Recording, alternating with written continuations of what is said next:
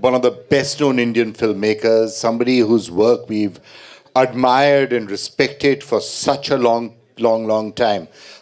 So we've been hearing a lot about the future. We've been having a lot of discussions around the future earlier also. And this session is really the future of storytelling, the future of media and entertainment. So before we dive into some of the specifics around that, what to your mind is the future? We're seeing so many different trends. How do you see the media and entertainment business in general moving and storytelling in particular?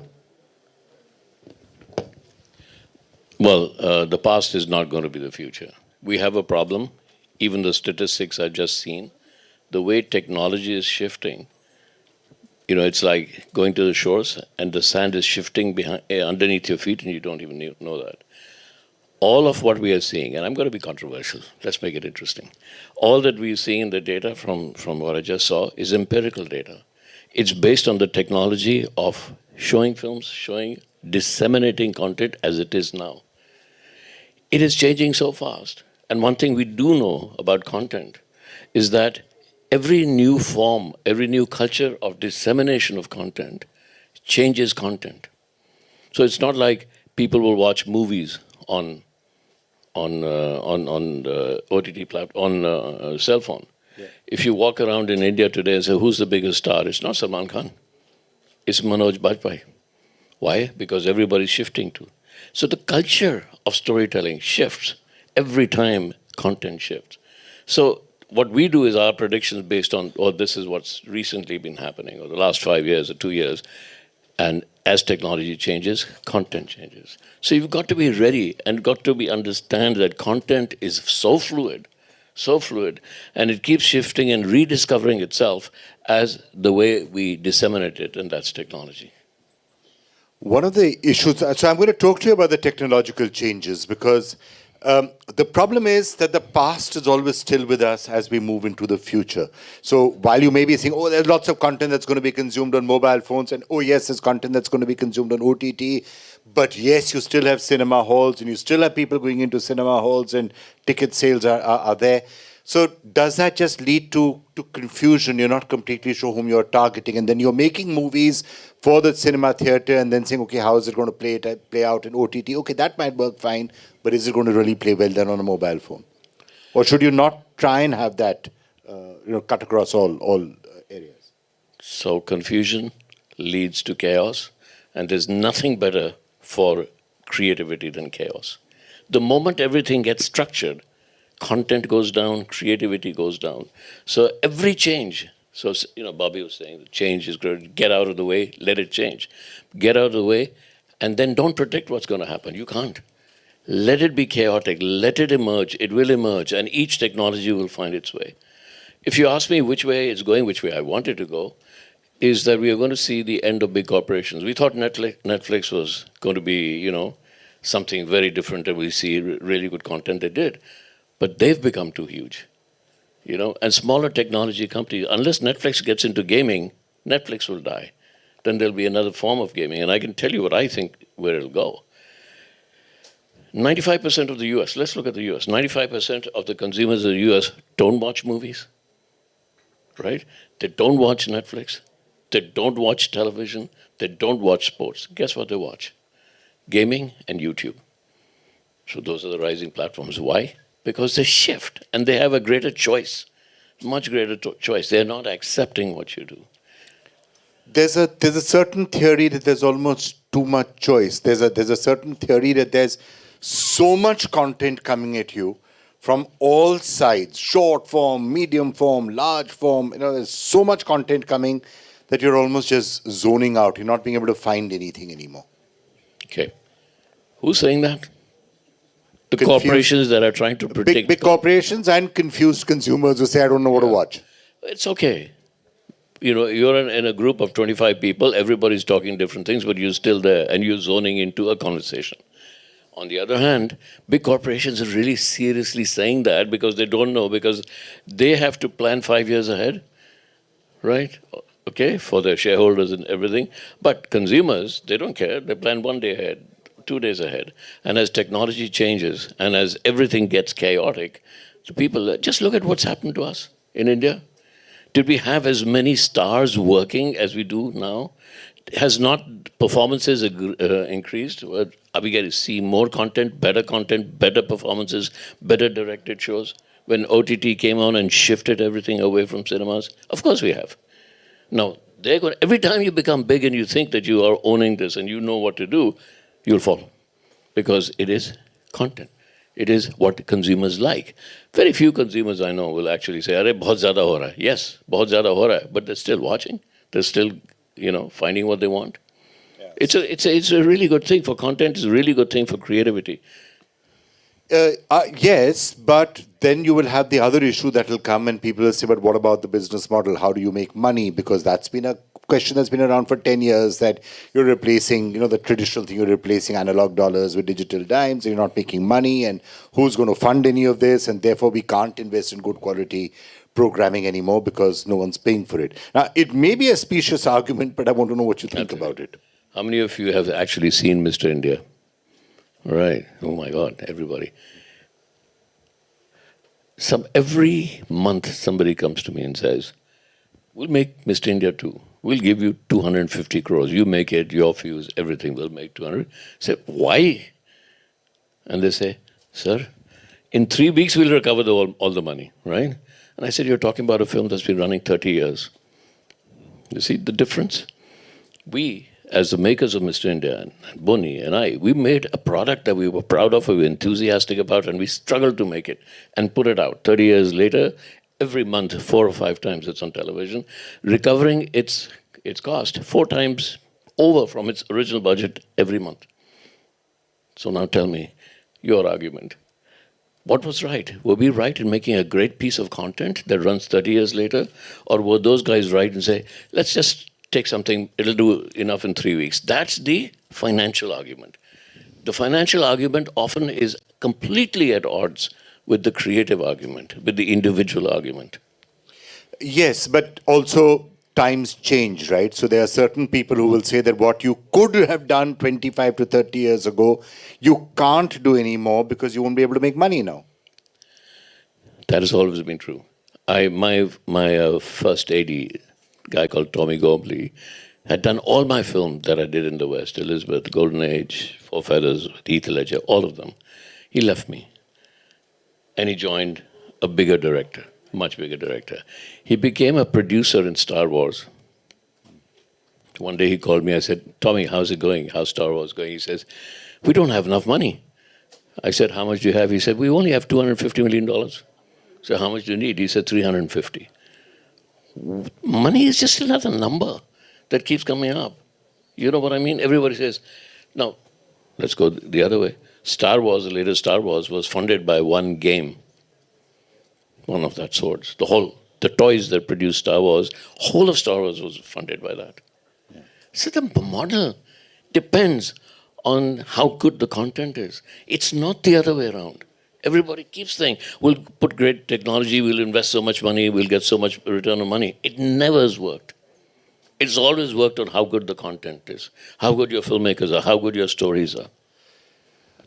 You said you wanted to be controversial, so let me just ask you.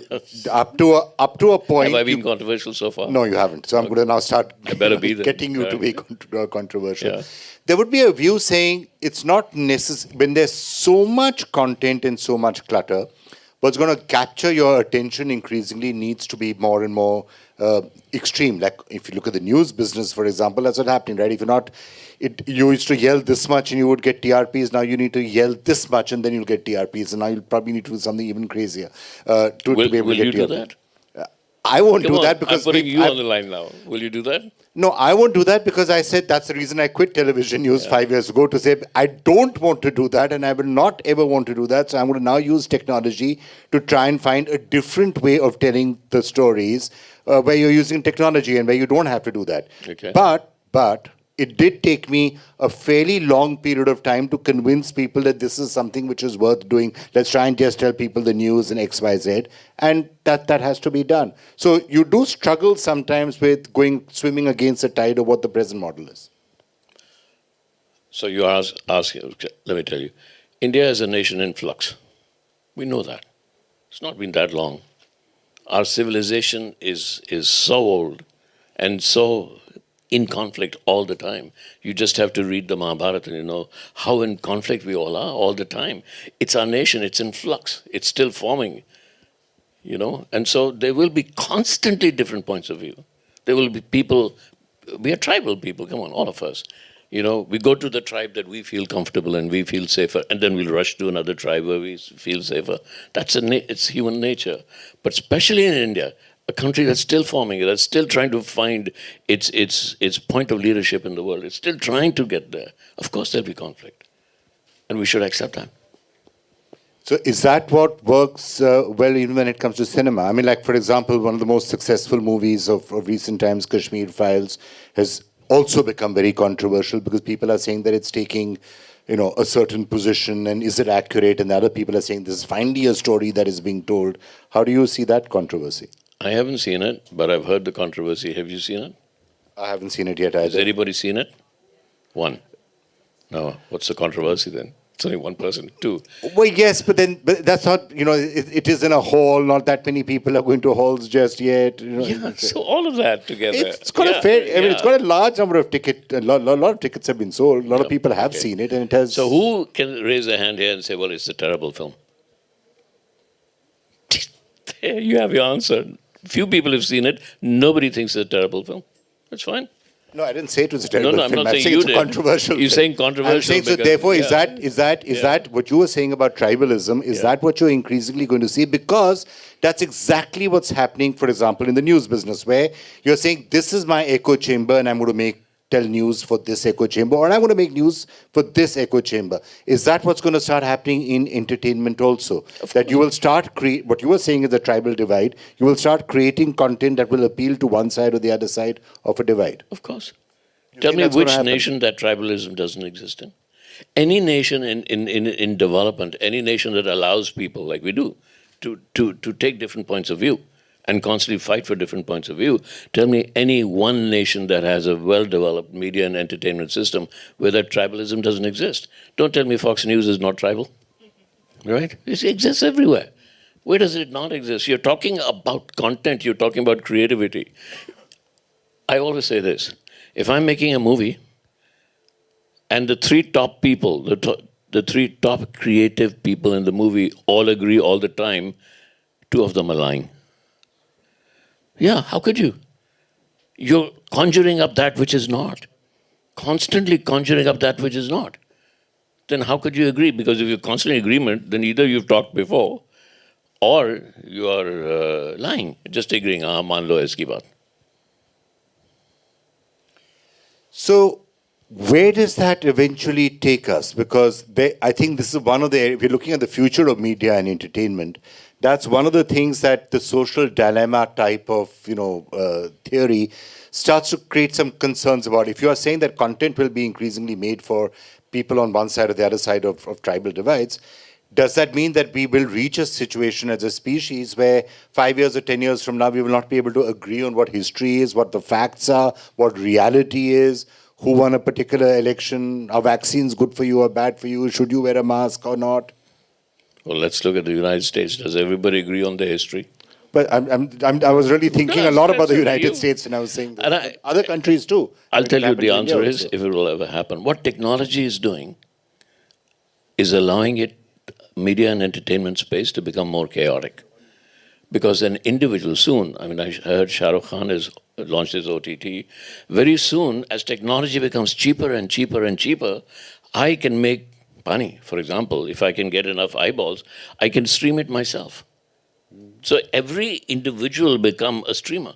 You don't then need a Netflix. You don't need a channel to give your point of view. You can push your point of view and you'll say, but that's completely chaotic. But, take a rainforest, right? The old trees die, the new ones come in. It's a constant way that nature works. Nature works in a chaotic fashion, and therefore creativity also works in a chaotic fashion. So, if I could perhaps share a secret on this stage, one of the things that we at Heritage are going to try and do by the end of the year, that soon, like 12 months from now, is we pretty much have already developed the technology to enable anybody to create their own news channel on the fly, right? Here are the stories, create the news channel, anchor your own bulletins, and put it out there, right? Why have we not, it's already ready. Why have we not launched it yet is because I've been sort of scratching my head and saying, do you really want that much chaos? Do you want everyone to be running around with their own news channel? Finally, what we think is a fair thing to say is make sure that the facts are correct, and then the opinions can be put on top of that and try and find a way of distinguishing the two. So let's agree on what the facts are, and then you can have your own opinion on that. Is that philosophically the right way we should be moving when it comes to media and entertainment? Look, who agrees that what the facts are right? Aha, now that's the problem. But surely some facts are basically correct. You could say this movie was launched. Now that's a fact. Is it a good movie or a bad movie? You could disagree on. Can I give you a philosophical answer? Is everybody ready for a little philosophy? Yeah. Everybody from this conversation between you and me will go out and say, "Kya baat hui?" Each one will have a different interpretation of what the conversation was. What are facts? Facts die the moment the fact happens. After that, it's interpretation. Everything is interpretation. So you ask me, what is a story? What is not a story after the fact? Every story is an interpretation of perceived fact or imagined facts or imagined ideas. So where is the fact gone? After you and I have talked, where is it gone? It's gone in ether. You know, people could leave here saying Vikram was making absolutely no sense, which is probable. They'll say Shekhar was making no sense. Don't worry about it. That's probable, right? And that's fine, and that's opinion. But they will say, okay, Vikram was wearing a tie and Shekhar was not. So now that's a fact. Yeah. That's not a matter of opinion. Yeah. Okay. So how do you disagree on that? And because today, people are starting to disagree on that. What is the basic fact is something that people just don't agree on. They don't know what happened, right? This did not happen. It just factually didn't happen. Yeah, absolutely. And that doesn't worry you. Listen, there's nothing that happens in a tribal society, which is what we are. We are tribal people, Whatever we do, however sophisticated we get, we might form very large tribes and then we'll shift to other tribes. This is a fact that we are thinking, creative human beings will constantly differ. And if it didn't differ, the society would die. It's like art, it's like language, anything. A language that hasn't changed for 200 years will die. There's constant flux. There's constant dilemma. There's constant all of that. The thing is, what we lack is compassion. That's what we should talk. Compassion for somebody else's point of view. That's it. That's what we're lacking. And that's what this world is losing. Compassion for other people's point of view is something which I completely agree with. What about acceptance of contrary views? Because that's again something, and as I said, these are all global phenomena. Thanks to social media, when you were talking about Mr. India, at that time you're going into a hall and watching it, or watching a newsreel in a giant hall, fine, everyone was having a sort of a shared experience. Now, the information that's coming to you on social media is very tailored to you, right? It's very tribal in that sense. It's very my echo chamber. So that's why I'm wondering whether it's even feasible to break out of that and to have compassion or tolerance for views that are different to yours. I'm going to add one more word to that, is education. If you're not educated enough to understand somebody's point of view, then obviously we'll be in trouble. So I'm going back to compassion and fundamental education. What makes me think, if I can't understand your language, how can I understand your point of view? I have to understand your language. I have to understand the way you speak. And language is not just, it's never like, hey, Vikram, how are you? Is a different language. Hey, Vikram, how are you? Language also has its musicality. Everything in our whole communication has a musicality. And we need to understand all of that. Okay. Can I, just looking again at the future of storytelling, how do you see storytelling, how do you see stories being told 5 years from now or 4 years from now? Somebody wants to get into the field because obviously their experience, their journey is going to be very different to the journey of a Shekhar Kapoor, right? So what should they be looking at? We are arrogant enough to call ourselves storytellers. We're not storytellers. We provoke. I thought everyone is a storyteller. Everyone with a mobile phone and a TikTok account is a storyteller. What you imagine the story you tell is the story that the person is perceiving. That's where it just changes, right? Okay? So when my grandmother told me stories, Cholo, she's telling me a story, say Romeo and Juliet. The moment she's talking to me, my world experience and my emotional experience as a kid is telling my own story to myself. And then she'd say, "Acha," and then Romeo and Juliet. Touch point. I go there. I come back. We never tell stories. We will be completely shattered and unsuccessful if we try and tell stories. Our best stories are the ones that provoke everybody in the room, anybody, to imagine their own story. And that's the best story. Now, let's take Mahabharata. Everybody says, Mahabharata padi. Before the Gutenberg press, where was Mahabharata? I told Mahabharata stories, somebody else told somebody. This great Indian book that we rely on so much had 1 million versions because everybody was telling their own story. One bit there, and technology developed the Gutenberg press. And then suddenly it had to be published. The moment you published it, it came to be one. Instead of like a rainforest that was constantly moving and creating and going forward, suddenly actually a technology killed that. The Gutenberg press. And now what is technology doing? With all the internet and everything, it's setting it free.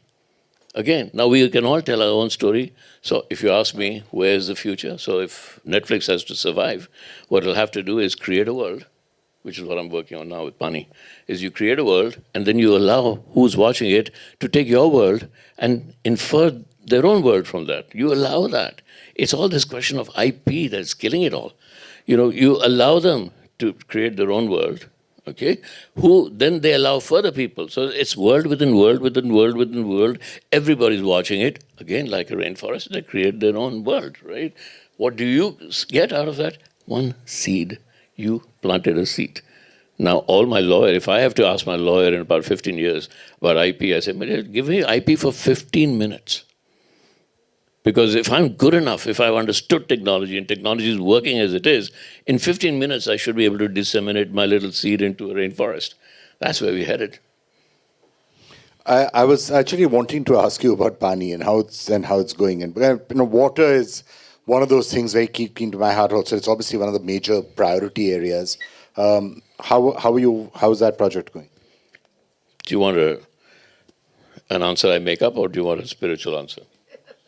Because I've made up so many. Can we have both and allow the audience to decide which one they are actually listening to? Every film has its own destiny. I am not in charge of Mr. India. How did I know that Mr. India is going to last 30 years? It was the destiny of Mr. India. I can say, Arey, I'm such a good director, the story was good, Javed Akhtar is a great writer. I just did. Why the musical here? I had no idea. Rahman and I used to sit every day and say, what if it fails? I said, well, then if it fails, it fails. Let's try it. If you ask me, did we design it in a way that audience every night will get up and applaud? No, we were surprised. Because we let go. So I let Pani go. The new name for Pani is about to be announced, called Flow. You let the flow go. Nice name, everybody? Yeah, great. Thank you. The response to why did that must have delighted you? Because we talked about Her Excellency Reema Hashmi earlier. She sat with me and she said, Shekhar, I trust you. And she said, I know when trust meets creativity, the sky is the limit. Now go back to Netflix. When was the last time anybody went to a Netflix employee hired and say, oh, I love the way you work. When trust meets creativity, the sky is the limit. No. When? That's the problem. That's the problem. It has to go together, trust. We spend half our lives trying to find trust me. No, you tell me. Now they want to see the whole film before the film is made. And the last time it happened to me, I said, did you ever go to Picasso and say, show me the painting before he started to paint? No, you never did that. That's not what creativity is. I was betting those that can't create will sit and say, how do we know? But you don't. That's the idea of creativity. You're creating. You yourself, as a creator, don't know. If you knew, why would you be pulled to? If you're not discovering yourself, if you're not going into a whole process of who am I, why am I doing this? Oh, let me discover. Let me try it, right? And then, I'm not saying you do that, but somebody says, no, but I need to know what it's going to look like. I don't know what it's going to look like. I'm on my way to discover it. If you don't trust me, then don't do it. Phir paisa kahan se aayega? How will I earn money? Then you start to give in a little bit. Till you get a big hit and then they'll trust you, right? till you get a big hit and then they'll trust you. So is that a issue again, for young people wanting to get into? So I keep hearing people saying nothing better than the content business, and isn't it wonderful? And it's a right field for young people to get into right now because there's so many opportunities. But is that really the case, or are they going to find it tougher? Because as you said, money has to be done. You have to invest it. If you're a big studio, you'll find people you trust, or you'll go for franchise names like the Star Wars or the others. It's not that easy for young people to make a living these days in content. Which of the two is it?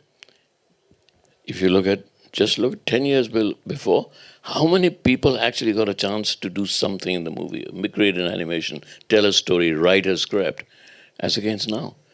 It's huge, the number of people that are creating content. Young people creating content now, and we're still discussing, it's not good, that's not good, that's not good. But it's more than, you tell me, you guys are in content here. How many? There were times when I did an old film, I won't even name it, I'm embarrassed to it. I could get an actor for 100 rupees a day. Good actors from National School of Drama, 200 rupees a day. Try getting one now. They're all working. You go to a writer, a decent writer, they're all working. What's done this? It's a technology of dissemination. Right. In the spirit of this, and in the spirit of throwing it open, why should I ask any questions and allow you to tell me what questions I should ask? Let's be truly democratic about this. So maybe a couple of questions from the audience. We're all hungry, right? Yeah, and we're hungry. So last two questions. Two questions. Two questions. And don't take me on, I'm very rebellious. No one's raising their hands? See what I mean? See? Okay. Yes. Jyoti, you got a question. Yeah. Okay, sorry. Okay, Jyoti, you go first. Ab main phas gaya. They look very passionate about their questions. My God. Okay, let me hear it. What is it? It's actually not a question. It's a statement about myself, me. It's a statement about you. Okay. I think one is we've all seen how America has convinced us that they are the superpower and they are the ones that can save the world. Yeah. And this has been done through the medium of storytelling, and subliminally we all believe it. So when you were talking about, fact and then opinions, it's also, there's going to be a long process for India about controlling our narrative. And that long process will be controversial, like Shekhar says, and it's welcome. It's welcome to actually control our narrative and attempt to tell these stories and see where they go. So, Of course, you're right. But we've been saying that for 25 years now, that let's bring the stories back to where they were born. Let's take the sand from this place and let the sand from here tell the stories rather than executives sitting in Hollywood. That's it. But the reason, I can tell you why that happened, is because they understood marketing then. But they didn't now. What's battering their marketing is technology. Indian startups, Indian kids, like Bobby's son, like within 3-4 years he's created something. Kids like that are going to come up and they're battling them. If India's got to be, and we say India's going to be a startup economy, actually what I'm hearing is all the startup economies of startup entrepreneurs from India are coming here now, right? It's, wherever they come, if they come here, that's fine. The reason when I was a student, thought, if I can get a Levi jean, I'm great. Or I can't go anywhere but Harvard. That's gone. It's already going. Right? And what's changed it, the narrative is changing because technology is allowing more and more storytellers into our fields. Right? And as more and more storytellers are coming, we've got to keep encouraging that. We have more people, we have more consumers. You just look at the box office figures of America at that time, you know why every story was made, because they had the technology. China, what's China doing now? China is making 15 theaters every day. The biggest hits in the world right now are not US. They are in China. They do $1 billion+ in China itself. So I remember I went to a conference there and they said, we need to have soft power. We need to have soft power. What India, and we keep talking about soft power. We have the soft power. We have to encourage the soft power. We have Mahabharata, which is amazing. Soft power, that's soft power. Amount of narratives that are given to me from Hollywood. Actually, yeah, I've heard of this before. This is Karna's story. To Krishna ki kahani hai. You know, Avatar, what was that? Oh, blue color, where did that come from? Yeah, of course you're right. But it's happening, it's going to happen. But we have to let go. And Second small point is that in most of the conversations, see, I wear two hats of running a small content company and being part of a large corporation as well. So this Which large corporation? they, you call large corporations as they, whereas what large corporations want is to give wings to young storytellers. So I think this journey of building trust with the creator economy, while monetization models are unclear and will evolve over time, as the monetization models on the platform that you've launched today, I think that they needs to become Us. They needs to become us. So the day somebody can walk into the Netflix office, I've never made a film before, I have a great story, and that person, she or he, doesn't face a barrage of people who've never made a film before, who don't understand storytelling, who actually have just been to the hairdressers. They look really good. They dress well and say, Acha, tell us a story. You know, it's got to change. That's got to change, right? Am I right? Yeah. And Jyoti, if I could just add to what he said when you were talking about telling our narrative. Look, India is 1.4 billion people, right? It's not going to happen that you're going to have a single narrative emerging out of a country of 1.4 billion people, and nor should you. There are going to be hundreds, if not thousands, if not millions of narratives of different ways of looking at things, different opinions, different that. But yes, to some extent, I do believe in, as the Secretary was saying earlier, it is important for some of that to at least we should control how that is going out. Why should the Indian narrative be entirely in the hands of other countries? Or why should people sitting in... Why did I launch Editorgy USA and Canada today? It's for the simple reason that I'm not completely sure why an Indian sitting in New Jersey or California or Vancouver has to either get information, basic news and information about India from an American television channel, or has to watch an Indian TV channel with minutiae which they're not interested in. Between the two, you can find ways of telling the Indian story. Vikram, there's one other interesting thing about this is that film, television, all of this we've imported the technology from the West. And we struggle with that. We still struggle. If you ask me what is the major difference between our best storytellers and Western stories is production design.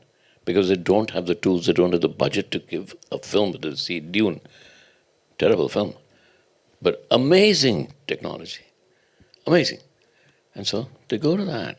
So we need to do what China is doing, is constantly, if you make $1 billion in a film in your own country, we should be freeing our filmmakers so that they have enough money to create the technology, right? It's a Western form that we've adapted. If our form was still verbal storytelling, who could compete with us? Hum to baat karte rahenge, I'll keep telling you a story. No, we've taken a Western form, we've adapted, we've got very far. Now let's go further. Yeah. All right, we had one question from here, and then lunch. Yeah. Lunch. Quick question. Yeah, the quick question. The two journeys, one which is your journey of discovery. As a, I would say, storyteller, as a creator behind the screens, and a few years before you started appearing on screen. So where do you see the journey? Which is more satisfactory to you? You want a truthful question? If the best films I've ever made are a self-discovery journey. इसमें मैं कौन हूँ? इस कहानी में मैं क्या कर रहा हूँ? How else are you going to tell your story? How else? If you don't exist inside the story, how are you going to produce it? It doesn't matter if I'm making Elizabeth or Bandit Queen. I know who am I in this story, and then I have to find myself in every character. Every character has to be me, whether it's a rapist, whether it's the queen, whether it's the guy that saves her, whether it's a child. People ask me, how do you make such good films with children? Because I've become a child. That's the only way to do it. That's it. That's how you do it. That's the only way I know. Ab khana khaएं. Thank Ab you. khana khaएं. Thank you so much, Thank Shekhar you very Kapoor. much. Thank you. Always a pleasure. Thank you.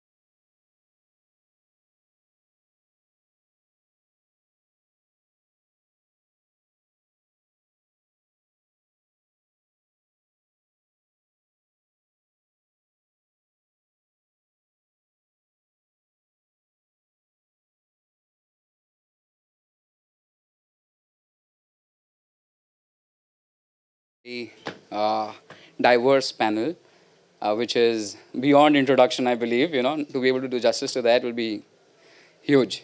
So let's have all of our panelists, esteemed panelists, introduce themselves.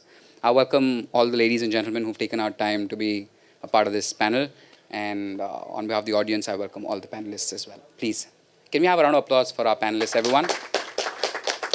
Thank you, and we can start from Umang. Okay. Hi, everyone. Thanks. My name is Umang Bedi. I've spent the last 23 years in tech and a combination of tech and media.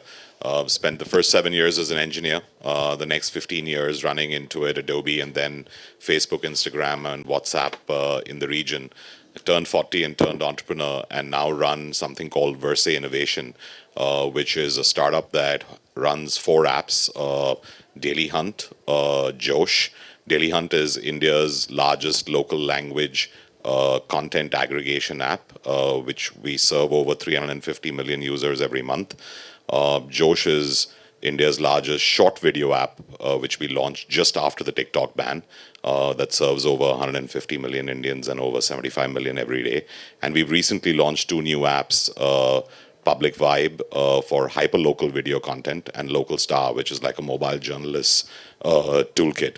But essentially where we come at it from the point of view that India today has the biggest opportunity, not just for content creation, but for dissemination.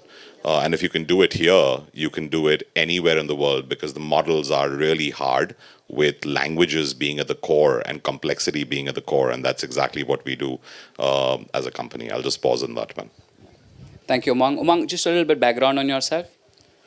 My background has been largely in technology and in social media. So I spent the first 5 to 7 years as an engineer with Sun Microsystems and Symantec.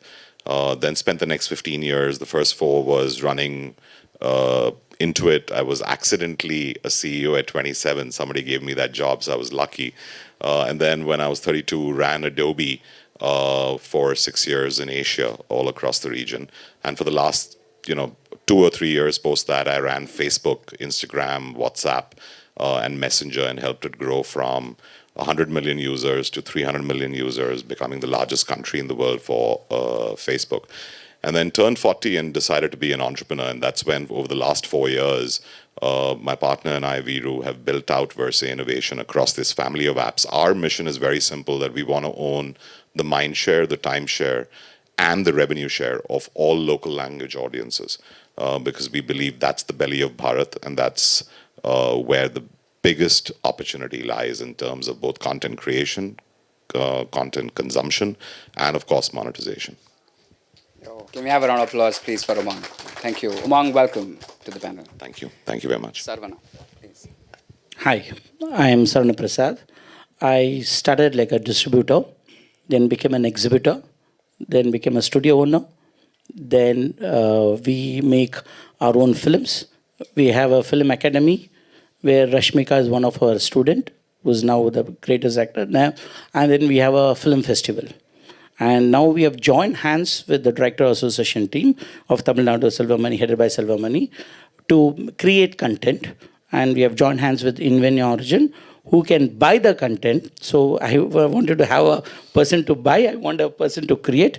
And I'm lucky to sit next to them, who's having millions to put in one extreme right and one extreme left. Not here, okay, not here.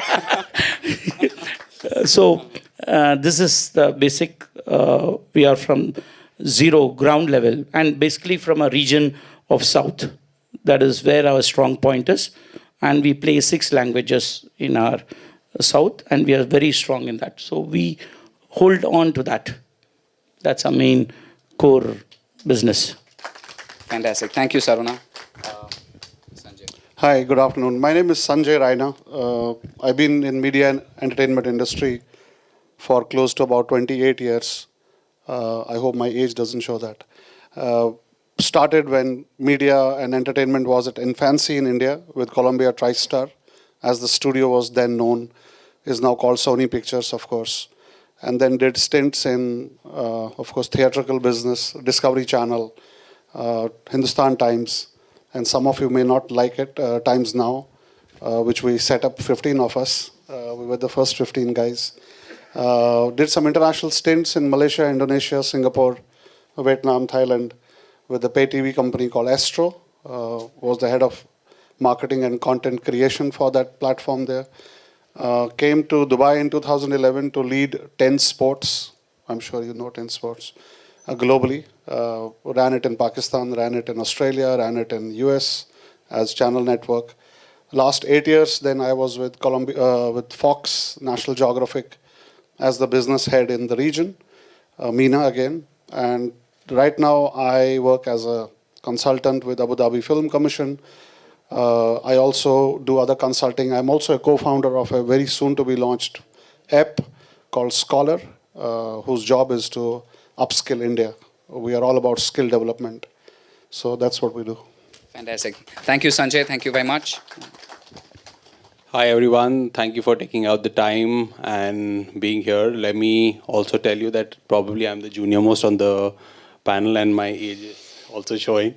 So a quick intro about myself. My name is Abhishek Vyas. I used to be at Netflix India before this and a couple of studio executive roles. Before that, I started my journey about 12, 13 years back with CNBC TV 18, was with Star India for about 4 years. Then with Eros for about 3.5 years, Z after that, and then finally at Netflix.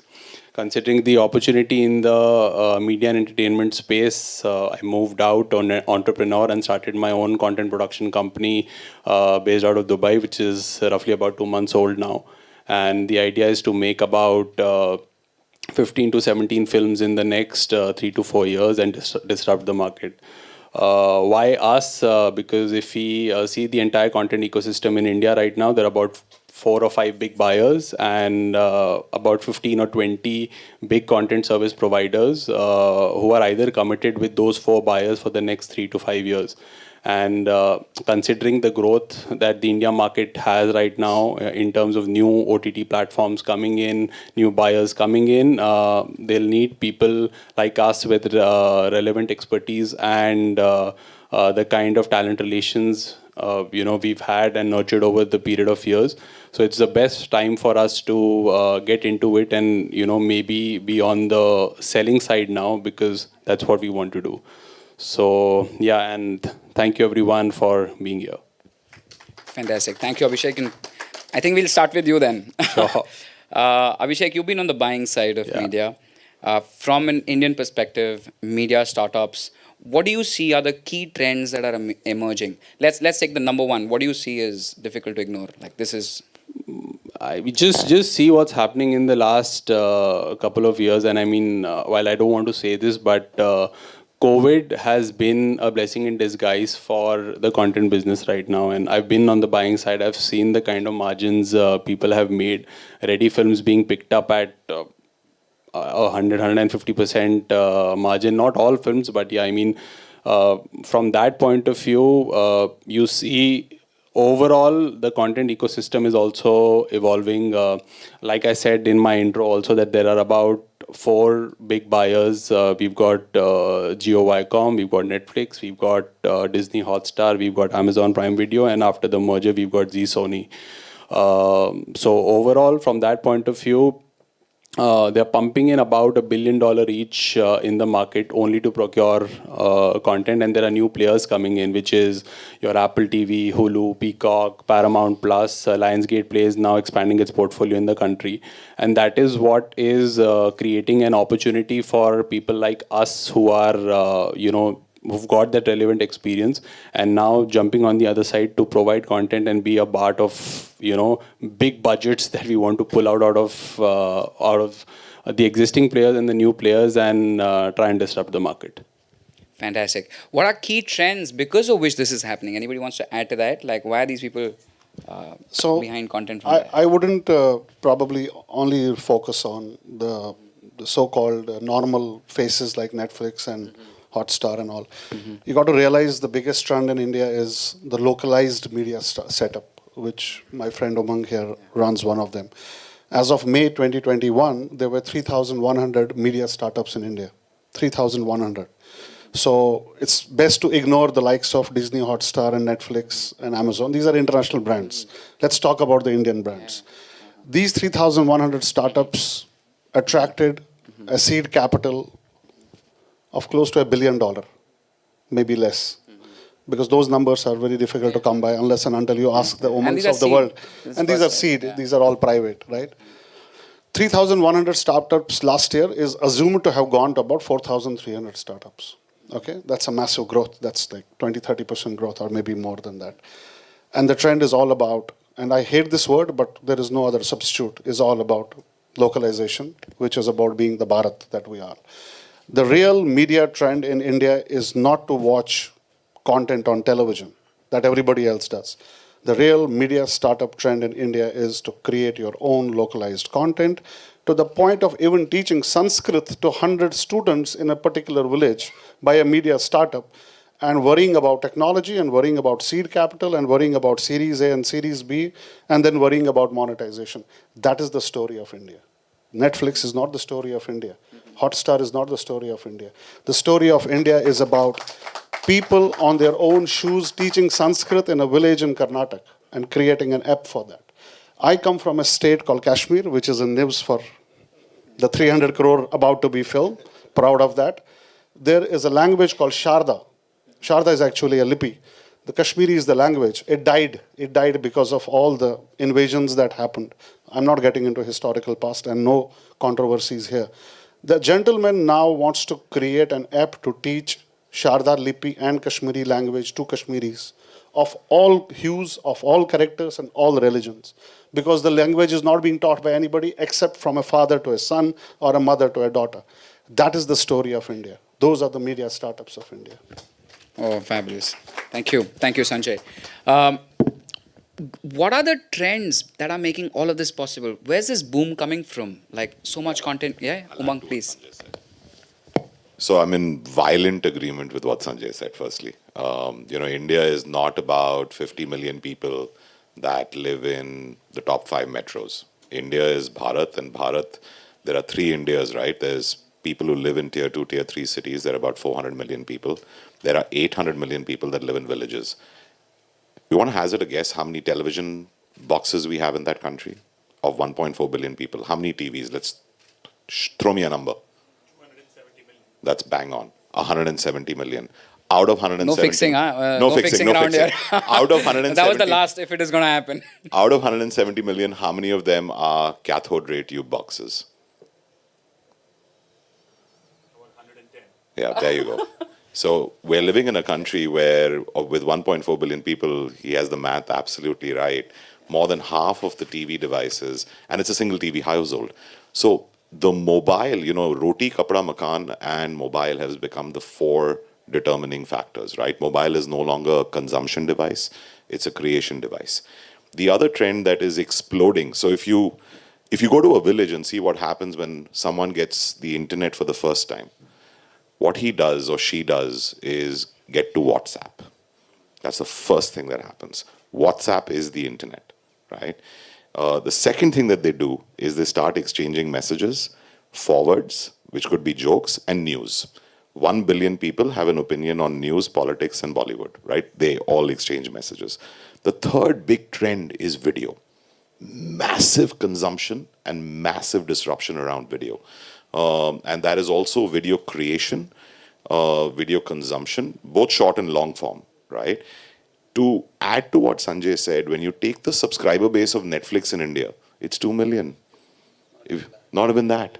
If you take the total subscriber base of all OTTs, it's less than 10 to 15 million paid people. In a country of 1.4 billion, I can't even do the math and do the decimals. You're being generous here. Yeah, I'm being generous, right?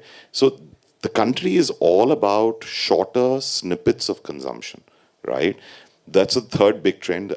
To add to what he said, another trend that's going to disrupt is when video goes into education in a very big way, right?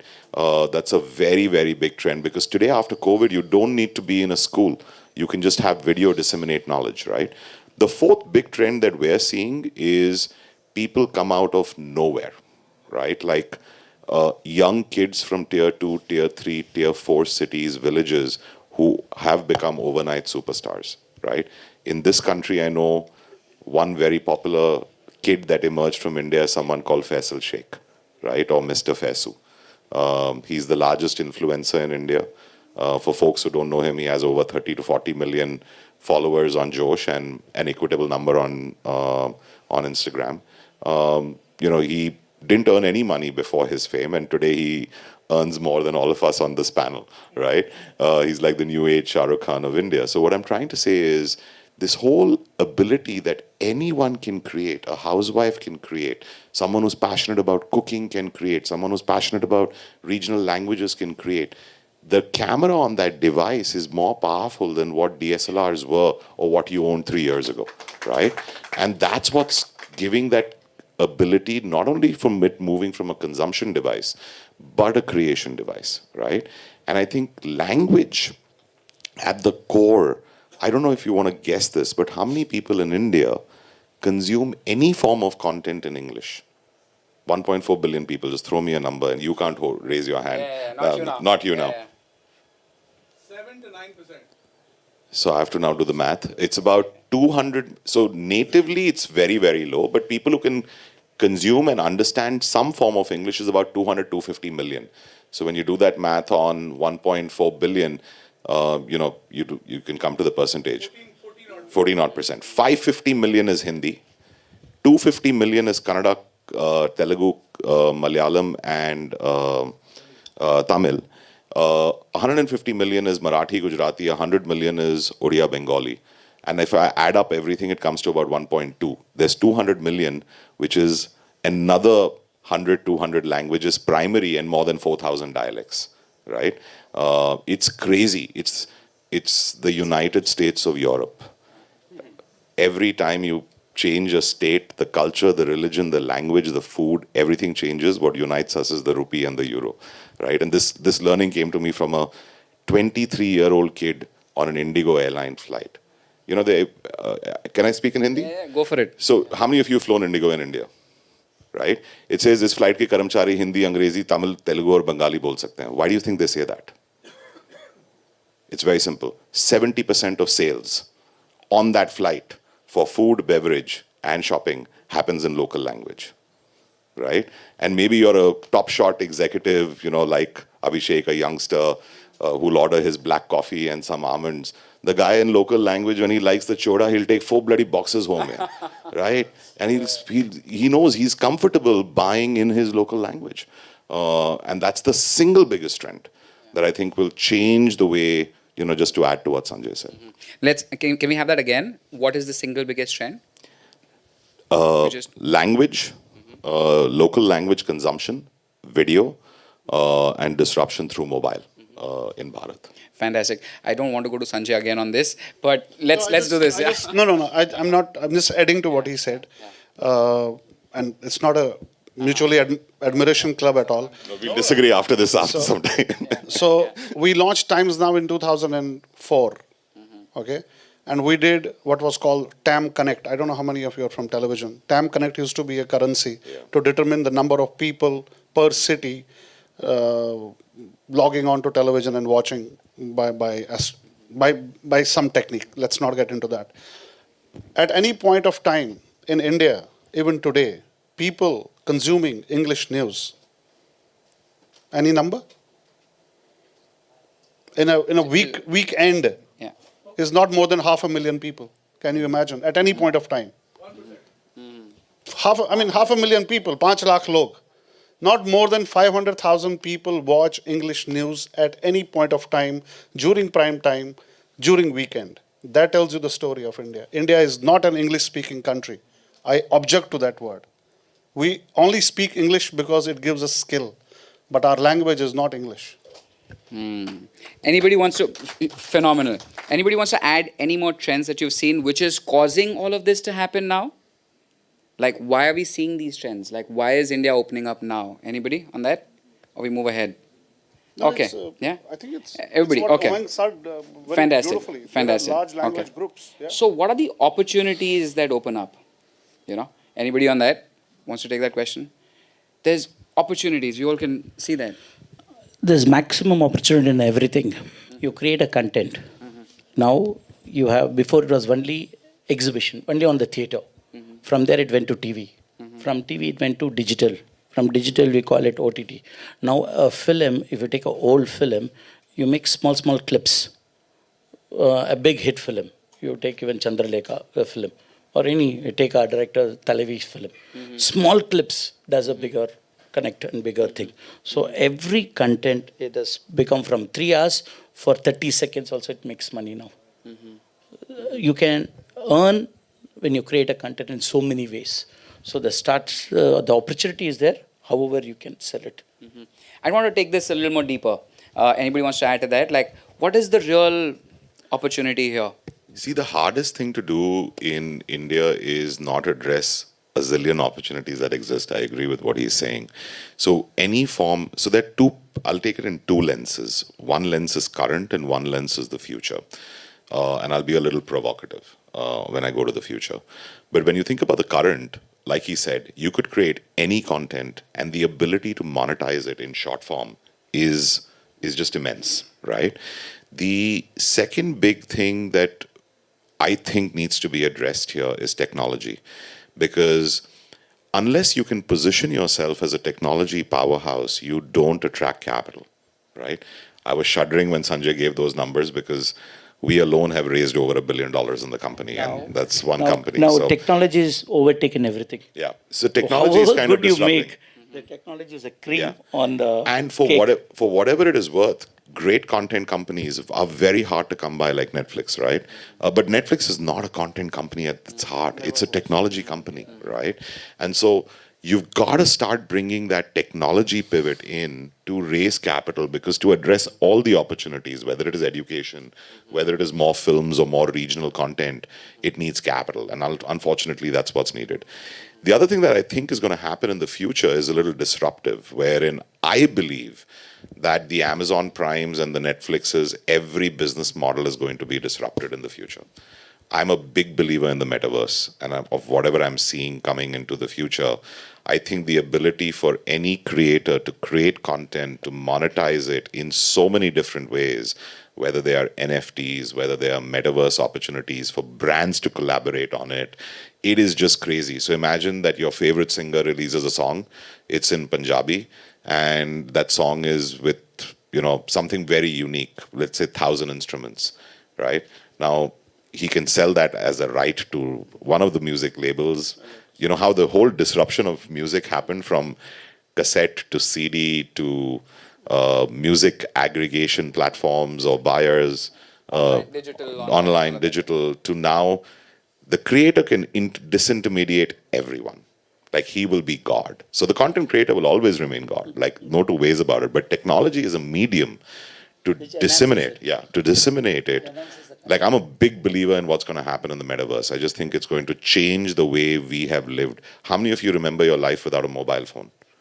Right? You don't. Maybe there's someone who's who raised his hand, but it's such a disruptive force. You can't live without it, right? Imagine that's the level of disruption that I think the metaverse will bring in the next 10 years. It's going to take some time, but it'll just going to change everything. It's going to change everything. Please. I've been waiting for you. In fact, I wouldn't agree more with you, because just a recent example. It's a very personal experience that as content funders or creators, we kind of receive pitches now, which are great scripts, great stories, great biopic ideas, real life incidences. Everyone that I've met here is thinking about creating that story into a metaverse. And I can't agree with you more on that, because, as always, we've been on the buying side on a very, very focused role. And I mean, I'm still, as I go forward, I'm still learning a lot. So somebody pitched me a real life story of somebody. I don't want to name that person, but the kind of opportunities that he was talking about, considering converting that into a full metaverse, it was immense, and I was blown away myself. So can't agree with you more on that, because yeah, that is the future. And creating IP, why do studios or any content creators very secured or very aggressive when they go into a negotiation on IPs, is because that is something that will gain maximum profits for you in the years to come.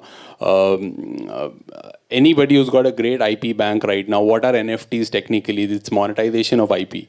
So that's technically what the future looks like in the next couple of years. Fantastic. So I'll go a step back. We'll talk about metaverse as it emerges. Personally, I have my issues, but that's fine. That's a personal issue. If I had money today, although I know the VC multiplications become 5x, 6x, 7x, you put it on a company, the other VC comes and buys you out. The consumer, poor guy, doesn't know why the valuation goes 10 times, 15 times, but that's fine. Again, that's fine. If I had money today, you'll be surprised where I will invest it. And that's a trend about the media startups that is going to happen. I would probably set up more good quality engineering colleges in India. And I'll tell you why, in spite of all the millions that you have. I mean, if you travel one sector from Delhi to, I go there very often because my friend has a cottage, Jim Corbett. If you drive on that road, you can count 400 on the left and 400 on the right, engineering colleges. But ladies and gentlemen, we are very poor technologically, let me tell you that. Trust me, a lot of media startups in India are facing one elemental problem, and that is lack of good technology kids. And whosoever is good is not staying. A friend of mine decides to make one of the world's largest AI-driven media startup. It's called Vitrina. It's run out of San Francisco. I don't know whether you know this name called Atul Fadnis. He used to be with Star a long time back. You have to ask him what he went through. All he wanted to do was put together 600,000, 600,000 media and entertainment related companies in the world on one platform. Very easy to do, not a big, difficult job. And I can tell you what all he had to do in India and finally take flight and do all these operations in US, because technology-wise, we are still very poor. I run a startup which is about to be launched as a consultant, and I know, in spite of all the money, how difficult it is for us to become good technology players. So ladies and gentlemen, while we may have millions of engineering colleges, we do not have good technology minds, enough technology minds. I'm not saying good. We do not have enough technology minds. And that is what needs to be addressed. And that's why skilling, and I'm not trying to sell my platform, that's why skilling in India is of critical and extreme importance. You're also into learning, right? Yeah, I know. Thank you, Sanjay. That was huge. So there is gaps, and there's big gaps. And I love to hear that, we don't have the right tech talent while we are some of the greatest tech talent in the world, like Indians. But there is a real problem here. So there's a huge gap that we all know. What are the opportunities here that nobody is noticing? Anybody wants to take that? What are these are opportunities, right? Sarvana. Basically, the content, everything is available on the street. A common man, a village, a person comes from there, brings a beautiful content. The content anybody can create, as he told, a technology present. What you're doing, only content is not sufficient today. With the content, you need technology. Sarvana, my question is, in the media sector, in India, for startups, what are the greatest gaps? Like he mentioned one gap, for example. What are the greatest opportunities that Selling. India uniquely presents? Selling. Today, I create. How I sell is there to buy. There are so many people, he knows to buy. To sell it is more difficult. If a person knows the art, how to can sell the content and how he can do it. Not Umang. Umang is in the business. Yeah, that's it. Selling. That is the most difficult is selling. What you can create anything, but it's very tough to sell. When you learn the art of selling, whatever you made, the media startup, whatever they're saying, everybody will boom up. So here, the buyers, they don't trust. Either you sell at peanuts or you give up and go, keep it in the shelf. There are so many films. There are so many films are in cans, has not come out. No buyers are there. So why is that? Because they don't know how to sell. We don't know how to sell. We don't know how to pitch it, how to package it. See, there should be someone who can package it so well. The day they package it so well, you can sell. Umang is like, dude, like, If you don't sell, you can't Yeah. create. Yeah, and If you don't Netflix- sell, you can't create. No. We lack in selling. The opportunity Abhishek? is there. That's the truth. How do you So- handle this? What do you see here? What is the opportunity? So I saw one opportunity, which is why I turned entrepreneur from being a studio executive. It's basically there's a huge opportunity of content creation in the market, and I mean, while I've been fortunate enough to be on the buying side, so it probably could be easier for me as compared to other people. But answer to your question is that if you're confident of what you're making, if your conviction is there, and I mean, there's no right or wrong way of doing it. If you are confident of what you're making and you back your content like nobody else, there's no way it'll not get sold. It's only about conviction. It's nothing else. So this is gonna get heated. Yeah. Okay. Yeah. So I'll actually zoom out and talk That's about a from few that perspective, opportunities, yeah. right? I think the first opportunity that we have is we got to create our own mobile phone, man. Right? It's great that the Chinese apps are banned. Yay on that one. But 85% of the India market is Xiaomi, Oppo, Vivo, Honor, right? And I think there is a huge opportunity for startups. There's a startup downstairs, right, when you enter the India booth, which is making rocket launchers, right, in Bangalore. Oh, sorry, in IIT Chennai. That's in the India booth here at this, ground floor. I met the founder last night, and it was amazing. He's making rocket launchers and stuff. This is a private company, by the way, right? Why can't we make our own phones? Because that is the biggest opportunity to disrupt, right? Think about the second opportunity from there, camera tech. The way camera tech is changing, can I zoom, can I just flash my camera here and have my wife and child in the room, right? That's an opportunity in terms of how camera tech is going to emerge. The third big opportunity, which is where the money is, interestingly, and this is a learning for me, I'm just going to ask people in this room, how many of you have a credit card?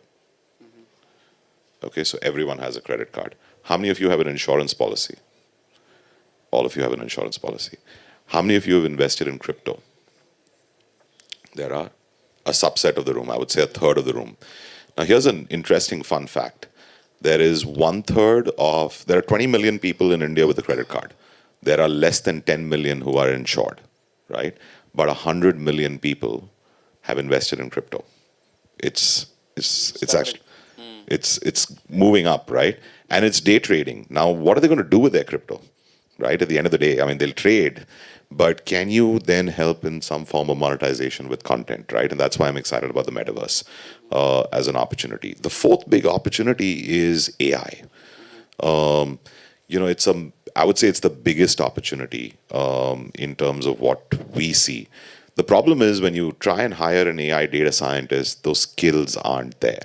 They are just not there.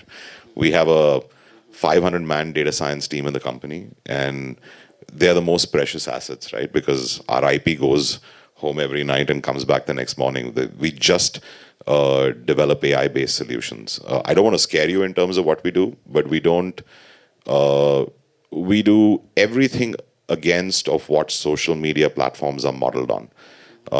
So when you think about a social media platform, you go in, you sign in, you share details, and then it follows you everywhere, right? And it's kind of spooky how it follows you. What we do is very different. We ingest all the content from over 50 million creators on our platform. We run AI algorithms to understand the content and the context. So it could be a content is in video, is it in a village, is it in a rural setting, what's the sound, what's the audio, what's the language, blah, blah, blah. You tag that content.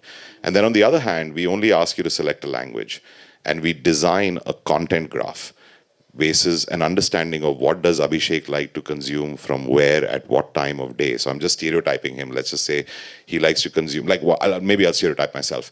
The first thing I do in the morning, believe it or not, is check my astrology. Okay, I kid you not, I'm still superstitious. The second thing that I do is I check news, right? Then I go into business and finance. Then it's more lighthearted entertainment, sports through the day, and that's my graph, right? Everyone has their individual graph.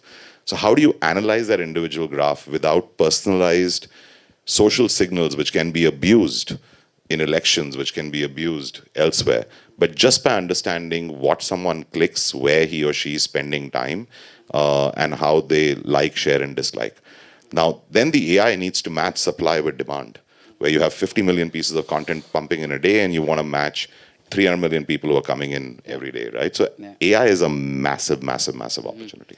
With all of these opportunities, all of these problems that we're seeing, all of these gaps that we're seeing in the market, in the media sector, what are the startup opportunities that you see? Anyone? So the opportunity in India is actually in the problems of India. And we should be proud of those problems. This is not a political statement. The opportunities in India are the following. Do you know that in tier 3 cities, tier C cities, 25% of the girls are still married before age? Do you know 4 million kids get added to non-skilled work, to work on workshops and mechanic shops around the country even today? Now, what has that to do with technology and what has that to do with startups? The opportunity in India is about skilling India, using media startups. And that is where the real big gap is. We are such an unskilled country. For a very long time, we have not thought of skilling the country. And if you start skilling country on a very grassroots level, by the girl child development, by this boy child who's unfortunately supposed to either till the fields or work on a shop, media startups have the power. My friend here has the power to reach those kids. And I'm sure they're already doing it in some way or the other. That is number one opportunity. Number two opportunity is teaching technology by way of either coding or non-coding. I mean, coding has become a little ethereal and it's very basic. Even 5-year-olds do it now. But we as a country need to become technologists. If we have to run the world, if we have 15 CEOs running 15 companies in the world today, we have to understand that it is hamara daitva banta hai, as they say in Hindi, to take the mantle of being technologists. We have to teach our kids that. And that's the biggest opportunity that we have. Technology and skilling. That's where the money will come from. That's where the numbers will come from. Fantastic. Thank you. Abhishek, you'd like to add something to this? Yeah, I mean, What is the biggest opportunity that you see from your perspective? it have a only bias. lies in it for me from where I'm seeing it, Yeah. and based on my experience, it lies in content creation right now, because I mean, you see the consumption patterns from where it has moved with OTTs coming into the play. You see theater business coming back. It's all about content creation across various languages. I mean, while localization becomes a very important part of it, but content creation across various Indian languages is the biggest opportunity that I see, and that's what even I have kind of started on. So. So that is the single point agenda for me, is to create great content and make great films. You're invested in something like this, right? Yeah, so I mean it's a JV with one of the royal offices here.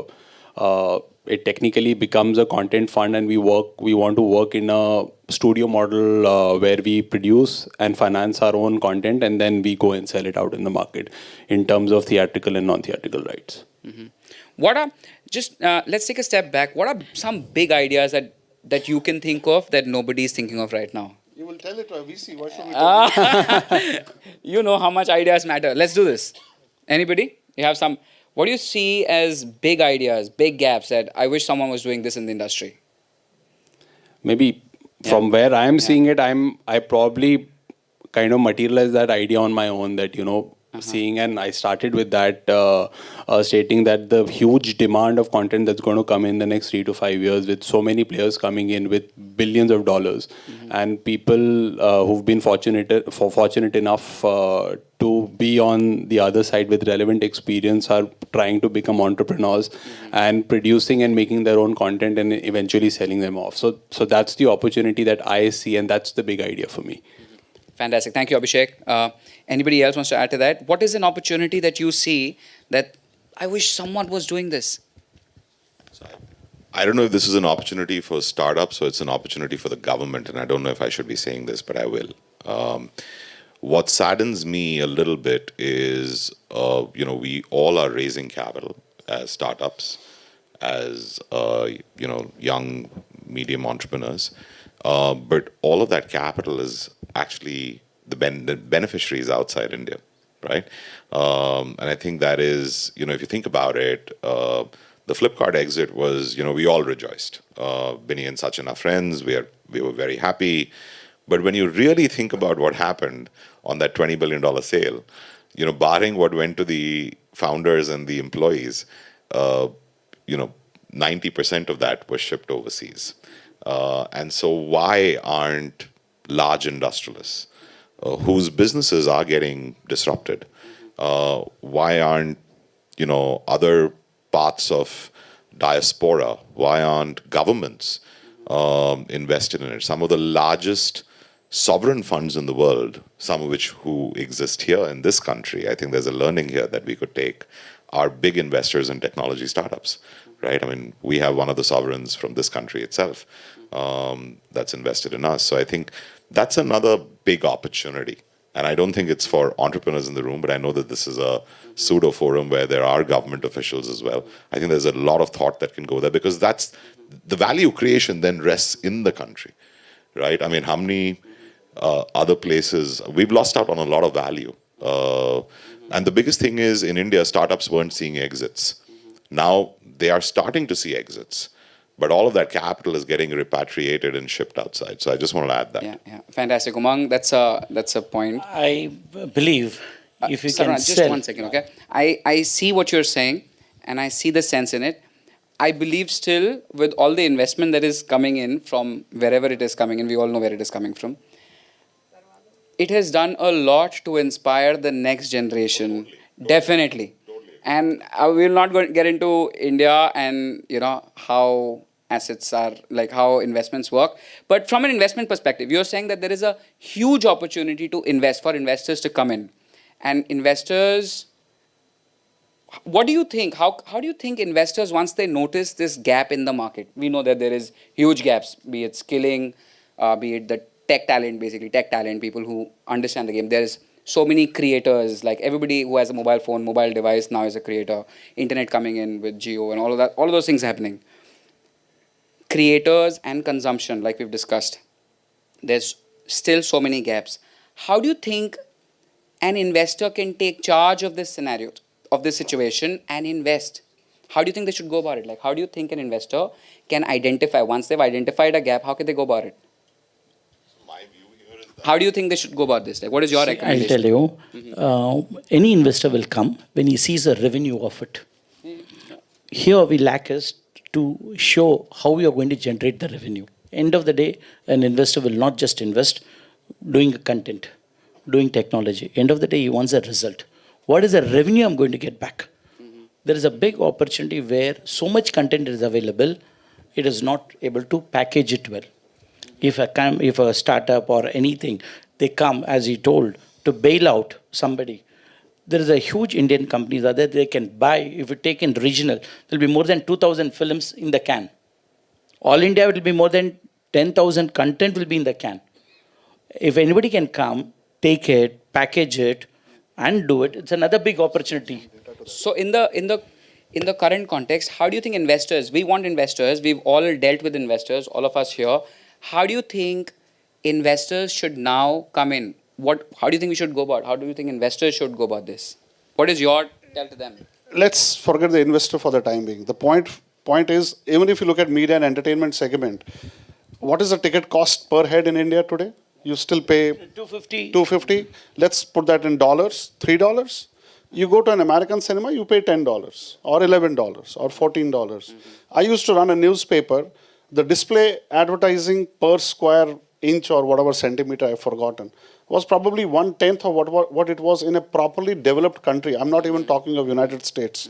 The whole media and entertainment, I think FICCI just launched a report. I don't think the television industry or OTT industry is not more than 17,000 crores, which is 3 billion or 4 billion. The basic problem for why isn't John Malone, for example, spending in India? John Malone is one of the largest media guru tech investors one could have ever found anywhere. The guy who invested in DirecTV, the guy who invested in Discovery Channel. He has Liberty Global as his, and runs swath of cable channels. I'm talking even of matured businesses. Forget startups. Startups have a much longer way journey still. Even matured businesses, the ARPUs, average revenue per user, or average revenue from the end consumer, is way too low for any investor to really get interested. What is happening in India is, and Umang will add to that, is 862 billion worth of startup money was pumped in 2 years, 1919 and 1920. Correct me, but that's the kind of numbers. The investor is just wanting one thing: when is the next VC coming and buying me out? Because the end consumer is not willing to pay because he has not paid. You still pay 150 rupees to the cable operator and you think you have kind of achieved something great in life, because our valuations are still very low at the consumer level, if not at the business level. So it's a good question to ask, what will the investor look at? But the poor investor has to look what the guys are paying. But what about the opportunity? So is there opportunity at the moment in the media sector? Yes, no? Yes, of course. No. Do you see yes? I don't see Sanjay being very optimistic about No, this. my optimism is only on one fact. My optimism is that, and I again go and it may sound like a broken tape, there is a massive gap of skilling in our country. And that could lead to a lot of money by sheer number of eyeballs, if not by revenue per eyeball. That is where my opportunity, I sense an opportunity. Fantastic. Umang, your business model is the exact opposite of this. There is so many content creators. Tell us how you go about monetizing this opportunity, this problem that exists that people are not being able to make. I don't even think that's true. But what is your take on this? Please. So I don't want to let out any. Challenge or an opportunity? No, it's a massive challenge. I think everything that has been said till now is true. India is always 1 year away from greatness. That's what any multinational CEO will tell you about what they think about their India head. But here's the challenge, right? The challenge comes down to GDP per capita. We are a poor nation, right? We have a GDP per capita of $2,000. Now, I think the analogy, and I'm not saying we should emulate it in any way, but China 15 years ago was where we have more internet users than they were 15 years ago. But if you think about GDP per capita, it was around the $4,000 mark. China's GDP per capita is around $12,500 today, right? To become a truly consuming nation, I don't know if how many of you know this, but there's something called NCCS AB, urban rural, which is what every marketer wants to reach out to in India. It's about 400 million people of the 1.4 billion people who are truly driving consumption. So you have to be able to drive consumption to all 1.4 billion people. And that's when the economy grows from, what Prime Minister Modi has talked about, the 2.9 trillion to by 2030, we're the third largest economy by real GDP. So I think that is a real opportunity at a macro level. Coming down to how we monetize, I'm not going to tell you because we're today the third largest. So is there an opportunity? While there is a big problem, we all understand that. So problems going to be, those problems are the opportunities. Yeah, there are. Who sees that right now here so, on the panel? What? Yeah. So what are the opportunities? You had something to share. What are those big opportunities? Google is not here just like that. They're counting on all those handphones, like all those phones. YouTube is. No, but there's a dual-edged sword, right? Because I've run Facebook, I can tell you how we think, right? The storyline there is you use India for your MAUs and DAOs, and you use higher ARPU markets for your revenue, right? Now, if you're truly smart, think about it. What's the largest company by valuation on the Indian stock exchange? I'm going to ask you that question. It's not more than $100 billion, right? Reliance or HDFC Bank is $100 billion. If you think about, how many of you have heard of a company called ByteDance, right? It's in private markets today is valued at $1 trillion, right? $1 trillion. There's another company who does what they do, a similar business called Kuaishou. I don't think anyone's heard of that name, right? They're worth $200 billion, right? So if you think about that math, that can emerge over time when you're starting to build consumption. And we've already covered a whole bunch of those points that's going to drive it. But I think there is that opportunity. I'm not saying what I'm saying, but look at that model and you'll figure out where those opportunities lie. So there is opportunity. what is a big opportunity that nobody is seeing right now? What is a big opportunity that you see? Yeah, please. I'll say it very simply because I see that. One is skilling. No, one is skilling, yeah. In And the that media sector. media sector, I'll tell you one very simple thing, which is the most easiest opportunity, which also is an opportunity within the Middle East, Yeah. is teach people English. Honest to God, 330 million people in Middle East, I can count on fingers how many people speak English. Now, you don't have to know English to become Mr. A or Mrs. B. I'm not saying that. But what I'm saying is, whatever is an accepted language which is transacting technology, which is transacting money, and which is transacting finance, that has to be adopted and adapted. You can still keep learning your own languages. And that's the same issue in India. You scratch something and there is nothing which is getting sold in English or consumed in English. And to become global citizens, you need a global language. That is point number one. Point number two is still the amount of illiteracy, which is a big gap still in India at the B sector and C sector cities, where teaching even your own language grammatically correct is a big media opportunity. What about the regional, what about not teaching? So is that the only way of going about it? Like teaching them, that's one side of this, I understand. Is there a way to harness the opportunity, this big gap that we see? These mobile users that have come who are Filmmaking. creators. Filmmaking. And filmmaking Absolutely. is one. Filmmaking is one because we Indians or people in the Middle East, I'm supposed to talk about Middle East because I live here, we are dramatic people. We are theatrical people. We love to emote and act and so on and so forth. We get 7,000 films produced in India across regional languages, although our box office is not more than $2 billion, which is a different issue altogether compared to an 11 billion in North America. I think Indians can produce more content by becoming filmmakers at the grassroots. We have the technology, the mobile phones today, right? Most of the new studios today are using Samsung phones because it has the 3G, 4G, 5G capability and so on. I think filmmaking, creating stories and putting them on platforms to monetize is something that needs to be knocked at. People have stories. Those stories are not getting told.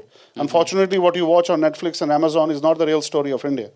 Right? The real story of India lies at the grassroots level. The real story of Middle East lies at the grassroots in Iraq, in Iran, in Lebanon, and all those countries. And there are people who are connected with their devices to create those stories. If we can do script writing for them, if we can do some amount of basic technology for them, you can create 1 million filmmakers in one go. And imagine the amount of stories that can come out of it.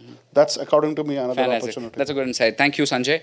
Sarvana, what do you think at the grassroots level are opportunities that you see in the media sector in India? Grassroots, if I say, again, I'll go back to the thing, if you can able to see a content and if you can sell it, it's the opportunity is huge because already it is there abundant. Content is abundant. Film is abundant. Fantastic. So if you can package it, you're the king. There is, so I'd conclude, there is a lot of opportunity around packaging content, like you said. There is a lot of opportunity in regional languages, as you've indicated before, considering the next billion users in the country, what are they going to consume? They're definitely not learning English overnight. So who's making, and so there are the producers and the consumers in the country sitting there who can harness this and in a media startup like you're doing. That is one side of this. And of course, how you're investing in the content side, in the Indian business, in the Indian media space, in regional languages, I think, so there is a ton of opportunity to be made. And this sounds like an attractive investment proposition. How it pans out, of course, is something to be, over what horizon are we talking about. Fantastic. We'll open the panel for questions, please. The lady there. Yeah. Please. Maybe has a... Yeah, yeah. Well, good evening, everybody. We can hear you. Thanks for giving an opportunity here. Am I audible to all of you? Everybody. Yeah. Well, I'm Pratibha Pulijala. I'm from Media and Entertainment Skill Council of India. I've been working in this space for over a decade now. And I very well go with what Mr. Raina has addressed on skilling is one of the primary need. And then, of course, Mr. Prasad, he says package packaging is very important. There's a lot of content because every story needs a storyteller, the scripting part of it. But, and also the technology, what is being addressed here. You know, there has to be a lot of technology involvement. So recently, I am happy to announce in this forum, we have launched something called Cinepreneur. Now, Cinepreneur ideally is addressing... What is your question? So we'll come to what is your question. If you want to build a one-line context around it, I think that'd be the most that we can do. The question here is what they said is very, we would definitely like to, you know, that this is a startup which is ideally addressing, selling, when every story and the content which is made, it addresses the selling part of it. And the technology hub, which India is proud of, that is the T-Hub, has collaborated on technology part so that, the young filmmakers can make, that's a big, opportunity. That is what I wanted to tell. The question here is, all of you with so much of expertise, definitely we would like to look at, kind of collaborations to bring up more filmmakers in India. I can talk about myself, ma'am. The startup I am working on is about skilling. That's very elemental in all non-developed or developing countries. And we will come and probably meet you someday to kind of integrate that on our platform. Very simple. Thank you. Question, and one-line question and one-line context, Max. Let's take it from you here, in the black shirt. Hi, my name is Satya. I represent a company called Lakshya Media Group. You should have, in fact, invited one person to invest in companies. My question to all of the panelists would be, while we can say that the Netflix of the world or the Amazon Primes of the world or any other new OTT are not the thing because they don't get to that number of people, and what Umang creates goes to a big number of people. But then the experience that as a consumer people get from a Netflix or Amazon Prime while we go through, we don't get it through a Z5 or we don't get it through a Expo. Because you have to spend a lot of money on technology. Which What is the question, please? That's what I'm... Hang on, just give me 1 minute. So we don't spend on technology. So how do you address that? I mean, are they spending that kind of money on technology so that we get a seamless experience? Satya, I think it's a valid question in the sense, I think what you're highlighting is there are two forms of experiences. One are lean back experiences where you watch long form content. One is lean forward experiences, which is where you watch sharp, snappy, snackable content, right? I think the lean forward experiences have moved far faster than the lean back experiences when you compare the East and the West with India, right? But I agree with you on what you're saying because I don't want to name the apps that you mentioned, but some of them haven't even written their code. They just outsourced it to someone somewhere, right? And the challenge goes down to, if you think about Netflix, if you think about Amazon Prime, those are not content companies. They're hardcore tech companies. Their DNA is tech. They have AI labs to understand how your behavior is changing with what you're watching, right?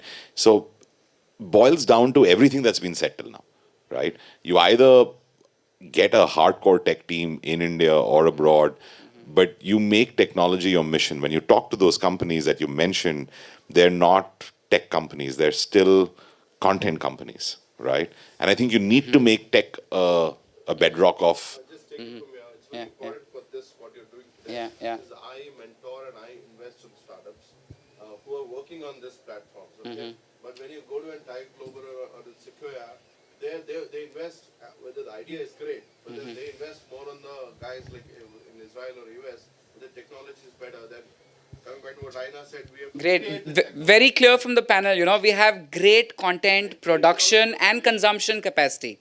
Anybody who can figure the tech part and the skilling part, like these are two clearly evident gaps in the market. And it's very easy. I mean, 400 colleges on the left of the road and 400 colleges on the right of the road. If we individually were to go and kickstart an incubation cell, and we are trying to do that through our tech startup, is just to start these incubation cups.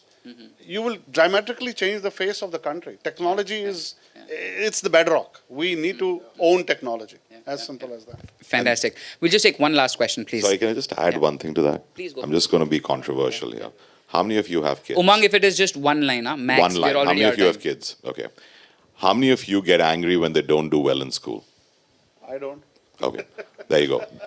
So that's one of the reasons why the West has created great product companies, because they celebrate failure, right? They don't go and reprimand people when they fail, It's not about marks. And I think it needs a systemic change, both in terms of tech and reach and education, but also in terms of mindset, right? And I think that's very, very critical when you want to create disruptive technology. Thank you. One last question from here, please. So, I mean, summing up of most of the discussions that have happened here, a comment and hence a question basis that, I mean, what we are all discussing and we are come to the conclusion is that what we need to have, and I'm using the word need to have, is more entrenchment in terms of developing technology and skill set. But there are more needs rather than opportunities that we're talking about out here. What it would do is to probably create a more monetizable market.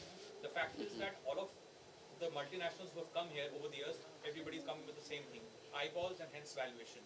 And like you rightly pointed out, the challenge is not the reach, the challenge is monetizing because the GDP per capita is so low.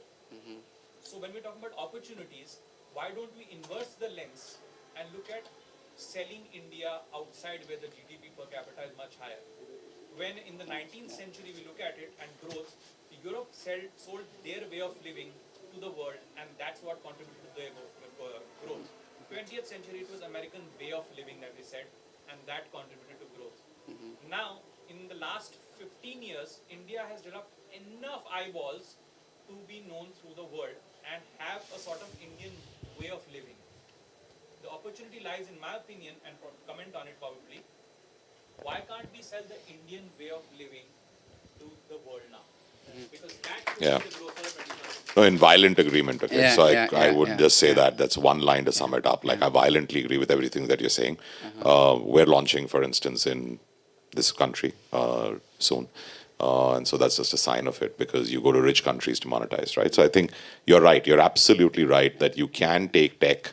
But the other way of looking at it is, and I don't want to get into history, but every continent demonstrates local language characteristics. Look at Europe, look at Latin America, look at India, look at Southeast Asia, right? And so if you can, whatever model you're creating, you can actually take it there as well. So it's both ways, it's content and tech. Thank you, Umang. So fantastic. So all of this that we are calling needs right now, all of these are the opportunities. Anybody who, and this is exactly what our panel is doing right now. You're producing content, he's converting content, putting the tech piece together. Phenomenal opportunities. Just one line to close. Yeah. Adding on to Sanjay. what the gentleman said, the biggest contributor for non-growth of India's startup story, unfortunately, I shouldn't be saying it here, is Bollywood. Because everybody outside of India thinks the biggest export is Bollywood, but that's not true, right? So let's stop singing and dancing around trees, which we have done luckily some time back, and create some great startup stories. India is not Bollywood. India is not $2 story at the box office. India is a much larger story that my friends here have tried to create. On our part, we are very clear. The startup I'm working with will be launched in Middle East and India at the same time. That's our commitment, because that's the story of India. Story of India is not about songs and dances alone. Fantastic. Thank you, Sanjay. Thank you very much. Here, Abhishek. Thank you, the panelists and ladies and gentlemen here, all the audience. Thank you very, very much for all your time. Thank you, the panelists. Please.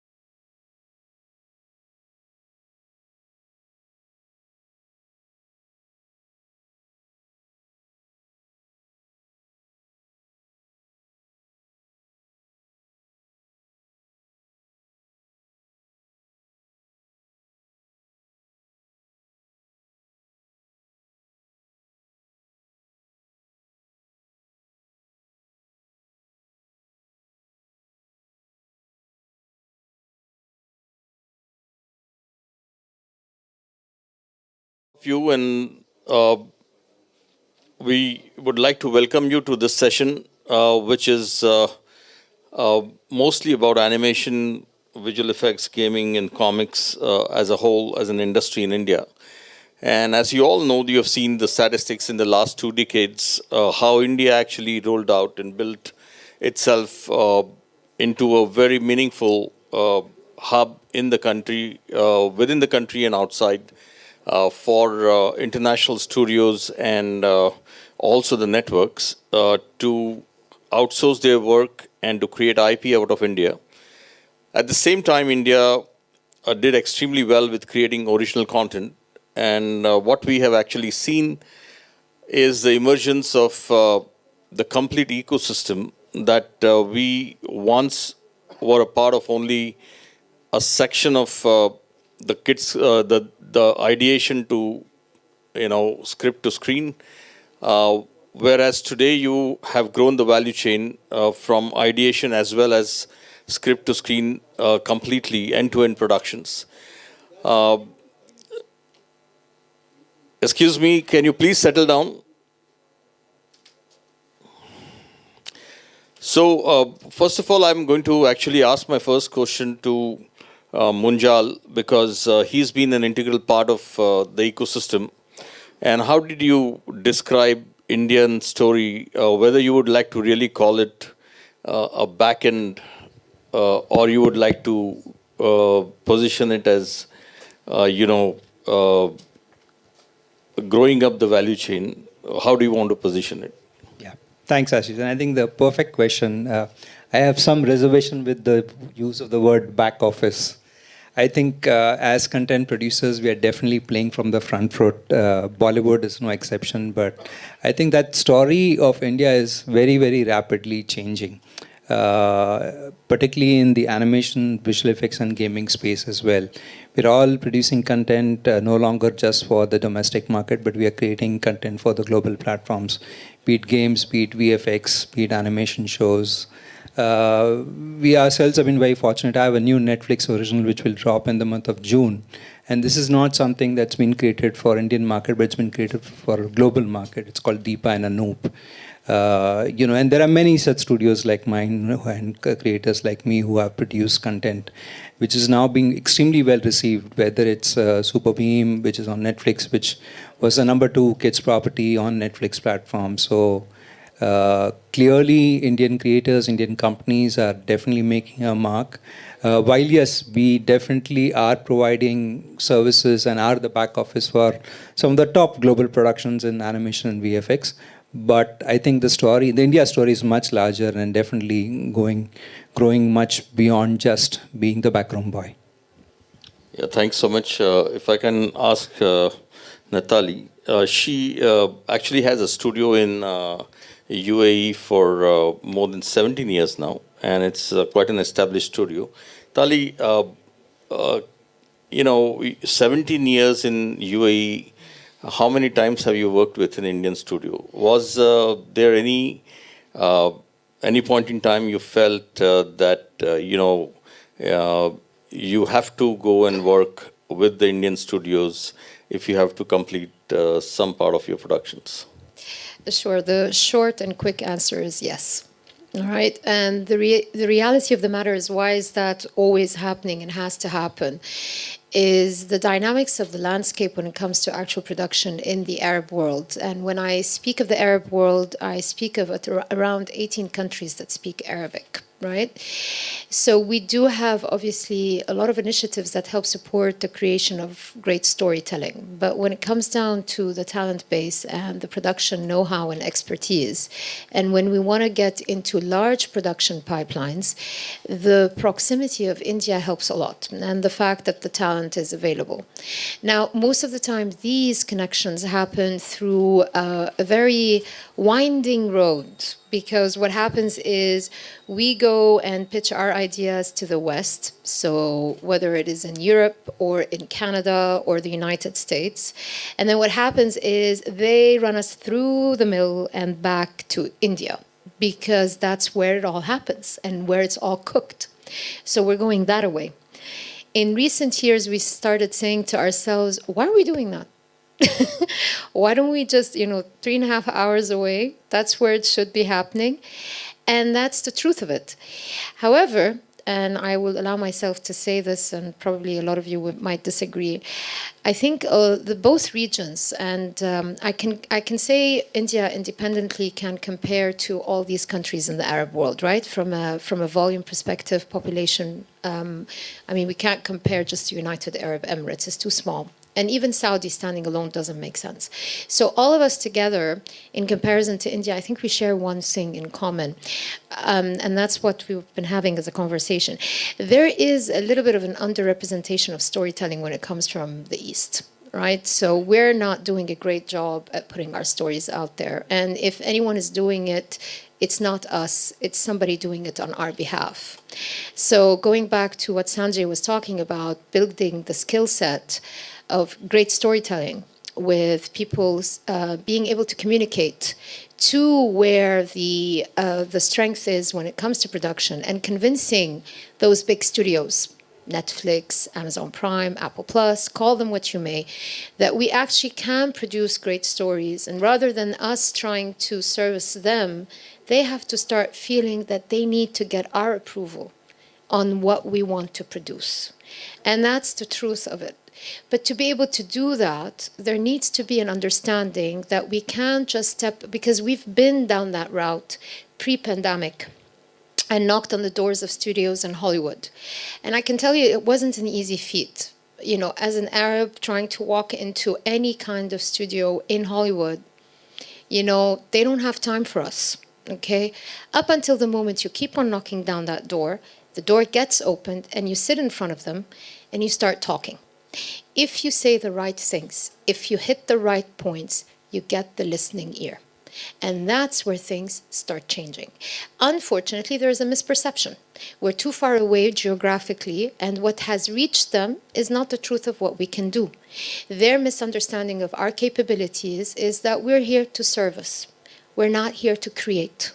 And that is a false understanding. The reason why that happened is over the years when they tried to create with us, we've disappointed. And that's where it's on us responsibly to change that.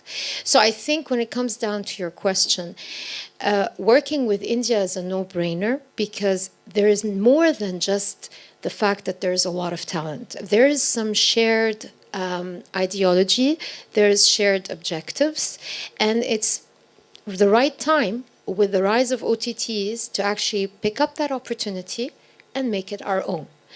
And in collaboration with the Netflixes of this world and whoever it may be. That's my 2 cents on the whole entire landscape at this stage. So I hope this answered the question. One quick question before you give it to Ketan. Sure. Was understanding of English any time a consideration working with India? To be honest, yes, because communication is necessary and it's a very big element in the production. But we never fail. To be honest, I've never faced any issue. The communication was always smooth and very, but then again, it depends on the studio that we pick to work with, right? So the studios that we finally chose had the right communication skills, and it was fine and okay. It was fine. I think it's besides the point, to be quite honest. I think it's more about the mindset and thinking on the same line in terms of what we want to get to at the end of the road in terms of content output and trying to make a mark with whatever we're producing. Thank you very much. And Ketanji, in fact, you're amongst the first few guys who got into the space of animation, even in space of, dedicated education for animation. Having seen these last over 2.5 decades, we had a very different positioning when we started. Yeah. What's the positioning that you would like to look at this point in time? As far as the AVGC sector from India is concerned? I'm basically a filmmaker and therefore a storyteller. My interest in this new technology emerged because, I wanted to tell stories, and this was a tool which was phenomenal. It was something that was going to change the world, according to me. Initially, yes, it was necessary to learn the technology and what it could do, and therefore service model seemed to be the right kind of a model that everyone followed. but that was never the end game in any case. We are great storytellers. I mean, and we are all proud of that. And there's no reason why we should not position ourselves as storytellers telling the story to the world. Skill sets are now available.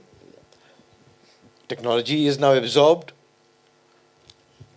I think what we need to do is change our mindset from a subservient service provider mindset to a mindset of saying we are great creators or storytellers is the kind of a change that has to happen with us more than anywhere else.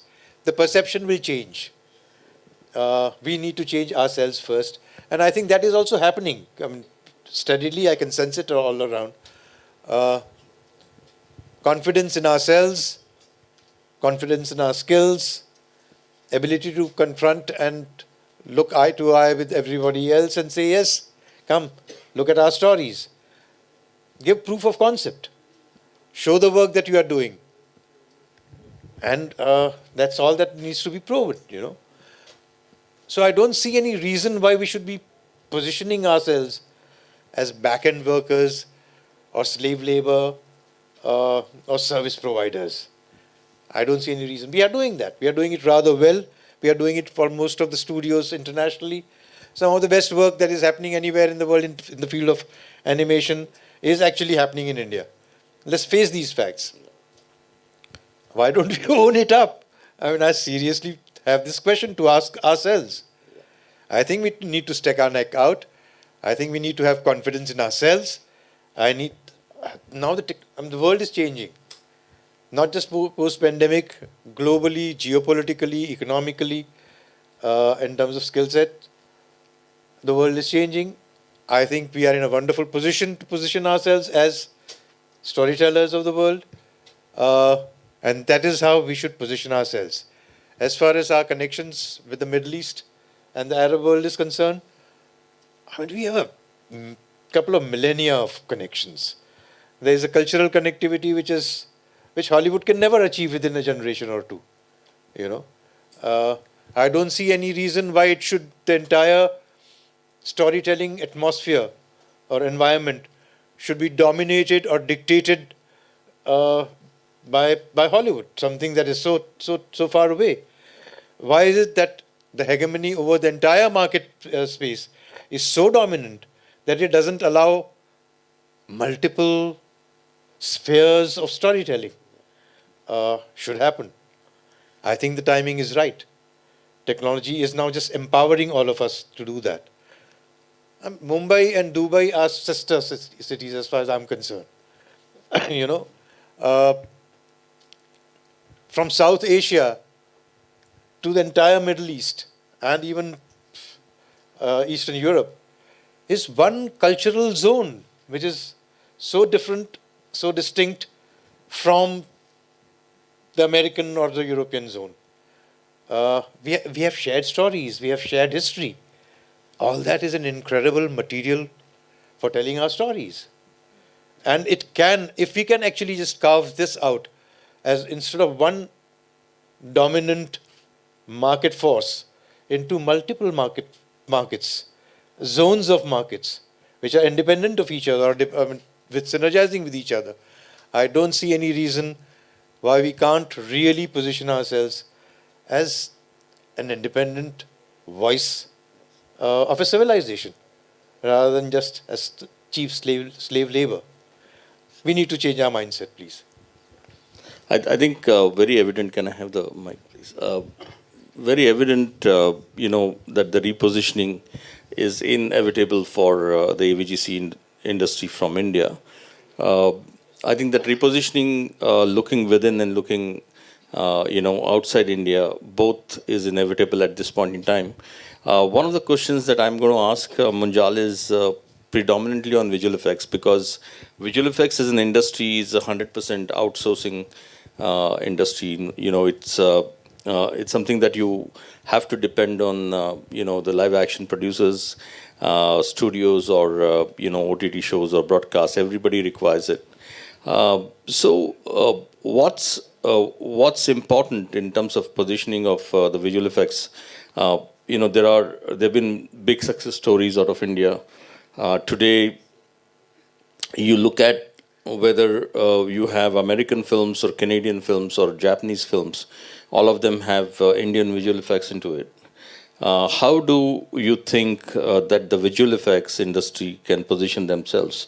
Of course, the OTTs have created a different niche for themselves within the visual effects industry, and they actually went away from the normal model of outsourcing it to the studio, but they picked up different supervisors and deployed them on different shows to complete the visual effects, and they carved out the budget of visual effects from the main production and put an extra effort. So how do you think that the visual effects industry from India can make a mark, because it's a 100% outsourcing industry? I think the visual effects industry in India is doing exceedingly well. I mean, we are today, for the lack of a better word, the backroom office for some of the top Hollywood productions today. That's already happened. I mean, that's a success story that's at least 10 years old now. The question really is that what's next? And I think what's next is that how can we produce the next Avengers out of India, right, with an Indian story, right? I mean, we often talk about that we have probably the best lineup of superheroes in our own mythology and our own culture. Just that that content has never been packaged right. So a lot of it is about also packaging our content, right? Can we position our stories at the level of a Transformers or an Avengers, right? That's number one.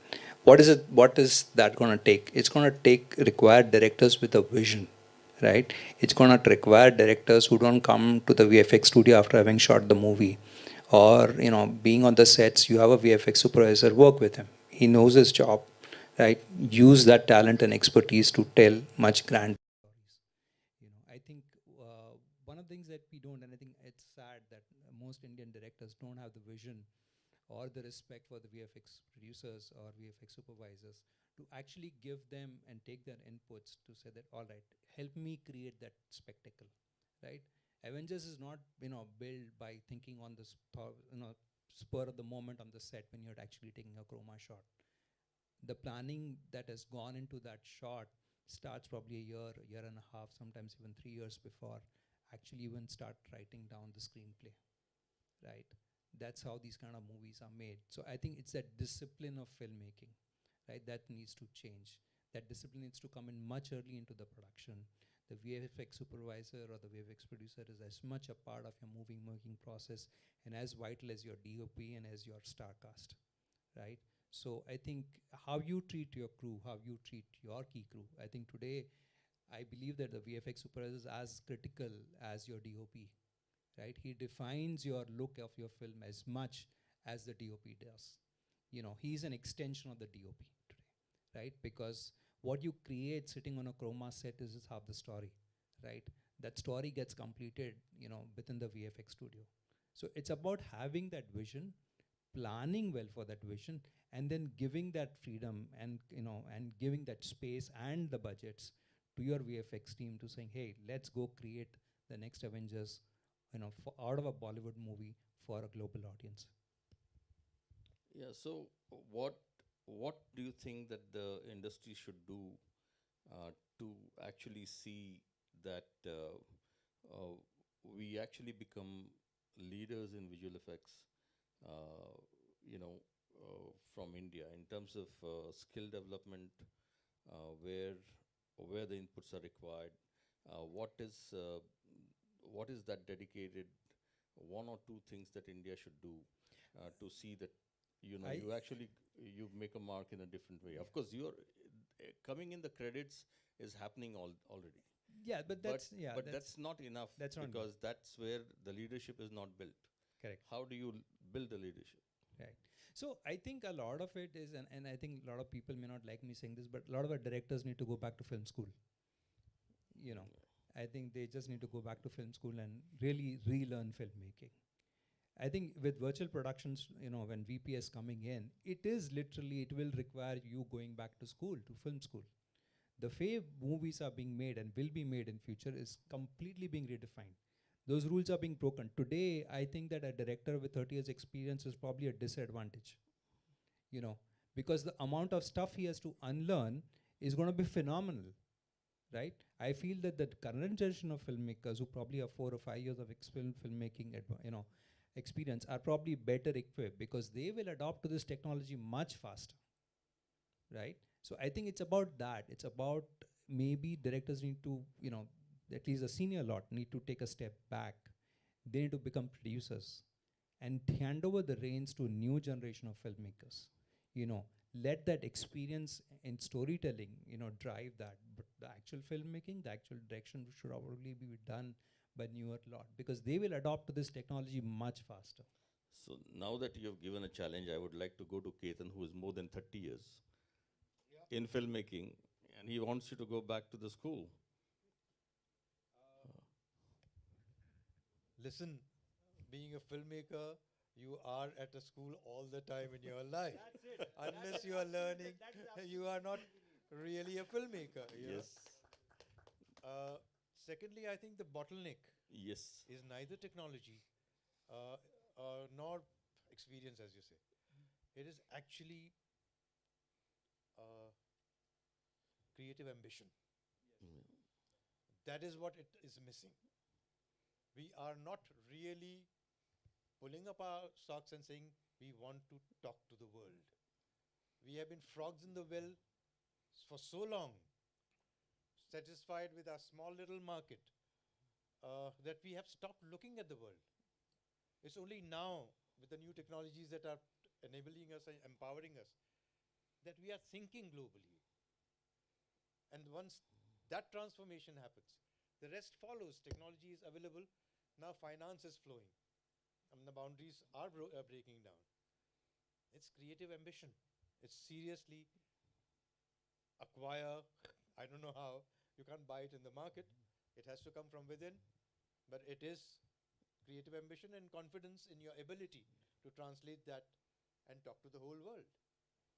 So I think let's not go away from technology because I have a question for Natali. You have studios in Houston, you have studios in Los Angeles, you work for 17 years in UAE. Globally, when you look at working together on co-productions or maybe outsourcing of animation work, you always look at where the understanding and the alignment is there with the studios, because you need to, end of the day, see that your pipelines match. And the pipelines always require, to quite an extent, understanding of a technology. And do you think that India always offered you a better understanding of the pipeline and the technology than many other countries that you worked with? Do I have to answer that question? You can answer it the way you want. The answer is unfortunately no. And I don't mean to be in any ways shocking here by saying that. The problem is that obviously technology is moving very fast, all right? So for us as a studio who is predominantly very strong in terms of focusing on what matters, which is the story, right? The actual production that we think of as a solution tends to be in line with what would actually help support a very efficient pipeline. And that's where technology plays out. Now, for example, in the last couple of years, we've been engaging on XR, which is augmented, virtual, and all of that kind of type of productions. And we haven't been able to lock down a studio in India who has the right mindset to actually engage on the level of output that we would require in order to put it out there. Now, is it because that the skill set is not there? No, it is, but it's not sharpened in terms of talent. It's not sharp enough. It's lagging, and it needs to sharpen its axe to be able to produce to a certain type of quality. So does this put us at a stop in terms of considering India? Sometimes it does. But if I was to speak of traditional pipelines for CGI, no, it doesn't. If I was to speak of traditional pipelines for VFX, it doesn't. But when it comes to new age technology solutions, like, for example, virtual production, like, for example, using the Unreal Engine, like, for example, using Unity, these are it's not because it's trendy. There is an economic and there is a creative edge to these technologies. Does it mean we can't produce without these? No. But will it make it more efficient? Will you give an edge? Will you stand out in the global market? Yes. And if you can't produce that, then your other choice is to actually look at markets. For example, I can definitely tell you Eastern Europe is rising big time. So when I speak virtual production, Eastern Europe is what pops out. When I speak Unreal Engine and Unity renderers and all of that, Eastern Europe is popping out much faster than India or any Asian country for that matter. I'm not speaking only about India. And for us who can be choosers, all right, we will pick the studio that actually can deliver. Now, is it sad? Yes, it is. Like I would say Turkey has the same issue, by the way. They still are very delayed in terms of picking up on the latest. But at the end of the game, it all goes back to the dynamics of the production, what makes sense to the bottom line. And honestly, and we heard that from from actually an ex-CFO of Disney in the United States when we had met with him, and he's a veteran and he knows absolutely everyone in the world of entertainment when it comes to animation and otherwise. And we were having a chat with him, and he said to us something that I will never forget. He said, "Listen, I've lived through the age of VHS." And he said even prior to that, he said cinema and then VHS and then Betamax and then DVDs and then after that USBs and then now online stream. He's like, the story of the game does not change. It does not change. You will still need to produce a great story. It doesn't matter what the technology does. That's just an adaptation. And by the way, by the time you learn it, something else is going to come up. So you need to be always on your toes. But don't let go of the core. The core is good storytelling. And that's why, the infamous sentence, story is king. And it will remain as such.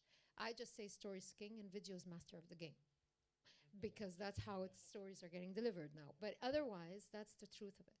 And just to say about VFX, VFX is passé. It's done. Okay? Virtual production is the future. And the sooner India gets a hold of that. So you've got your existing pipeline that knows VFX. Your rising pipeline needs to be thrown to the lions. They have to be thrown in a virtual production setup. They have to learn it. Look, trying to reteach someone who's already taught is very hard. We did it when we abandoned V-Ray rendering for Unity. And we had to deconstruct the minds of our artists, and it took a long time. It got results. But then it's much easier to get somebody fresh out of university and teach them the ways, but that doesn't dismiss the people who've been there, because there are some ethics, there are some ways of thinking that needs to be able. So it's a combination of both, and that's how we've worked it in our pipeline. So in that sense, that's what I think must be the thinking in terms of trying to support a rising sort of like hub of production, that if you want to stop being service providers and you want to start becoming creators, then you've got to face up to the reality of where it hurts, where you're bleeding, and you need to patch it up and get with it, get with the program. That's the only way that's going to happen. Yeah, so leading from here, Munjal, you've been involved with the Media and Entertainment Skill Council for the last few years. It's very evident that, the third-party view is what we are not doing right, and what are we doing to address that in terms of an education through the Media and Entertainment Skill Council, whether we still look at the bottom of the pyramid, or we look at the middle of the pyramid, or we look at the top of the pyramid. Where are we as far as India is concerned? So I think, yeah, Ashish, great question. So I think we need to look at all parts of the pyramid, right? So if you look at scale of where we are today as the entire animation visual effects gaming industry, we're probably like less than 2%, of the global economy. So there's definitely still room for scale, right? We're probably less than 2 lakh people today in the industry, and as we aspire, we want to touch that number to be 20 lakh, right? So which means we're looking at literally a 10x growth, right? right? And that growth is going to require across all parts of the pyramid, right? I'm honestly not so worried about the bottom part of the pyramid, because I think that story is already happening, right? I think we are addressing that today. I mean, you've done some phenomenal work with universities getting courses, in place, and we are seeing a good chunk of people coming up. I think it's now how we focus on the middle and the top, and partly for me, the most critical, and I think that's the space that is still not being addressed, is that top 5% talent, right? Who will be the next generation filmmakers, right? Which brings to my very first point that I made, that do we have the directors today who have the vision? Actually, more than vision, I would say that do we have the audacity, right, to create content sitting in our studios in India for the global market? And I'm saying, and I mean that audacity is a big word, but I'm saying that do we have it? It is a tough route. I mean, Natalie is exactly, I can relate to what she's saying. It's taken me 10 years to put my first show on Netflix, right? And it's not something that is being created for India and therefore the world. No, it is being created for the global market. And it is an Indian story.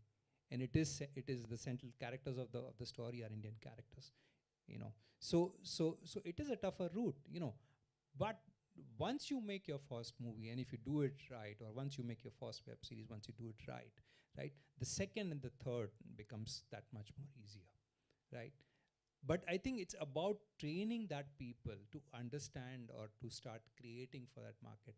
See, we are sitting in India, we're very kind of, I would say, blinkered, right, when you start producing content, because we have a billion audiences, right? So why bother with the rest of the world, right? And in the previous panel, we talked about monetization, right? And what is the consumer today or a viewer paying in India vis-a-vis the global audience? What are they playing, right?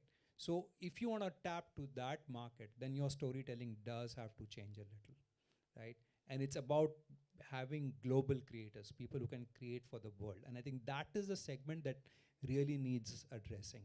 And at MESC, again, I mean, is something that I think that's a segment which is very, very underserved. And it's going to take us some time to address that segment, But having build a strong foundation, we have enough foot soldiers that are coming out today, catering to the bulk of the work, right? And I believe that we're still doing a reasonably good job at the middle tier. I think the top tier is what is going to really be the next challenge for our industry, to create the next generation of audacious creators. Well, in fact, leading from there, in fact, Ketan, you have done the education bit and you've done the creation bit. The Indian studios have started getting funded with the international aspirations. We have two people in this room who got funded within a year. Akshit is sitting here, and your studio got funded pretty well. What is the next big story for studios from India? What should be, what should be the key, 3 or 4 points where the studios should concentrate from India to do, whether to continue with services, to continue with, IP, or to do a mix, or to do co-productions, or to go multiple locations within the world? How do you see it? It's not an either-or story at all. As I said, basically now there is enough talent pool available in the country, and I think it's at all the various levels. Fortunately now the world has shrunk so much that whatever is the lacuna in your production chain or creative chain is accessible. I mean, you can pick up a guy from Eastern Europe, you can pick up a guy from North America to come and fill that gap. So that talent gap is no longer a validity at all. Technology has been absorbed. What Natali said is correct. We have to be at the cutting edge all the time. So we have to be aware of what the changes are happening. We have to preempt them. We have to train ourselves to preempt the emerging technologies and train ourselves into it. Yes, that is really a lacuna. We have been lagging behind. And we shouldn't. There's no reason why we should. And I mean, I come from a school where you jump into the pool and start learning. to swim. And that's what we have to do. We have to take a leap of faith and say, all right, now let's start creating. And not just for our domestic audiences, but for the whole world. If we have time sometime, one has taken that leap of faith and started on a global production. So if we can show 1.5 to 2 minutes of it, if you have time. I don't know if you can line it up. We can show it. If there is somebody from Anshu, Anshuman, do we have the clip? I don't know. If you can tell us, indicate us when it's ready, then we can play that. But my question to you is about the studios. What should be the next big step for the studios to look into? One is sufficient scale. We have too many small studios, and the scale is important when you're trying to become a global player. Number two. Can you play that? Yeah.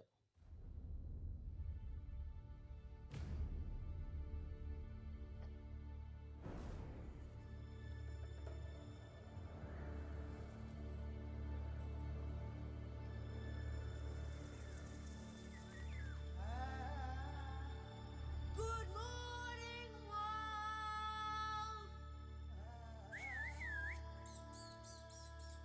Hello, Global. Ready for a new day? Make way! Here comes a friend of the world.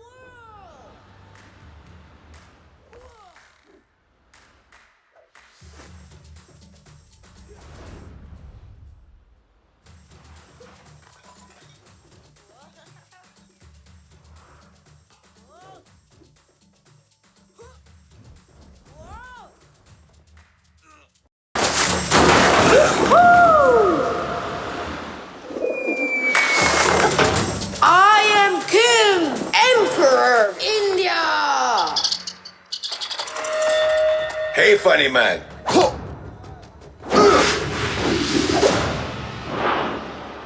Bless you. Who and what is that? He's a monk, a holy man. See his prayer beads? What do you know? You're a girl. Go play with your squirrel, boy.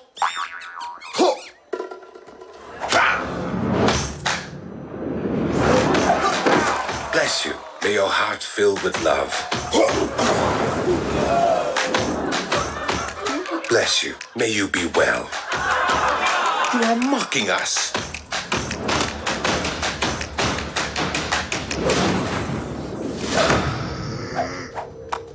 No one hurts a holy man. Says who? Kim, friend of the world.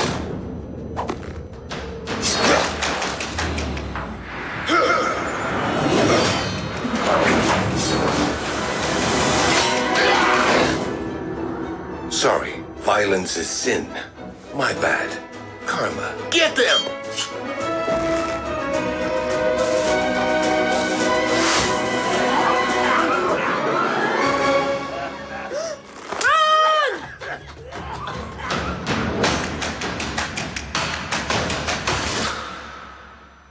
Wow. Yeah, so this is just, as I said, jumping into the pool and saying we'll start learning to swim. Let's hope we survive. Yeah, so my next question to Natali, in fact, in India, we are struggling with a phenomenon that animation is, considered to be a kid's genre. And we know that many countries that we go to for co-productions or for partnerships, they're facing the same problem except for the few countries. And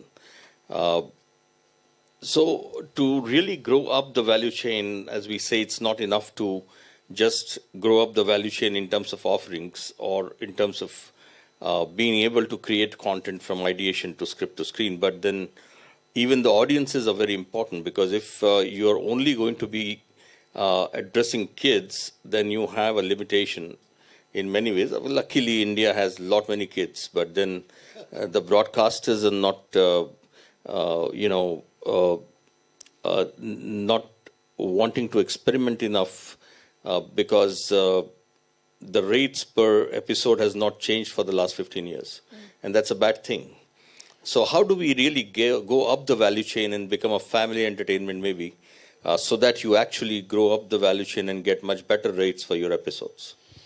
What's your thought about it, and how do we address that? Well, there's a lot of answers to that question, because obviously there is a sort of understanding of the word animation that's always attached to children, right? So whenever you say animation, cartoons, everybody thinks kids, right? Well, kids are over that, because they don't think anymore. I mean, we think it more than they do. Kids are way beyond watching cartoons as we understand them. And that's the truth of the matter, because what they're doing right now is they're engaging with a lot of digital platforms, whereby unwrapping a box is more interesting than watching a cartoon character. So that's from the kids' audience perspective. From the industry perspective, a little too late, because the broadcasters complained about the price per minute now is kind of old news, because they realized that kids are no longer there anyways. It's a non sort of conversation, right? Because okay, we'll produce a series because we have to, but it's not anymore what it used to be, at least when we used to go back in the days to MIPCOM, MIPTV, and Kidscreen, and broadcasters were just waiting for the next great story pitch that's going to get them the next Ben 10 or the next SpongeBob. That's no longer the dynamics. It's not that it's not important. They do recognize that, for example, they need to produce for specific age groups like preschoolers. But we all know, like, for example, Lululemon, which sits on YouTube, is getting that interest more than a perfectly produced preschool show like, whatever we used to watch, for example, with Thomas the Train and all of these things. Things have really changed. Now, we saw that, and the reason we saw it is not because we're very smart. We were forced to see it, because our part of the world, which is the Arab world, does not advocate children production at all. Okay? There is no original children production, hasn't been for the longest time in terms of animation. Nothing. All right? Even if you think there is, they're not for kids. So these shows were by default and by mistake, because they're thought of as cartoons that kids are watching, but they're not kids' show. They're not kids' content. All right? They're for older age groups. So in true fact, there hasn't been really any original animation production for the Arab world, even feature film-wise. Not for kids. It's family. So, and there has been no advocate of that for the longest time. I go sit with the big streamers and at the time broadcasters, happy to offer me a cup of coffee, but that's as far as we're going to go in the conversation. Happy for them to go buy it off the shelf, dub it into Arabic, done deal. Okay? That's the way the story goes. So it forced us to think differently.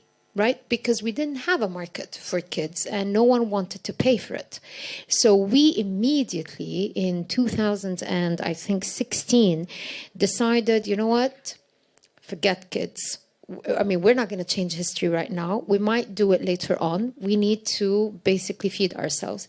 We shifted into family entertainment, okay? And we started talking to producers about the family audience. And it was better because it started coinciding with the development of OTT, and OTT was more advocate towards family. Shifting animation into a family perspective depends very much how you position it, right? So you don't want to go the South Park way or the Simpson way, because that's a completely different mindset. And you also don't want to be stuck in the 6 to 9 and the 3 to 6 and the 7 to 12 and all these age brackets. You need to find that sweet spot. And the company or the producer or the director, I have to say, and filmmaker who made that change in terms of storytelling on OTT for family entertainment at a lower budget was Klaus, if you all remember, that launched back, I think, in December of 2018, if I'm not mistaken. That was a change shift, and we had met with the filmmaker of Klaus 3-4 years before that. No one was listening to him. Nobody cared to hear about his story.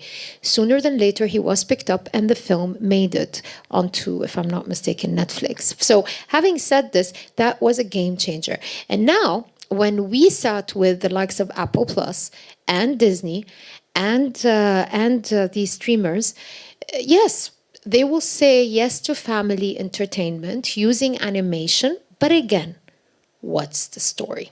Who are the characters? What's the script? How are we going to disrupt it?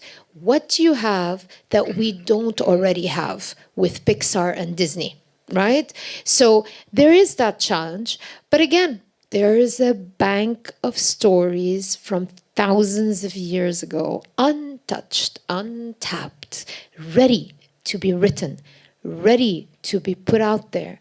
We only have to do the job of making it, doing it right.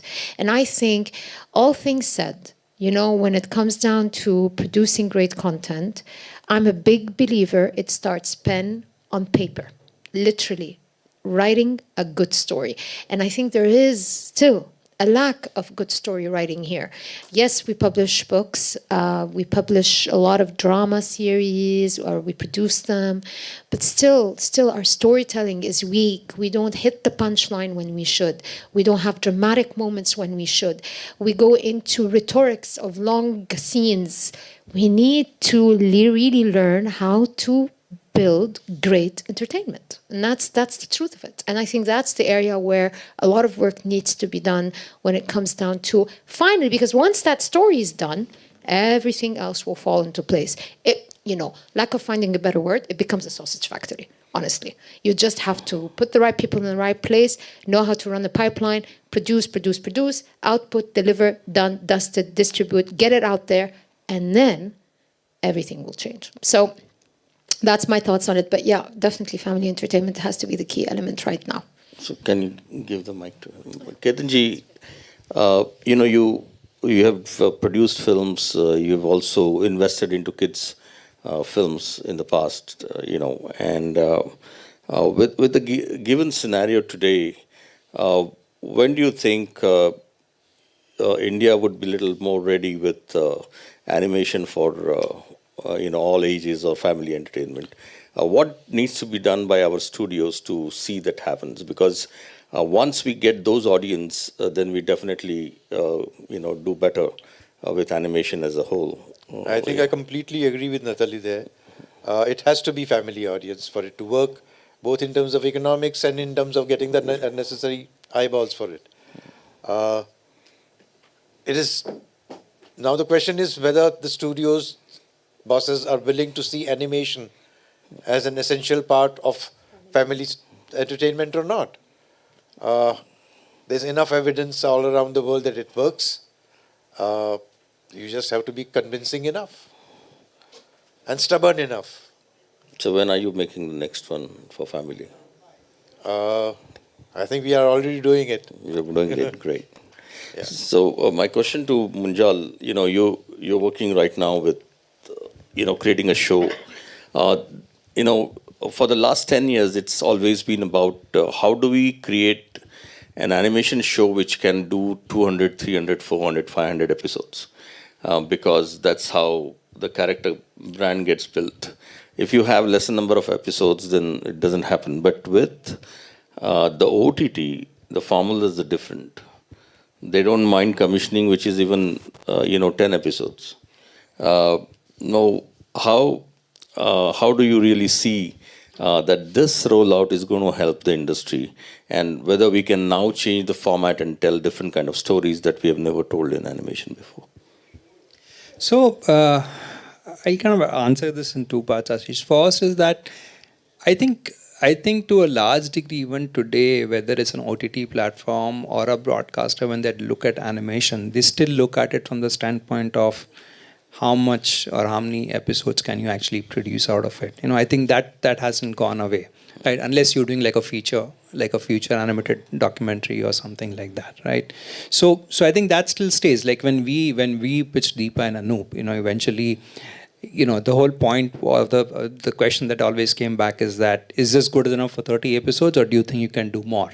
And the setup of that series is such that There can be more characters, there can be more stories, right? So long as these characters are endearing and people want to see them back again and again, right? So to that degree, I don't think that has changed. What has, I think, become far more interesting is also that animation today is being used in different ways. So currently we are working on a project with Friday Filmworks and Discovery Plus, right? So we did one episode, which was a feature doc on called The Secrets of Sonali, right?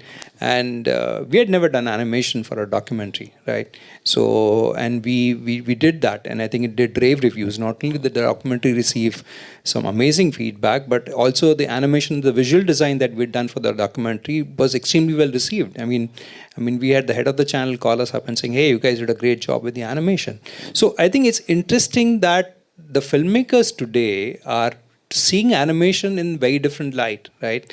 They're using it as a very, very effective storytelling tool. And, the guy who's directing Raghav, he was very clear that, hey, I want to use it to really tell this whole story in an interesting manner. We're working on the second episode. We're literally covering a 4,000-year history, and which starts, in one part of India, goes all the way to Afghanistan, comes back to India, goes to Iran, and then eventually comes back to Britain, right? And that entire landscape of the story is being told using the medium of animation, right? So I think things of this nature are also happening, right? And I think that's where I feel that animation is going into places or being used as a storytelling tool that perhaps at least we haven't seen before. So I think one will definitely see more of that. And the other thing is that, yes, there will be potentially, at least one hopes that there will be an opportunity for us to even do short form content, like what we see on Netflix, Love, Sex and Drugs, right? As a series. I thought it was a great piece of work, right? Hopefully more like that should happen, because then that'll really give us, a medium to really play with. Yeah, so having said that, I think, instead of asking the directors to go to school, I think it's the onus on animation and visual effects studios and players to go and engage with the directors and explain them and take them through the makings so that we can actually get them to include that into the story. Yeah, I think that's... I think it will have to be working the other way around. I think the onus is on us to go and it's as much. I think it's as much. I think it's eventually, when I look at it, I'm saying that it's the job of the creators, the people who are willing to want to tell that story, right? It's what is, obviously it doesn't change, right? A great story will always find the right audience, but it's also as much as how well you're telling that story, right? And I think that's where animation or visual effects becomes a great tool. Right, and these tools are really becoming very, very interesting, right? And it's only limited by what you can imagine, right? So do you have a great story to say, and then it's a question of how well do you want to tell that story? Yeah. So having said that, in fact, we would like to really see that all the studios that are engaged, and we have a list of close to around 1,000 studios right now in India, and a big powerhouse, because we have seen very evidently that we have clusters within the country, and there are total 11 clusters where the animation, storytelling, and the visual effects is growing within the country, in different states, and that's a very positive sign for us to see how to link education and skilling both put together. That comes to the tier 2, tier 3, tier 4 kind of cities or villages, and coming from there towards these clusters when they want to make a career, because that's something that we all as an industry are working towards.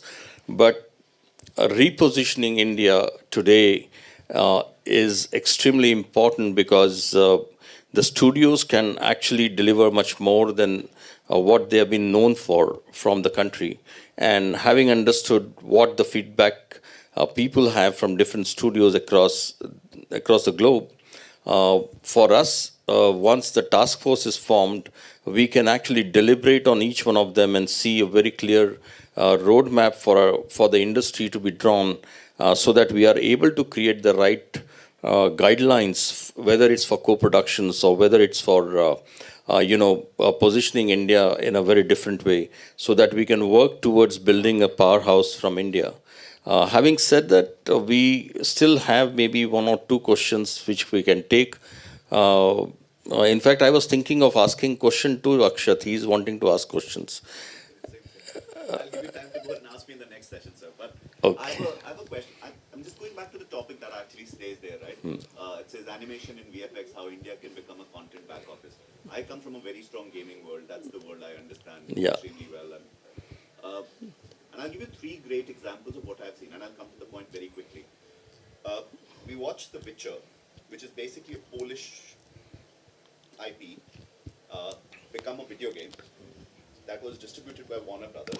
Can somebody give him a mic, please? I can be louder if you Yeah, want. yeah, sure, please.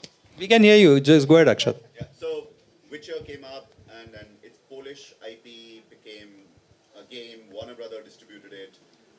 Then became a Netflix show that was actually produced by Americans, right? And most of that content actually didn't come out there. If you go back a century, Belgium was the center for most IPs with Tintin and Asterix and Smurfs coming through, which were then built in MIPCOM and distributed by different people. I think the problem, and I would go ahead and ask this question to the panel, are we trying to go ahead and make from India, for India, to India, for India, or can we just not go ahead and collaborate? India's done well with that, right? We've got great Panchtantra and we've got great comics. Like if you say Avengers cannot be built, Avengers is actually an amalgamation of IPs coming together from the DC or from the Marvel universe, right? And then the DCU and whatever. We've got Amar Chitra Katha. Raj Comics. We've got Raj Comics. We've got IPs. I think the way we want to go ahead and, as Natalie was saying, maybe we're treating this wrong. We're trying to go ahead and put everything by us, for us, and control this entire narrative. It has to be about the story. We kind of suck at telling stories sometimes. We've got the lore. Why do we have to go ahead and keep telling stories ourselves? Why can't we just collaborate? And if the answer is back office, why can't we be one person on a round table of 4 people who are sitting down and solving this problem rather than saying, we need to solve this? Thoughts? Yeah. It's not me for myself kind of a scenario at all. The world has shrunk, and we are continuously interacting with each other and should be interacting with each other and creating for the world as a whole. But the other thing is that animation is no longer just entertainment. Animation is going to actually sweep across all our lives. Whether it is gaming or it is skilling or education, retail, I mean, wherever you go, animation is going to be a part of your life, essential part of your life going forward. And so we should also open our minds. It is not just about children's stories anymore, you know. Yeah, and I think to your point, we need to stop over dramatizing the process. To be quite honest, it's I've attended pitches in the States where people come in with stories and they want to pitch them to executives, and executives are not allowed to refuse the pitches. That's their job. They have to hear every pitch, because if they refuse one, it could go to somebody else and becomes the next big hit, and then they're fired because they didn't pick it up. Okay, so they can't refuse a pitch. So we've witnessed pitches happening in front of us, because you literally go into the Netflix offices and all of that, and you're standing or at MIPCON and MIPTV, and you can hear the pitch happening, right? And I always thought, we give it too much drama. They're just coming in and they picked out a book, they optioned, they show a couple of illustrations, they hit core messages, and they never dot the I's or cross the T's, because they're smart enough to wait for the executive to say something, and then they pick on that, and then they take it on. And then the next thing you hear from the executive, okay, so let's meet again, right? We come in and it's our turn to pitch. Oh, rehearsed, over-rehearsed, Story's almost done, We've got a demo. We've got an animation demo. We're ready. You know what? Got the whole series produced, And the executive They know it. They feel that you're overselling, that you're over dramatizing, that you have no confidence in the story that you're telling. And therefore, in the dynamics of it as a business, it's a big no-no for the executive. It's the first sign that tells him, don't pick up the property, because that's an overkill, right? Whereas the other one, he felt from the first pitch was collaborative, open-minded, insinuative, but not finalized, and ready to sit together to let go of creative rights, which is something we're so afraid of all the time, because they're saying, well, I can't let go, but you have to. Because what is the point of owning 100% of nothing versus owning 3% of something that's really big and that's global, right? We have issues. We have issues, and we need to get over them. And again, like I say, get with the program.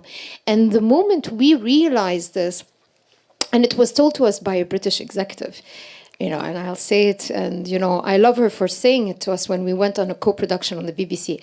It's like, you Arabs, you're so emotional. And at that time I took it as an insult, but after the fact I actually thank her, because yes, we give it too much emotion. It's not emotional, it's not passion projects. We're still living on passion projects. In the West, it's a business. And it's got its science, and it's got its checklist, and it's got ROI, return on investment. So if you speak that language, you're more likely, even if your story is not 100% locked, and it's not 100% developed, and your characters are still not there, they're just mere sketches, and everything about your story is just a good outline. That's it. The rest is easy. Then they start listening because you're speaking the language that they want to hear.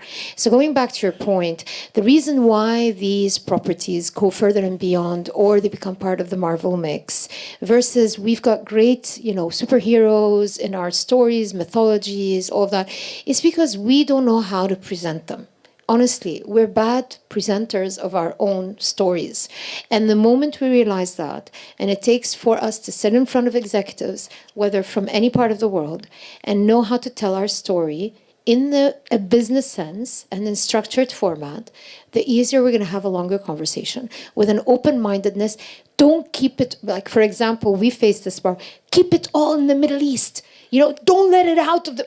It's not going to work. It's got to be collaborative. It's not going to work. Even if you get me all the funds and I produce it all in the Middle East, where's my distribution channels that's going to bring back the ROIs? There isn't any. It's not going to work. So again, that's the attitude we need to pick up. It's a mindset. We don't lack skills. We don't lack people. We don't lack companies. We have too many of them. We just don't have the right mindset. We've got to change that. And then everything will fall so easily. This all will become a historical conversation. And that's all. Just to add to that, thanks to Ashish, who helped us set our animation program together 15 years ago, we actually have an entire module of pitching for final year students. They need to know how to pitch, and not to us. They pitch to the actual industry professionals. It's not a pleasant session for the students, but at the end of the program, they realized that it was important. That slap down, knock down, drag out was important. Right. So, Akshat, let me address the whole question of Avengers versus Amar Chitrakatha. Right. What is the fan base of an Avenger?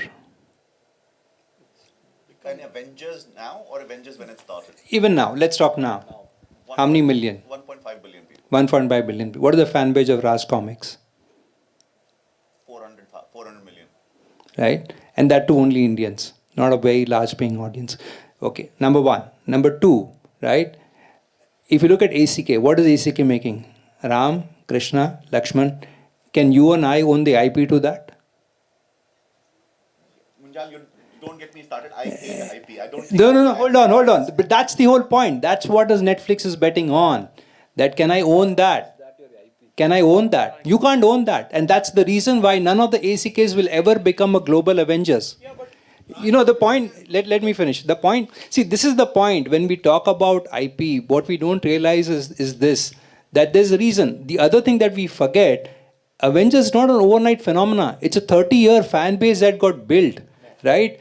And sustained, right? That's when the next Avengers happened. That's where the Avengers spin-offs, the Marvel spin-offs are happening. Because there is an established audience. So even if you put out a trashy Avengers movie, people will still go. That 1.5 billion will still go and bitch about it. And they'll say, man, shitty movie. But that will still happen. That's the beauty of that franchise. And it's been built over that many years, right? And that's the reason when you go to an Netflix and say, hey, here's a book which has 20 million audience or 20 million buyers who bought it, you're halfway through the door, right? But if you go through with the Raj comics, that's not going to happen. But yeah, it's a conversation that's worth having. I think let's have a quick one. But Munjal is right. We all have been there, done that internationally, nationally, everywhere. But we'll come to that part too. Sorry, just to continue on the same conversation, but I have a question for it. Okay, I think there is a twist that needs to happen for whatever IPs or historical stories or whatever stuff we have from the traditions or whatever, like thousands of years of cultures that we have, whether in the Arab world or India, correct? Because I'm just going to give a simple example. Little Mighty Bhim. It's a simple preschool show from India. Okay, it's one of the most watched shows in the US. Globally. Yeah. Exactly. And exactly. And it's just like a twist on something that comes from India's culture. Correct? Yeah. What happened there? What struck the gold mine over there? Why it was a success. This is where I think all of us, or all the creative people, and going back to your point, which is the directors or whatever, it's like, what happened over there? Something right happened, instead of all the wrong stuff that are happening on the other films. Correct? Yeah. So is it the mindset? Again, going back to Natalie, is it thinking globally, or is it really going back to authenticity but with a twist? I think this is more like a question let me tell you one thing very clearly. It just doesn't work only with the story. It works with how much backing you have with that story. Okay, it had a backing of a successful television show as a brand, and that's what kicked it off. Otherwise, they wouldn't have looked at it. So even if you talk about the great comic or great storylines that you have, whether you are backed in a co-production by a fund, what are you bringing to the table? It is about the business. Okay, and then comes how strong the story is, whether you are able to build a business case. The story is not coming first. Our experience for last 25 years. What are you bringing as an India to the table? What are you bringing as a studio to the table? Whether you are wanting to invest into it. And that's why all co-productions, we ended up producing shows which are originated in Italy, in France, in US, and in Canada. We were not able to co-produce any show which is originating from India because our own backing was lacking. So with the new thing that we are happening, what Secretary was talking about, with the champion sector and the co-production fund and all, that backing will now come. So we need to change our narrative that once you have a backing and a broadcaster in India and you are able to hold on to the rights, because right now in India you sell all the rights under the sun to the channel. So you have no command. Then those executives from MBA will tell you what to do. They have never told stories in their life, but they would like to tell the stories. And they want to change. Isme aisa kar do, isme Bollywood language la do, isme ye kar do. It's spoiling the show. So you need to actually change that narrative. No sooner you have changed that narrative with a backing, you see what happens. Can we have Natalie? Just quick one because we have the next session. Hi. You heard of the movie Bilal? This one, yeah. Why did it sink? It's because of the fact that you were talking about the market. Yeah. Yeah. What's the question though? Yeah, this is about what it was a debacle. That's what I heard. I mean, even the reports. Yes. In fact, it wasn't equal to any the Jungle Book or something. Okay, the output, but it was a decent output. But why it was like totally? Because it's the same classic mistake. It's the story was not in any way, shape, or form global. We had met with the producer and the writer and the creator, and he's like the director. He's all the credits. All right. Okay, and we told him back in 2012, was it, when he had met with us in Annecy. Annecy, all Annecy, right. yeah. Oh, So yeah, that's where okay. we met with him, and he was telling us that he's going to be doing this great feature film, and it's going to be backed by Saudi, and he's got like $30 million in the bank, Yeah. and he's got all great. But what's the story, Bilal? But who's Bilal?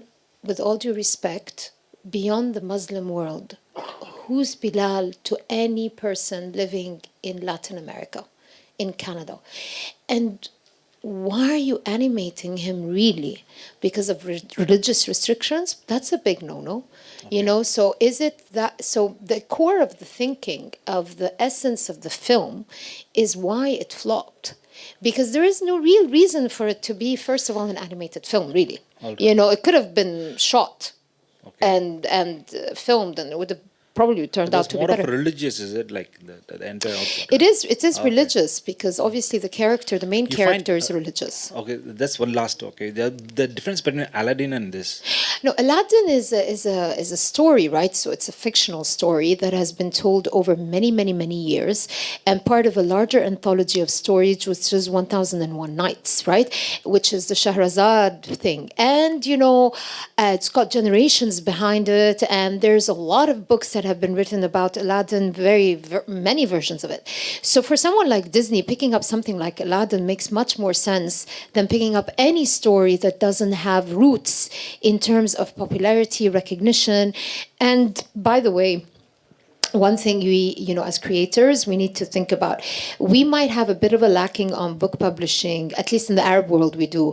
One angle we have, the West does not have, is we've got stories that have been transmitted through word of mouth, through storytelling, which is what, for example, we call in our part of the world hakawati, which is the person who sits and tells the stories.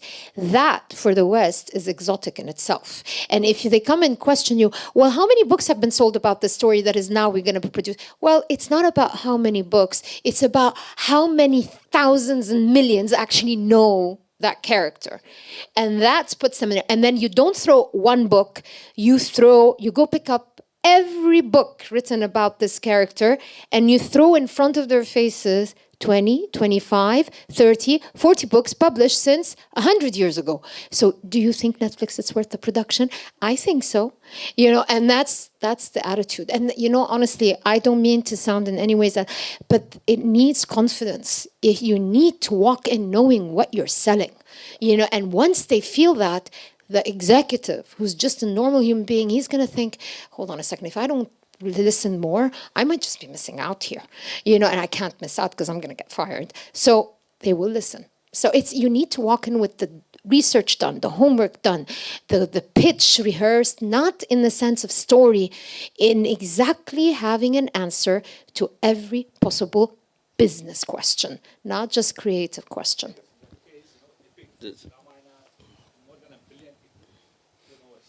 Yeah, again. Well, there you go. And maybe somebody needs to pick that up and to package it so that Yeah, it yeah, moves. that's getting picked up. Don't worry. They're all going to happen. They're all going to happen in next 10 years. Yes, please, madam.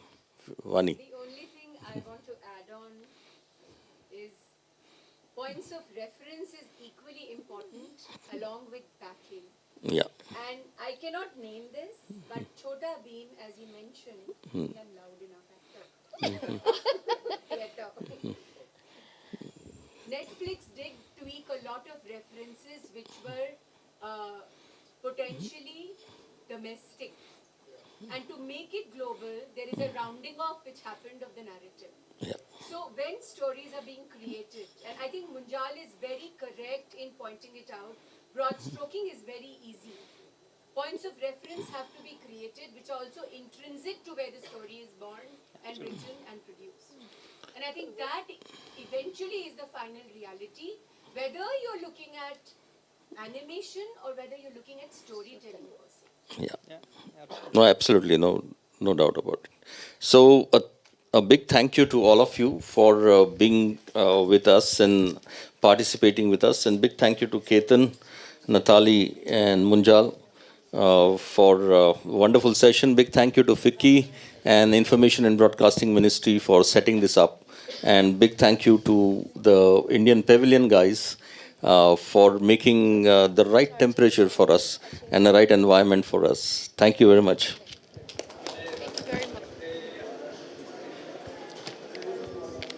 Richard, is there any extra battery?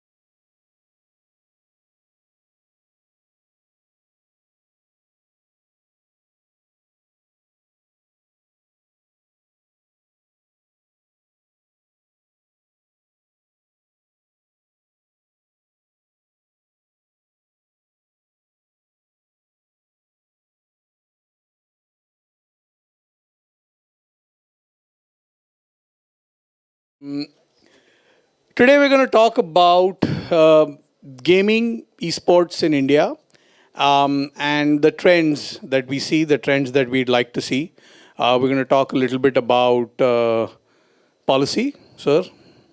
We're going to talk a little bit about the policy that they would like to see, policy that I would like to see as a educator, and a little bit about how do we harness the fact that 1 in 4 Indians is a gamer today, and take it to where we believe the gaming industry can go.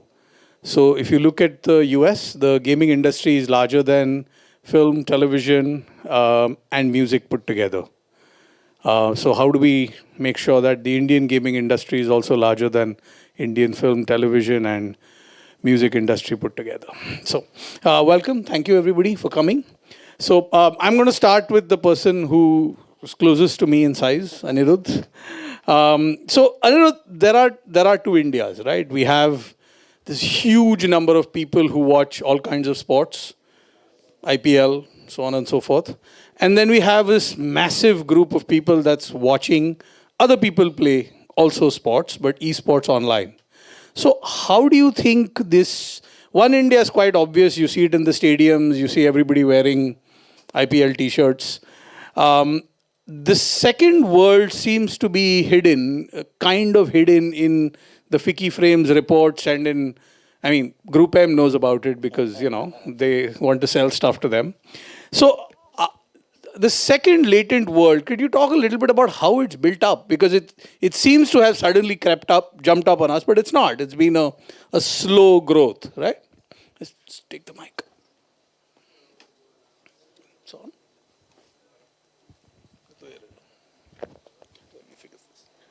Yeah, so gaming in India, I think, is obviously a phenomenon today that we cannot ignore. And I think the simplest thing for everybody to do is to talk to someone in the 15 to 35 age group.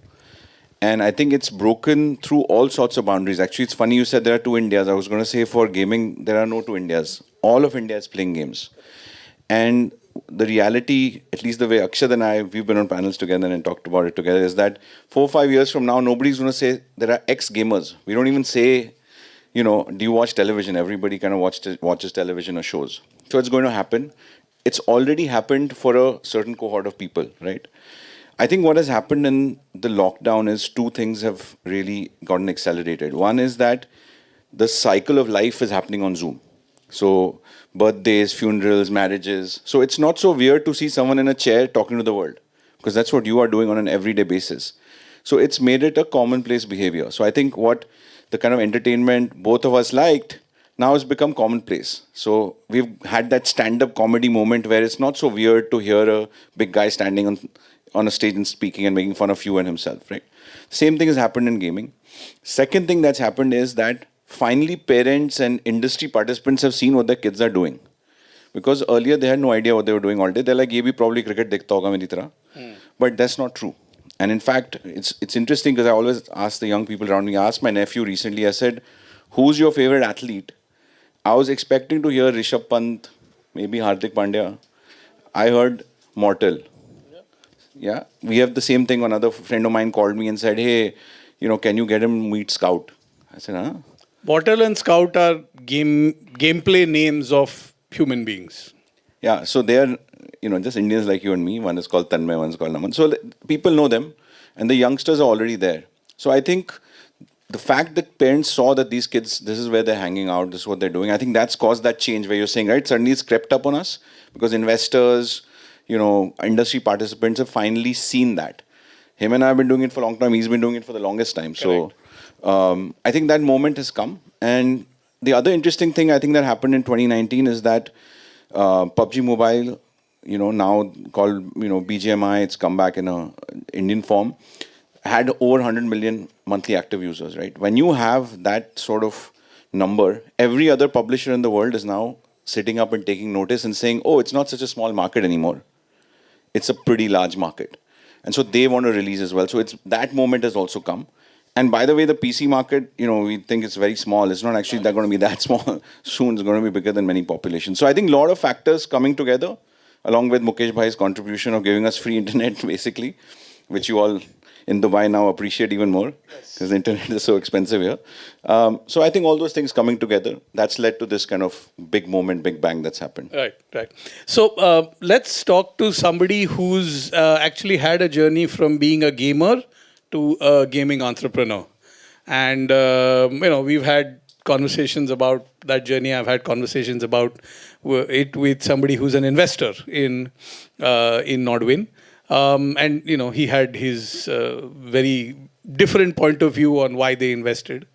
But a little bit about your journey from being a gamer, which at which point of time you probably didn't even know that a business could be built around it, to becoming a gaming entrepreneur. So I think entrepreneurship was a default out of it. I used to be a investment banker, a consultant, just like Anirudh here. And and a Rathi on top of that. So thoda to matlab business aata hoga life mein. So the way to understand, I was a gamer because I loved video games. My parents gave me a video game. Pretty standard story for anyone who was coming in. Transferable job of a dad. He was in the civil services. And when I started going and playing it, my love was gaming. I love tech. The computers talk to me. I love talking to computers. I used to go out and play games. Even in college, kept playing games. It was a passion. It was not a business. Till the time me and my co-founder got scammed at a very Fire Festival equivalent event, which is the Indian Gaming Carnival. I kid you not, it's the worst which is there. The people are still out. But they basically scammed 42,000 people who paid 500 rupees each to come. And these was not just Indian people, international people. 5 crore prize pool, all bakwas. We went there was no electricity, there were no computers, there were no table, there was no building. So, yeah, that's how we got scammed, right? So, and when most interesting life decisions are done when you're drunk. So I got drunk on that day and we said, I have to do something about it. And here I am 10 years later. But the interesting part about it was when we started the business of gaming, of esports, that's what I wanted to go ahead and do. The business model was returnable mouse pads. Yeah. And I will say this one more time for you to go ahead and understand. We had people who were giving you a mouse pad and asking for it back once the tournament had finished. How will you build a business on it? We are now a public company, so which is that we do about 400 crores now from returnable mouse pads as a business that we had to go in. The understanding of this was, it is not about returnable mouse pads. It is not about them at all. It is about interactive entertainment and a cohort of people that is media dark. Yeah. The business of gaming, how we just talked, I think Nathalie was there and we were talking in I think the session before that with Betamax and VHS. Things change over generations. I often ask this from my grandmother. My grandmother had one very interesting thing to say about my parents. They were on their phone all the time. My mother was on the phone all the time. It was a landline phone that she was holding and my grandmother was really pissed off at her. My mother had the same problem with me. I'm on my phone all the time. It's a wireless phone. My daughter's on the phone all the time. Habits don't change. Devices change. And as interactive entertainment, gaming is interactive entertainment. That's why Netflix is making video shows interactive. Netflix says its biggest competition is Fortnite. Gaming will now compete for entertainment, time space and mind space. Gaming is just entertainment. And once you establish that, that's what the business I am in. And that's why when we were talking about comedy, we bought a comedy company. We bought a comedy company because it's the same behavior. Behaviors don't change. It's just keep on evolving over time. Absolutely. So let's talk a little bit about policy. Sahaji? Just a second. Okay. So we've got 1 in 4 Indians who's a gamer. 800 million internet access users, 500 odd million smartphones. And we currently, if you look at the gaming plus esports world, it is broadly split into 3 different ministries. So some of it sits in MIB, some of it sits in sports, and some of it sits in METI. So as a coherent kind of policy which is 3-pronged, how does the government look at it? And yes, it's important for you to make sure that kids are protected. It's also important for you to make sure that businesses run well and there aren't issues on that. So how do you look at it as a policy maker? First, let me thank all of you for having brought me here. I look like an odd man out because you all are such creative people and so enterprising. He employs 600 people in Bangalore. And all of you are employing so many people. So that's the best part of entrepreneurship, that you are giving employment to so many people. And this is one sector where you are employing people from various backgrounds. He could be a technocrat, he could be an engineer, he could be something else, some marketing person. Now, well, in government we don't have to be creative, but we have to appreciate creativity. And for the last 1 year, especially the last 1 year, I have been talking to people in my room, in my office, in some other places. And the need for having a coherent policy has been long time felt. And I was telling him in the car today that this is one sector where you actually want the government to do a policy.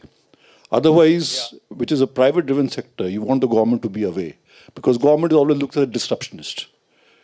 You make a policy, you actually thwart progress. You actually stop progress. ये नहीं कर सकते. Do's and don'ts government लाती है. Government always will have some don'ts for a do. So the moment you become a don't, somebody gets hurt. Somebody is incentivized. But this is one sector where I'm trying to understand and trying to appreciate why we require a policy statement. Now, we already, all of you who are aware and would be following what's happening, we already have 4 or 5 state governments who have brought in certain legislations or amended certain legislations.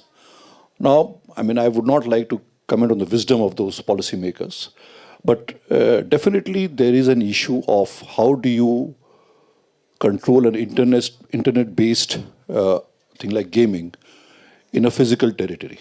It is absolutely impossible to do it. How can you say you cannot have online gaming in Andhra Pradesh or Kerala or Karnataka? It's just not possible, even if you want to do it. So there is definitely a need and a case for a central level thrust. And as you rightly said, it is still subdivided or segmented. Something is in MeitY, but MeitY is something I have been telling about it to others also. You see, MeitY is just administering an act of parliament. On the tech side, MeitY does not and would not like to look at anything which is content-based. For instance, I mean, all of you are aware of the fact that OTT and digital news, it was a big concern a couple of years back that there is no regulation. And OTT, of course, you all have been hearing about it. And MeitY said, well, we are not here looking at content.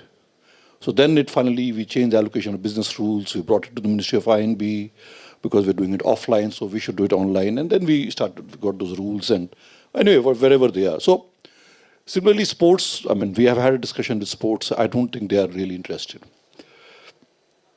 And on the day one, I think, if you remember, Secretary had made a mention that in the first week of April, we are having a meeting just to sort this out. Sort out a few things. Number one, how do we have a central policy at all? I mean, policy cannot be just a statement of intent. It is also, you would like to have an umbrella regulatory structure where everybody thrives through a self-regulatory environment. But there is something which gives us the do's and don'ts. So how can the central government do? Because, I mean, if you go by the constitution, and that is where the problem arose, that gambling and betting is a state subject. State subject. And these states, when I went through the legislation, and I'm thankful to Gauri Gokhale, she helped me to understand these legislations which took place in the states. Now, I saw those particular amendments which took place in the statutes. These statutes were meant for gaming, for gambling and betting.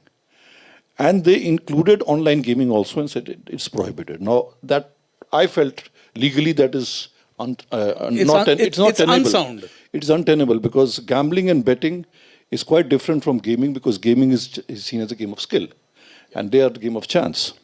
So, and that is what has caused a lot of problem of investment decision making, including FDI.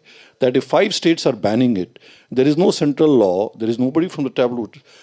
Should I get into it?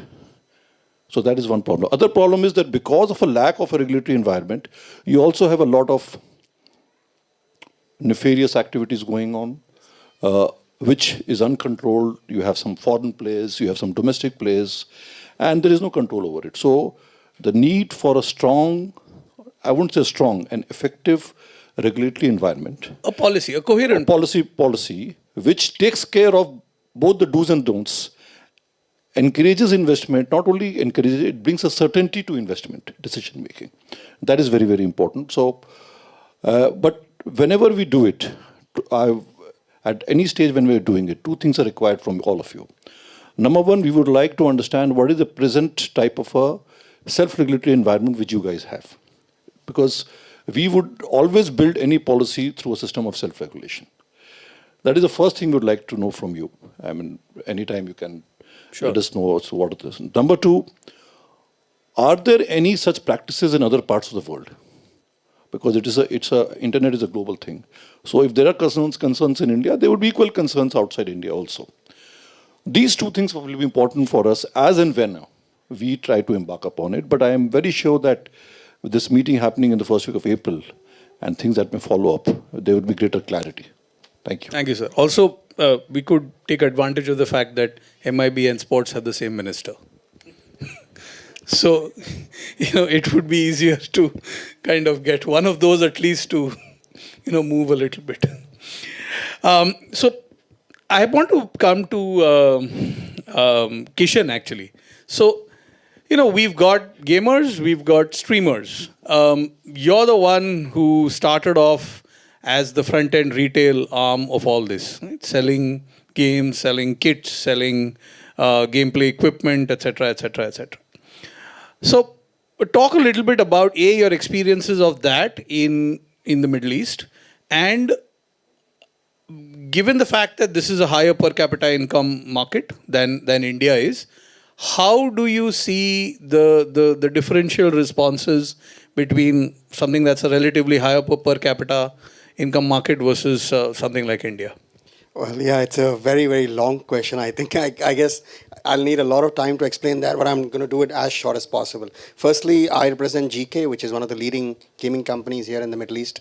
I'm Indian by passport, but I'm born and brought up here in the Middle East.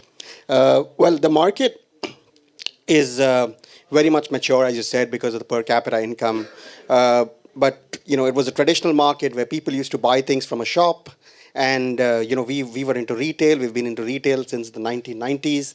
But then over the years, the market is transitioning into online with better smartphones, better equipment.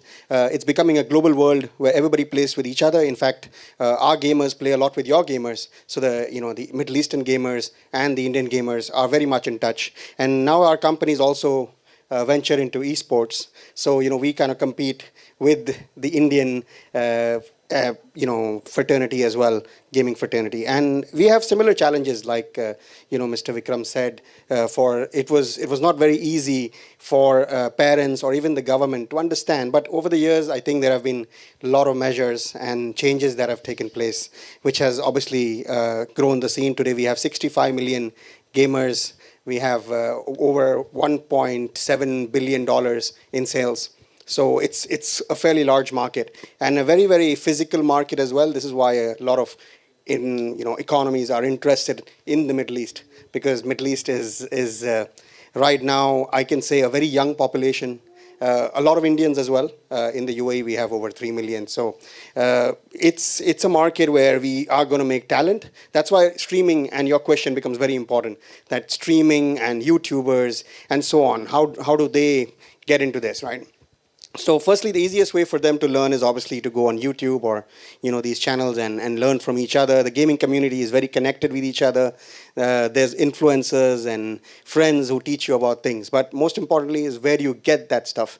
So, what we do as GK essentially is we provide those equipment. So, starting off with a gaming camera or a screen or a green screen. A kit, basically, a gaming kit.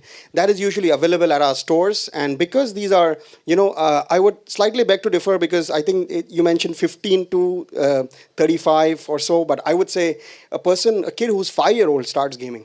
And these days, 8-year-olds start going on YouTube and start posting. I think that's what his ministry's problem also is. Yes. All right.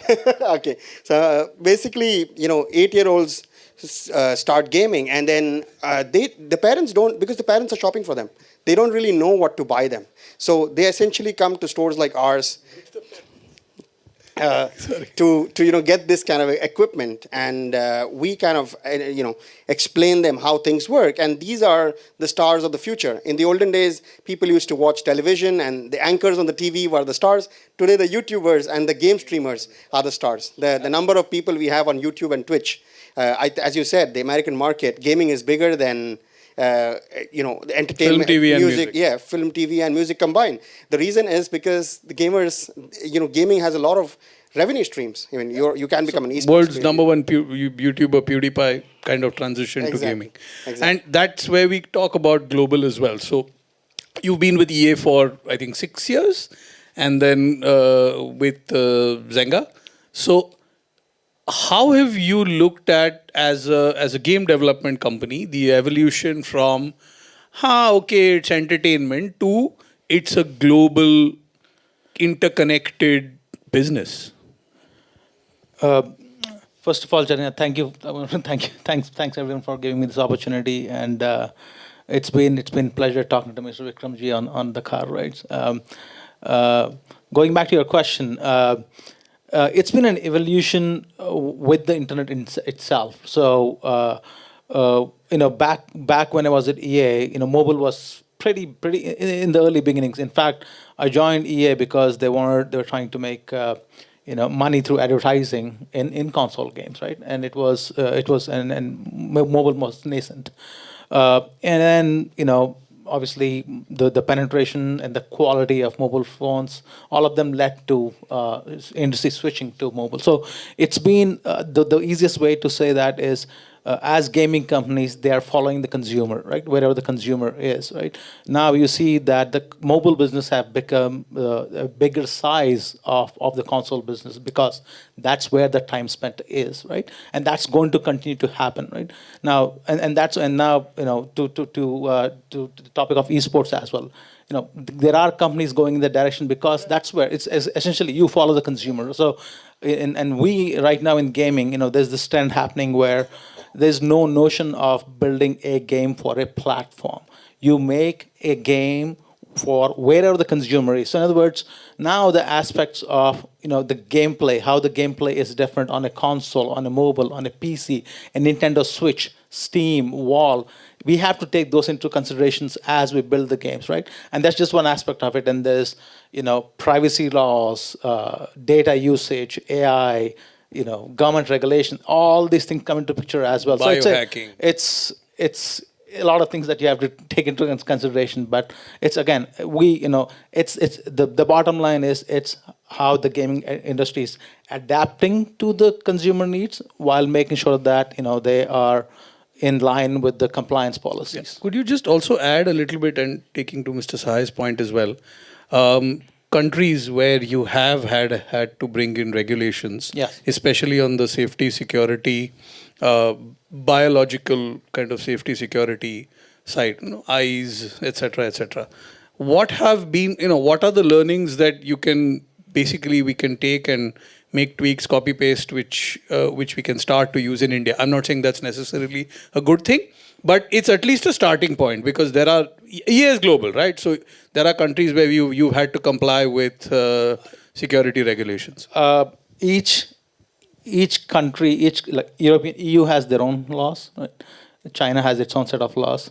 The rest are okay, right? And it's the overlap is decent enough where you make for one and you tweak a little bit, you should be fine. I think the Chinese policies are a bit different, but in terms of what they are, for example, in the US, there's something called as ESRB. It's a self-regulator organization. Something like that can be looked at in India as well. I believe in Iran there is something like that as well. I was just doing some research. Again, Mr. Vikram asked me to see if there are any organizations in other parts of the world. China has. Yeah, I know China has one. China's actually, I've looked at it. It's ridiculously stringent. Something wrong with it. I'm not going to comment on that, but anyway. So I think it's, again, if a gaming company wants to operate in a market where there are consumers, they have to figure out ways to adapt, and adaptation comes with the policies as well. So if there are policies, then we work as a gaming company, we work with the policy makers in those countries, whether it's people in the USA. It's called ESRB. USA is actually quite liberal. The USA one is quite liberal. The EU one is a little... EU one comes into the picture where specifically around how data is used. In other words, on a push of a button, if I ask something, a gaming company should tell me exactly what data is captured about me as a player. And where it's being used. Right. So there are those policies, but anyway. So I think we've got a good sense of where it sits. Now let's take it to the next level. Let's talk about two things. So opportunities and challenges. Let's talk more about opportunities and less about challenges, because it's okay. That's the good way of doing it. And before we start, I want to add one to start off with, right? So immersive gaming is by far one of the biggest opportunities, and whether it's happening in console, PSVR, or it's happening on Oculus, or it's happening in metaverse, it's immersive gaming. So let's talk about how do you look at immersive gaming as an opportunity, especially because you are so mobile heavy. So it's a huge transition, right? It's pretty much one end of the spectrum to the other. So how do you look at immersive? Yeah, so at Loco, and for those of you who don't know, it's India's largest game streaming platform now. I think for us, the important thing is it's a place where social experiences happen. So like, Akshay was saying, habits remain the same. You like going out. Cricket was not always just about who bowled the best batter. It's also about hanging out with your friends. And that's what's happening in these games, right? It's not just that. Second is, and the esports part, which I think the opportunity for India is massive, is that we have the maximum number of mobile gamers. So the MS Dhoni or Virat Kohli of that sport is going to come from India. So those are big opportunities, and those will happen in an immersive manner. And today you could get an Oculus, for example, not too far away in terms of price range from a mobile phone. So I think that every hardware manufacturer is already working in that direction. The internet itself is going towards 5G, which is going to support that, right? So everybody is going to be able to take advantage of it. The second thing which I think people are very excited about, and which is why we just, as I was telling you the other day, we raised the largest ever Series A for a gaming company in India and South Asia and Southeast Asia. So it's not, and that's, people are looking at it as opportunities. Just, we do good work, but the opportunity is massive.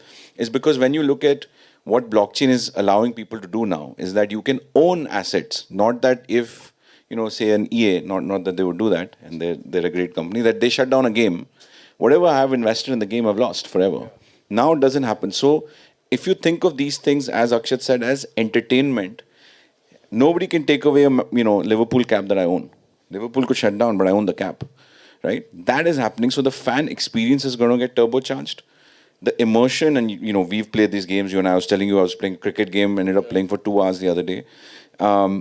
Is amazing. So it's happening. Yeah, I played Beat Saber until I fell down. So. Correct. So it's like it's amazing. The third thing is that it allows you a level of entertainment which you may not be able to do if you're from a certain part of India or a certain economic class.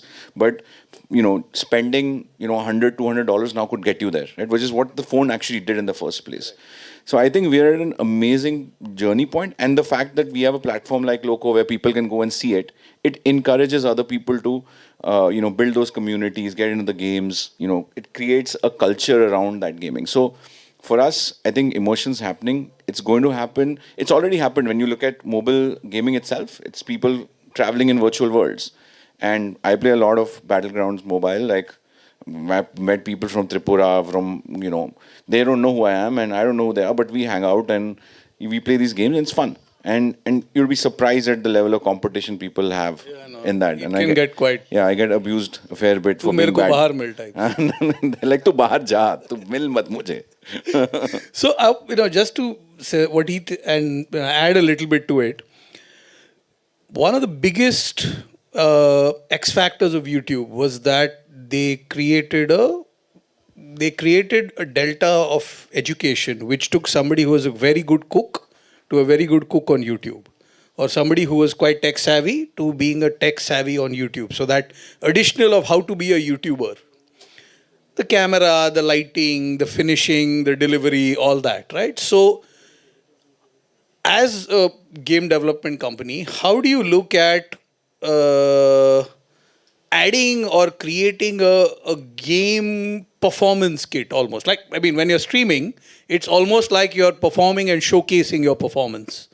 So how do you approach building that, and where do you see the value in creating something like that, in addition to the game, of course? So I'm not a game development company. Yeah? I don't make any games. I'm not allowed to. I'm not allowed to. He's not allowed to. I'm not allowed to. I have just 3 game publishers. Ecosystem. I have 3 publishers who sit on top of me who have a very strict non-compete with me. But let me answer that question in a different way, right? And I'll answer that by telling you a little story, because it's all about storytelling.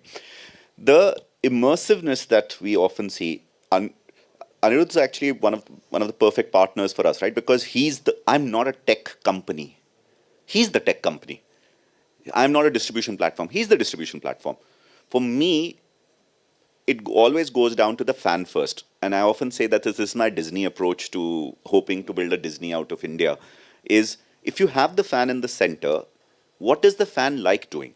The fan is, if we are saying we are going to be reaching 200 million people in India, and Fikij says 500 million gamers will be there in today's report in about 3 years' time, that's bigger than most populations of the planet. It's greater than the content consumption population of the US and Brazil put together. So if you have that, how are we treating this creature called a gamer? No, he's a human being. Correct. And as a human being, you have to go ahead and now look at all the multitude of emotions he wants. And I'm sorry I'm going to use such language, but he's a boy. He has testosterone. He likes hopefully finding a girlfriend. He wants to go ahead and watch soft porn if he can go ahead and watch it. He likes to go ahead and listen to music. He likes hip hop or rap. He likes to go ahead and play video games with his friends. He wants to go ahead and chill out. He wants social legitimacy of being cool at something that he wants to go ahead and do. He wants to wear his Liverpool swag or his Mortal swag that he wants to go ahead and do. If you put the person in the center, the immersiveness that you have is the surrounding circle around him. Whether that is streaming and content consumption, whether that is watching Arcane on Netflix, playing League, and Riot as a gaming company is doing this phenomenally. And I'll give you that example. They're sitting in the middle. They used to go to an app called League of Legends, which is a copy of a game called Dota. Yeah. They went and built this. Then over time, they've gone and said there is an esports angle. They've now got a series on Netflix which is there. They have music videos that they go ahead and do. They have their own IPs of a pop band called KDA that they have gone and built. And now they're building theme parks. Right. So right? It all started off with... But just a copied game. Right? So if you look at immersion, you put your customer, your community that you're actually just putting in the middle. And then look at what they're doing. And gaming was one of the only things 5 years ago that they used to go ahead and do.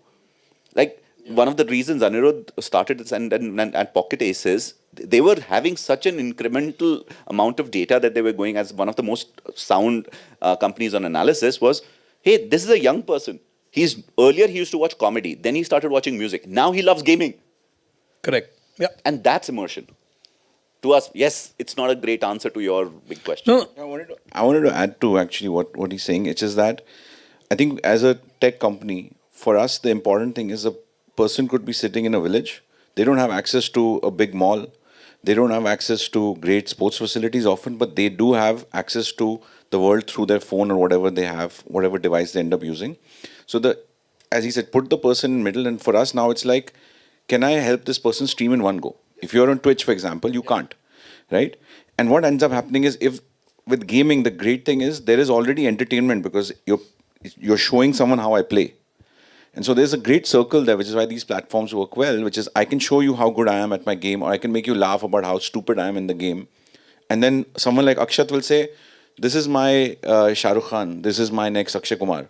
And then they sign them and they work together, right? So that's the ecosystem that's getting so good. You used the right word, sign them. And I'm going to come to that. But before that, also a small story to tell you. So there's a Whistling Woods alumni, he's an alumni now.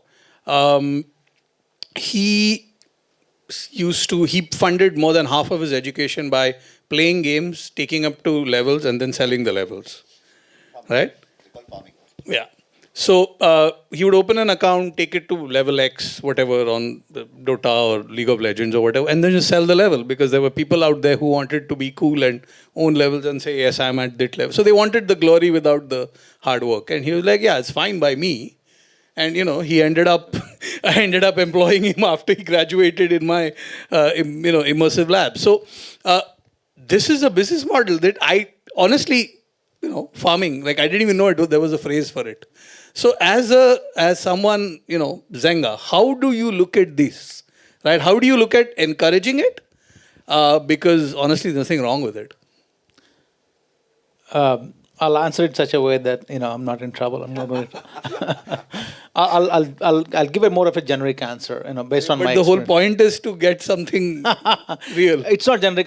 This is purely based on my experience, right? So, it's we stop it when we need to stop, when it needs to be stopped. We encourage it when it needs to. I'll give you an example. If let's say somebody's doing that, right? Let's say Akshit is doing it, and I'm his buddy, and Akshit is a big, let's say, a social player, where he is telling, "Hey Kishore, hey Vikram, hey Kishan, I'm playing this game, and here are all the opportunities," right? In such situations, gaming companies do allow it because, in this case, he's bringing in new people into the game, right? If that's not the case, if this person is not doing that, whereas in other words, cheating the system, then our fraud system's kicking in, and boom, you're done, right? And you're done for 30 days, 45 days. There are different levels of it, right? So, yeah, so that's how it happens, by the way.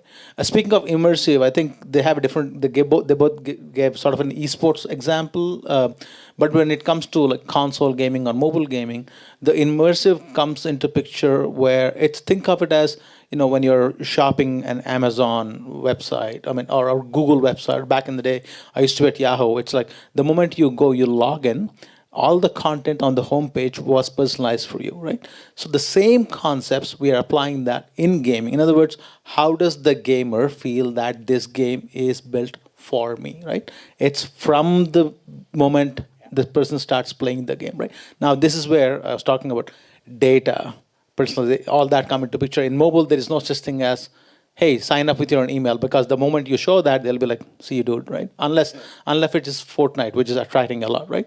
So because of that, all the data is anonymized. We don't know who you are. We just know you as a number, right? But we know everything about you based on your gaming habits, and we customize it based on their needs. That's one thing that I'm going to come to. So I have a pin in that for the last question. But before that, so farming, it's a business, right? And ironically, the boy who used to do this, his father used to work for the Indian Revenue Service.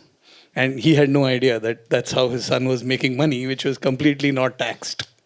And it was in 5 figures. It was not in 4 figures.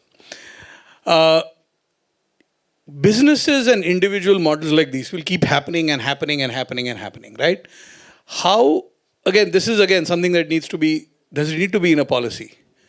Right? Do you want to tell people that this is possible for those who haven't figured it out? So how does the government look at things like this and complicated stuff that one only discovers when somebody tries it out, as, from a governance point of view? I won't say control or regulation, but just a governance point of view. Let me control, regulate, we figure this out somehow. I think in this 30 minutes I've learned a lot about the entire structure. Talked about farming, he talked about unsubscribing somebody who's into practices. When government takes away anybody's permission, it goes to the Supreme Court. You do it just by a click of a button, nobody doesn't shout. That is the tragedy in the government. I mean, we close somebody because we find some national interest getting compromised, and he says, my freedom of speech and expression has been damaged by the government, this government, that. And you coolly unsubscribe somebody because in nefarious practices, he doesn't say anything. Nobody is not there in the media. So I think we need to learn from you how to do it without getting into that. You will use them as the sharp end of the stick, basically. So we will strengthen you with our policy so that you keep on unsubscribing such nefarious elements. Sir, it's called end user licensing agreement. Yeah. So when we give a license, there are people who know what licenses we give. There's so much. Anyway, but the taxation part is a very, very tricky part. I mean, I'm a taxman. Yeah. I'm from the Revenue Service. And you tell some taxman's son was doing all that. I'm never going to say who he is. So, no, I'm not interested. Definitely, it is a complicated thing. It's very, very complicated. And so, West income tax statute itself is a very complicated statute. I mean, it would be one of the most complicated statutes in the world, barring probably America, because there you're taxing both the central government and the state government. In USA, in UK, you have tax based on the family size and other things. But it is important from the government's perspective to understand the intricacies of the sector before you embark upon how to tax, where to tax, what to look at, not. So while we in the INB or any whichever ministry takes it, the policy apart, we would definitely be in league with the Ministry of Finance to look at this, because it is not only for taxing, it is also to ensure that nobody is harmed. I mean, we don't want you to be getting disincentivized because certain nature of expenditure which should not be taken as a business expenditure is being taken as business expenditure, or what is not income is being taken as income. That should not happen. That can cause a lot of harm. So once we understand it, and if we were to bring out a policy, we would definitely be consulting Ministry of Finance to look at the statute, the present act, and whether we need to make changes. Similarly, as far as GST is concerned, I mean, GST also, that also is an issue which is still in a legal space, not really finalized. So these aspects will also have to be looked into. But I like your unsubscription. So I'm actually going to ask you, I'm just taking the liberty to go ahead and ask. And then this is something I'm very proud of. So I will put it up front. Very recently, a game in India was banned at this next cycle, which is there. And I'm not going to the judgment of whether it was right or not. But one of the things I'd love to go ahead and talk about was, and we've heard this in the, some of you have been in the previous sessions, we've talked about international companies, equity, valuations, etc. The day the game was banned, the stock market hit in that company was $10 billion. It's a Singapore-based company who had a hit for $10 billion. The game was only banned in the country of India. So I will ask you this question. What is the value of India to that company? $10 billion, right? It's empirically shown. $10 billion. The stock market, a free market economy, went and said, with whatever valuation metrics, India is worth $10 billion to you. And only that one game. Only one game, only for one country. Yeah. Caused a $10 billion loss to that corporation in Singapore. And irrelevant of that number, the question that should be asked is, if you're going to make $10 billion from the country of India, what are you investing here? Yeah. What is this social, what is this economic contract that an international firm can have with the country of India? And if you're going to be if we are worth $10 billion to you, and you want to go ahead and invest $1 million and it doesn't matter how much revenue you're making out of it on income tax, which is there, the value has to be very clear. Yeah. We are worth 10 billion to you. Why are you not investing and 2% of it in India? Absolutely. So let me just... And when this happened, I love the fact that India is taking a stance saying, our consumers are worth $10 billion. Yeah. Let's have a conversation around that. Now, some companies like Krafton, which is both of our investors, went and said, fine, we'll institute a fund in India to go ahead and do this. But I think those conversations as a country, we should encourage to go ahead and have, saying this economic social contract of India for our consumers is worth something, and that needs to have an investment into the country of India. So and I'm very proud of that. Yes, this is why I completely agree with you, but it has to happen at almost at a private corporation level. It can be from structures that can come up. No. In the policy that gets created, or in the task force that gets created, right? Google was taking money out of this, or any other companies, it was not. Let's not target companies. Let's have a policy question, right? Yeah. An equalization levy was when money is going out of India, it should be levied so that there is a value being created for the country of India. Absolutely. And what has happened for the content creation, live action content creation industry, where at one point all your global studios had distribution offices here, and they were less than 3 or 4% of the Indian box office. I know, I used to audit 20th Century Fox when I was with Arthur Anderson. Urka jo cans, transportation, uska bhi kharcha nahi nikalta tha, right? And they very quickly realized that they couldn't do to India what they had done to the rest of the world, which is come and throw great quality content of the country and acquire market share without investing in the country. They've done that to Spain, Italy, France, Japan, everybody. So they came back and started investing, and they bought UTV, so they invested. And so now we have billions of dollars that have come in, invested in India, paid for, paying Indian people working in the industry to create Indian content for Indian consumption and global consumption. Right? And that entire chain, look at what Disney plus India's value is in business. Exactly. Right? So how do you take this and almost replicate it for the gaming industry? So I think that's a good kind of example. Now, the last bit that I want to talk to you about is the challenges. And since we have 6 minutes, so we'll talk very quickly about the challenges, because yes, there are some. So security, obviously, safety is one. But also, we have seen in the past, and I mean, I don't I don't want to talk too much about it, but the in-game chat engines have been used in pretty unscrupulous ways, right? And unfortunately, those sit behind a firewall that not all governments are able to access, officially at least. So, I mean, that's one. And then there are other things about kids and underage gaming, etc., etc., etc. So, how do you guys, and as, I mean, I know both of you personally, so I know that you all are responsible corporations. How would you look at these, at least these two challenges? See, I think if you put the consumer as at the center of it, all these problems get solved pretty easily. Would you like for example, China has a model where there are hostesses on streaming platforms. We have stayed away from that because I have to tell my dad what I do, right? That's how I made the decision. It's not so difficult, right? I didn't see कि उसमें इतना पैसा है, इतना पैसा है. That's, so I think there has to be, your leaders have to have some level of morality and faith in the country. I think that's important. Second is, making sure rules of safety will actually help your business. They will not hurt your business, right? So if there is, for example, there have been rules put out by MeitY or MIB, I forget which one. We just adopted them. Yeah, this is before, we didn't even know who regulates us, whatever, it doesn't matter. Because I saw the rule and I said, this makes sense because, if some guy puts soft porn or whatever, Pepsi will not want to advertise on Loco, right? We have moderation, both ML and manual, on Loco, so that people don't abuse, because kids will abuse. I mean, this will happen, right? I mean, our former captain does, and that's natural, right? So there's a level you say, okay, this much is allowed, this much is not allowed, and you go with some level of reasonableness unless there's a law outside. So I think following the law is important.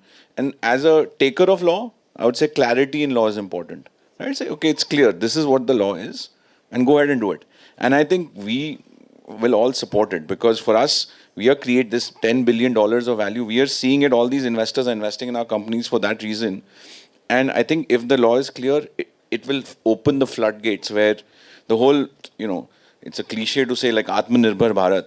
Atmanirbhar Bharat तब बनेगा जब हम कुछ बना पाएंगे, right? तब सीखेंगे कैसे बनाते हैं. And I think now I'm here, as I told you the other day, because we have so much demand from, he's absolutely right, Kishan is absolutely right. We have third and fourth largest market, Saudi Arabia, UAE. Because those guys are there on our platform, and what we can actually contribute to this country is significant, because culturally also we understand them. So I think we are okay with following laws, they just have to be clear. And I think really that's the only challenge. I think other things are not really challenges. Those are business challenges for us. So as Zenga, how do you... And chat is just one example. I mean, even that, if I give you an example, it's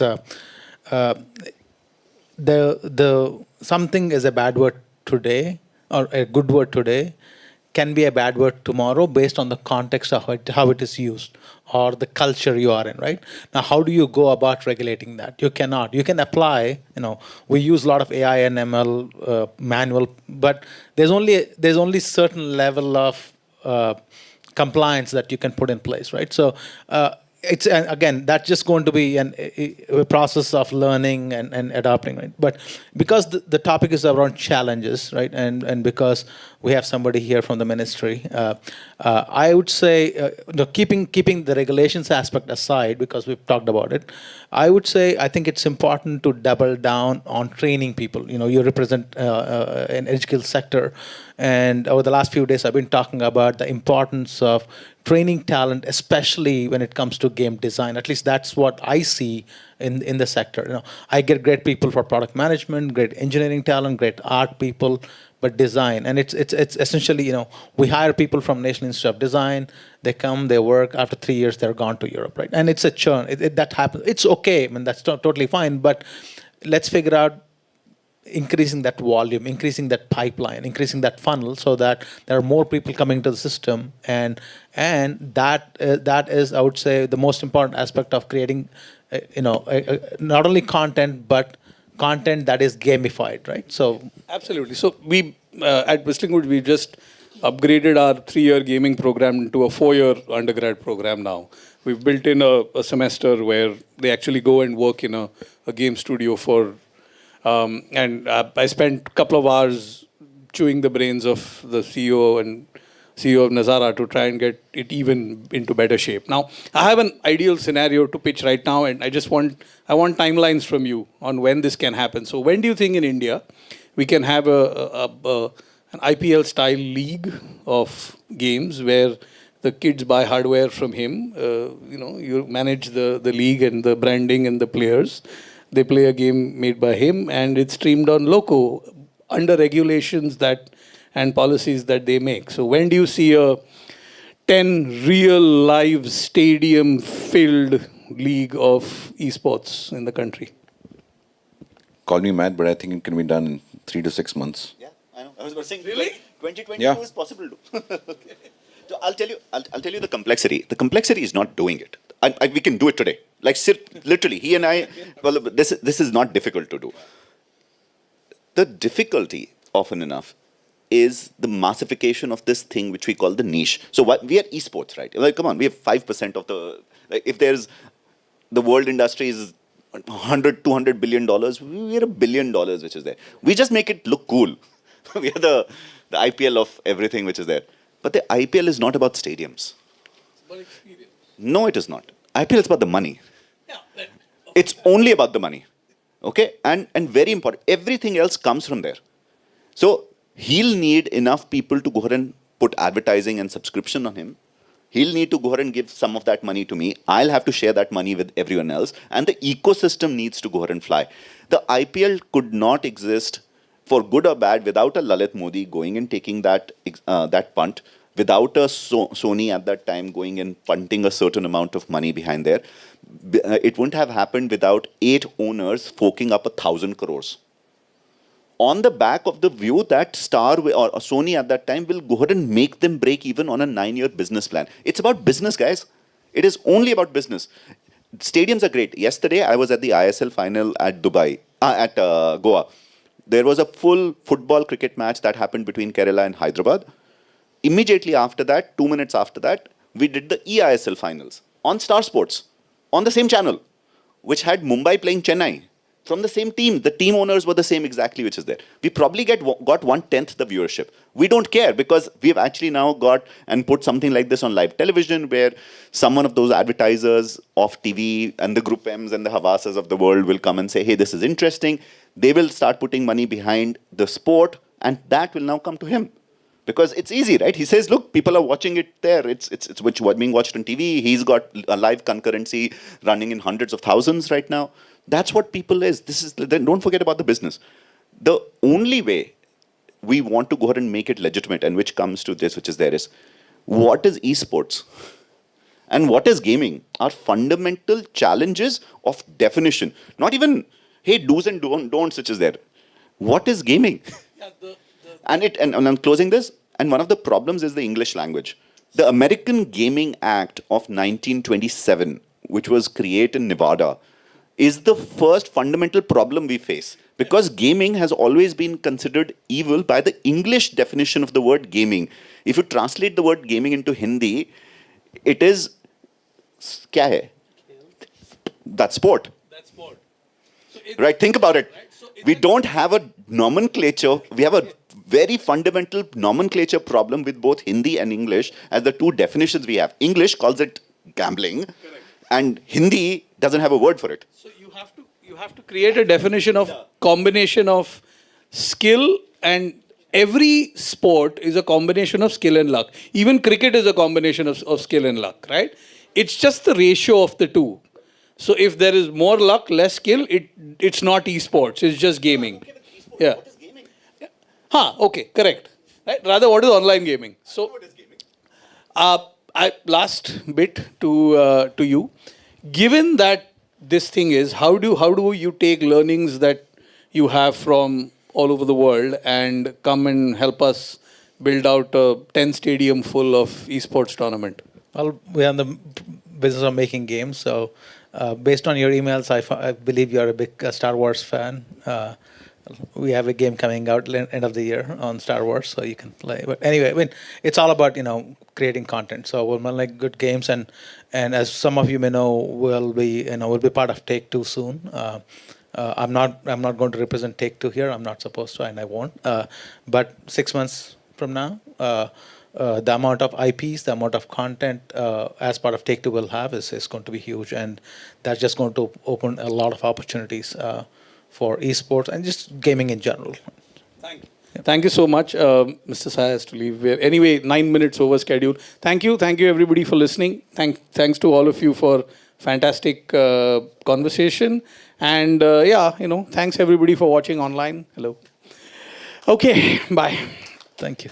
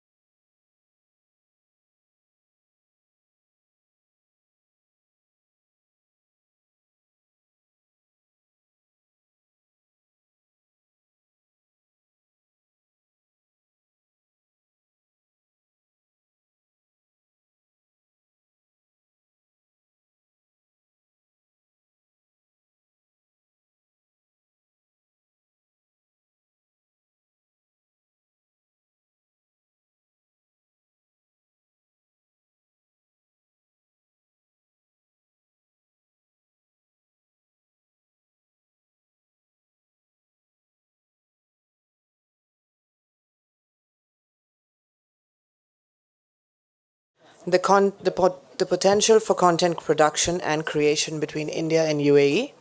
And we have amongst us Mr. Hans Frecken, Commissioner, Abu Dhabi Film Commission, Mr. Abhishek Vyas, founder, AVS Production, Dubai, Ms. Vani Tripathi, member, CBFC and producer, Mr. Mayank Agarwal, DG Doordarshan, Mr. Alankar Pandian, film distributor from Dubai, Ms. Reem Alhoni, CEO, Tiwa 22 Films and Dubai On Demand, media consultant and strategist, producer of Studio Expo. Ms. Naila Al Khaja, filmmaker from the UAE, and the session moderator is Ms. Manju Ramanan, editor-in-chief for Filmfare Middle East. So, if you could take your places.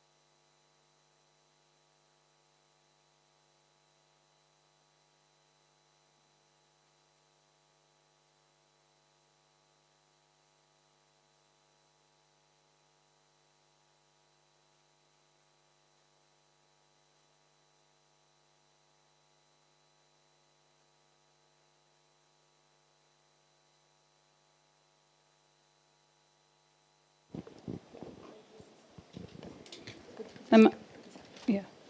Hi, this is Manju Ramanan. I'm the editor-in-chief of Filmfare Middle East, which is a Bollywood magazine. It's been around for the last 10 years, and the content that we create is Bollywood, but we also talk about Arab cinema. So here we are going to be first talking about content that I've created, and then, of course, we'll go around talking to this August this is a fantastic panel because I think it encompasses everything we need to talk about in terms of content, in terms of films, in terms of telling stories together. The beautiful thing is, I've been in the UAE for the last 14 years, and some beautiful stories have come out from here, including, one of the most beautiful stories that I've seen is actually a film done by an Emirati filmmaker called Nujum Al Ghanem, and she did this film called Songs of the Fishermen. And Songs of the Fishermen has a very interesting. So when the fishermen go into the sea, because there's an expanse of the sea, and a lot of them are just there alone, and there's water in them, they sing songs. And when they sing songs, she's documented the songs that have changed over the last few years. So initially there would be Arabic songs, but in between comes Mohammed Rafi. You have Bollywood coming into the songs. So that is the amalgamation of what we talk about when I look at songs from, culture, which is exchange between the two countries. Food is exchange. There is a lot of culture in food. There's a lot of culture in stories. Food is also culture. So stories of food is also part of culture. I'm sure all of us are fond of, especially Dubai with 190 nationalities, has food across, we've sampled probably all kinds of food. Naila, you'll surely agree to that as well. And I remember Naila Al Khaja's interview once upon a time when I did interview you. You did tell me that you were very influenced by Helen, the actress Helen. And you would open the curtains of your house as if you would, enter as if you were Helen, the actress Helen, the dancer Helen from Bollywood, who is very well known, and she was from Singapore. That is her origin. So, if you look at the UAE and 190 nationalities and telling stories, I think we all have stories because we all come from different backgrounds from India, different backgrounds. Hans here comes from a little bit of all over the world. So, from all over the world, you come from different parts of the world. Your ancestry is, like you mentioned, is quite diverse, right? So that is what I mean. And a little bit of everything that you see in Dubai is why we're talking about telling stories together. So yeah, I will talk to each one of you. The first, okay, Abhishek, if we can start with you. You're the founder of AVS Production Dubai. They're on a budget. We only have one mic. That's why Abu Dhabi is here. Yes. Yeah. Abhishek, you've been part of Netflix and then you moved to Dubai with a production here. So tell us about it and the content that you create out of here. So I'll give you a quick brief about myself. My name is Abhishek Vyas, and thank you everyone for being a part of this. I was with Netflix India before I started this, and before that in a couple of studio executive roles in one of the leading studios in the country. Considering the opportunity that's there in the content ecosystem in India right now, I thought it was best for me to start this, and I'm really looking forward to making some clutter-breaking content across 6 languages, which will be in about 15 to 17 films in the next 3 to 4 years. So that's what the plan is right now, completely agnostic. It'll be a mixture of theatrical films, straight to digital films, series, docus, and television shows as well. I am also a firm believer of the fact that all good stories need to be told, and it's time for us to be platform agnostic. So that's the genesis of what I have started, and just here to tell great stories from here on. Abhishek, would you have talent from the country itself who will be also part of your series? What about local talent? Absolutely, absolutely. Why not? In fact, there's no better place than Dubai and the UAE to get a hang of world talent, right? So, a lot of people that I've been speaking to back home in the country, also one of the leading comedian came and said that he wants to do a big show based out of Abu Dhabi, where he wants to call all big comedians from across the globe and set it in Abu Dhabi. So automatically there is something about this place which attracts world talent, and that's why even I am here. Okay, we have to talk to Hans now. Hans What's that show about? Yeah, really. Sounds interesting. Yeah. He's the commissioner of the Abu Dhabi Film Commission, and without his nod, a lot of films don't go into Abu Dhabi. And a lot of Bollywood does shoot. Very big Bollywood films do come to Abu Dhabi to be shot, and I'm sure there is a lot that are being shot right now as we speak. And there are actors that people would like to go and meet, and of course, tell me about what is a recent production that is happening in Abu Dhabi and what are plans for 2022? Well, I can't tell you what's coming because then I'd have to kill you. But I can tell you what we just have shot. And you were talking about the multicultural aspect of not just Dubai, but the UAE. Well, mostly Dubai and Abu Dhabi, really. Yes, there's 190 nationalities living together, but the biggest expat diaspora by far is the Indian community. There's just over 9 million people in the whole country. 2.8 of them are Indians, are from India, north, south. It's nearly a third. And so that right there partly answers your question, or your question, why do they love coming here? Is because when the producers come here, normally Bollywood or South India cinema films are set in the country, right? Very unlike Hollywood. At least half of Hollywood movies and TV series are not necessarily set in the United States. They can be set in London, and Paris, and in anywhere around Colombia, anywhere around the world. The stories are set in different, or a lot of times in space on a planet. Star Wars, Dune. But Bollywood, or South India, they tend to still set their stories in India. So, therefore, you need Indian, talent and crew from India who understand India, and to work on the set, in front of the camera, and in back of the camera. And so, one of the biggest Bollywood films that we just shot in Abu Dhabi was the remake of Vikram Vedha. So I don't know if you guys saw the original one in Tamil, which was with Madhavan. Yes. Yes. The next session is Madhavan. Oh, yeah, right. His new movie, yeah, which looks great. The Rocketer. Rocketry. Yeah, that looks really cool. But who are you doing Vikram Vedha with? So the new one was a Ritik Roshan. And I could show Saif you a Ali picture, Khan. but then I had to kill you too. So. And it's not his first time here. He's done 2 or 3. Baby was Yes. one of them, right? Yeah, yeah. And it's Bang, like bang. bang bang. Yeah, yeah. And yeah. So they were here for about 2 months, and there was this one scene. What was a scene that lasted like 4 days? They needed 2,500 extras. It's a huge production. Okay. Yeah. And you can't fly that many people in from India. Yeah. It's too prohibitive, And expensive. it'll blow the production budget. Every single one of them was found in Abu Dhabi. Wow. Right, Minnie? Yeah. Oh, by the way, everybody should meet Minnie. She's my head of Indian language productions. And we want her in India now.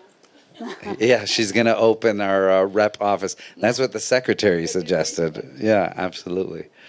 So, does that answer your question? It does. Great. And I remember going to the sets of Tiger Zinda Hai, and I think it still exists and it is used. I mean, the entire city which was created is still there. People go to. Yeah, so in Abu Dhabi, so the first thing you have to know about the UAE, as a matter of fact, the whole region, is the Abu Dhabi is really the cultural and creative industry center of the whole region for many, many reasons, which I can get into if we have time, starting with the tax credit, the cash rebate, which is 30%. In this business, either you have a cash rebate and you're in, or you don't and you're out. There's no gray area. So any production center around the world, whether it's London, Vancouver, Georgia, or New Mexico, they all have very competitive cash rebates, and so does Abu Dhabi. Nowhere else in the region does. So that's the first region. And secondly is a priority economic development sector for the Abu Dhabi government.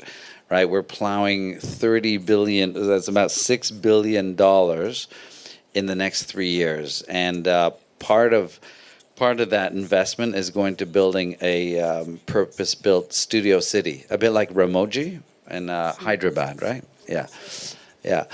And so what you're talking about is an existing backlot on a piece of land which is 4 million square feet, 400,000 square meters, which is a huge piece of land, and about 1/5 of it only 1/5 is exploited, with 6 existing outdoor sets, including the Tigers in the Hay set. And there's 5 others. And so part of this expansion investment is 5 other outdoor sets, Damascus, Paris, I can't remember the others. Yeah, we're building all that. And then 10 purpose-built sound stages, which is going to be a game changer because not only will it allow everybody to produce in the summer months where it's really too hot to produce outside, but they're also going to be retrofitted with virtual production technology. Virtual production is in-camera visual effects, on Unreal Engine or Unity. So does that answer your question? Yes, it does. Good. Thank you. To Naila. Naila is a very well-known face in the UAE. She is a filmmaker and a lot more. Her content creator. And she's and one of your films was based in India, right? You've shot in India. Yes. So she's an Emirati filmmaker who's shot in India. So I think this is the perfect time to tell your story. Definitely. Hi, everyone. Everyone's having a good time. So the first film, or I would say the film that changed the way I looked at the world, is a black and white Indian film. I'm sure some of you must have seen it, Boot Polish. Anyone seen Boot Polish here? Wonderful. And you have to see. It was an Oscar nominated, by the way. And that just absolutely fell in love with it, watched it endlessly. And I didn't know at that time I was going to be a filmmaker, but then my father is a film collector, so it's obvious, and he was very close to the Indian industry. So we had Mukri, you know, the comedian, coming to our house, a lot of Indian actors. So I grew up there. Fast forward, my partner, who is Indian Australian, we're opening a company, and this is not a joke. Most of our films are going to be Indian Emirati film, like fusion films, and we're calling it Brown Sugar. So don't steal the name, it's taken. No offense. You can get a good tan though. You can catch a tan and join the club. Okay.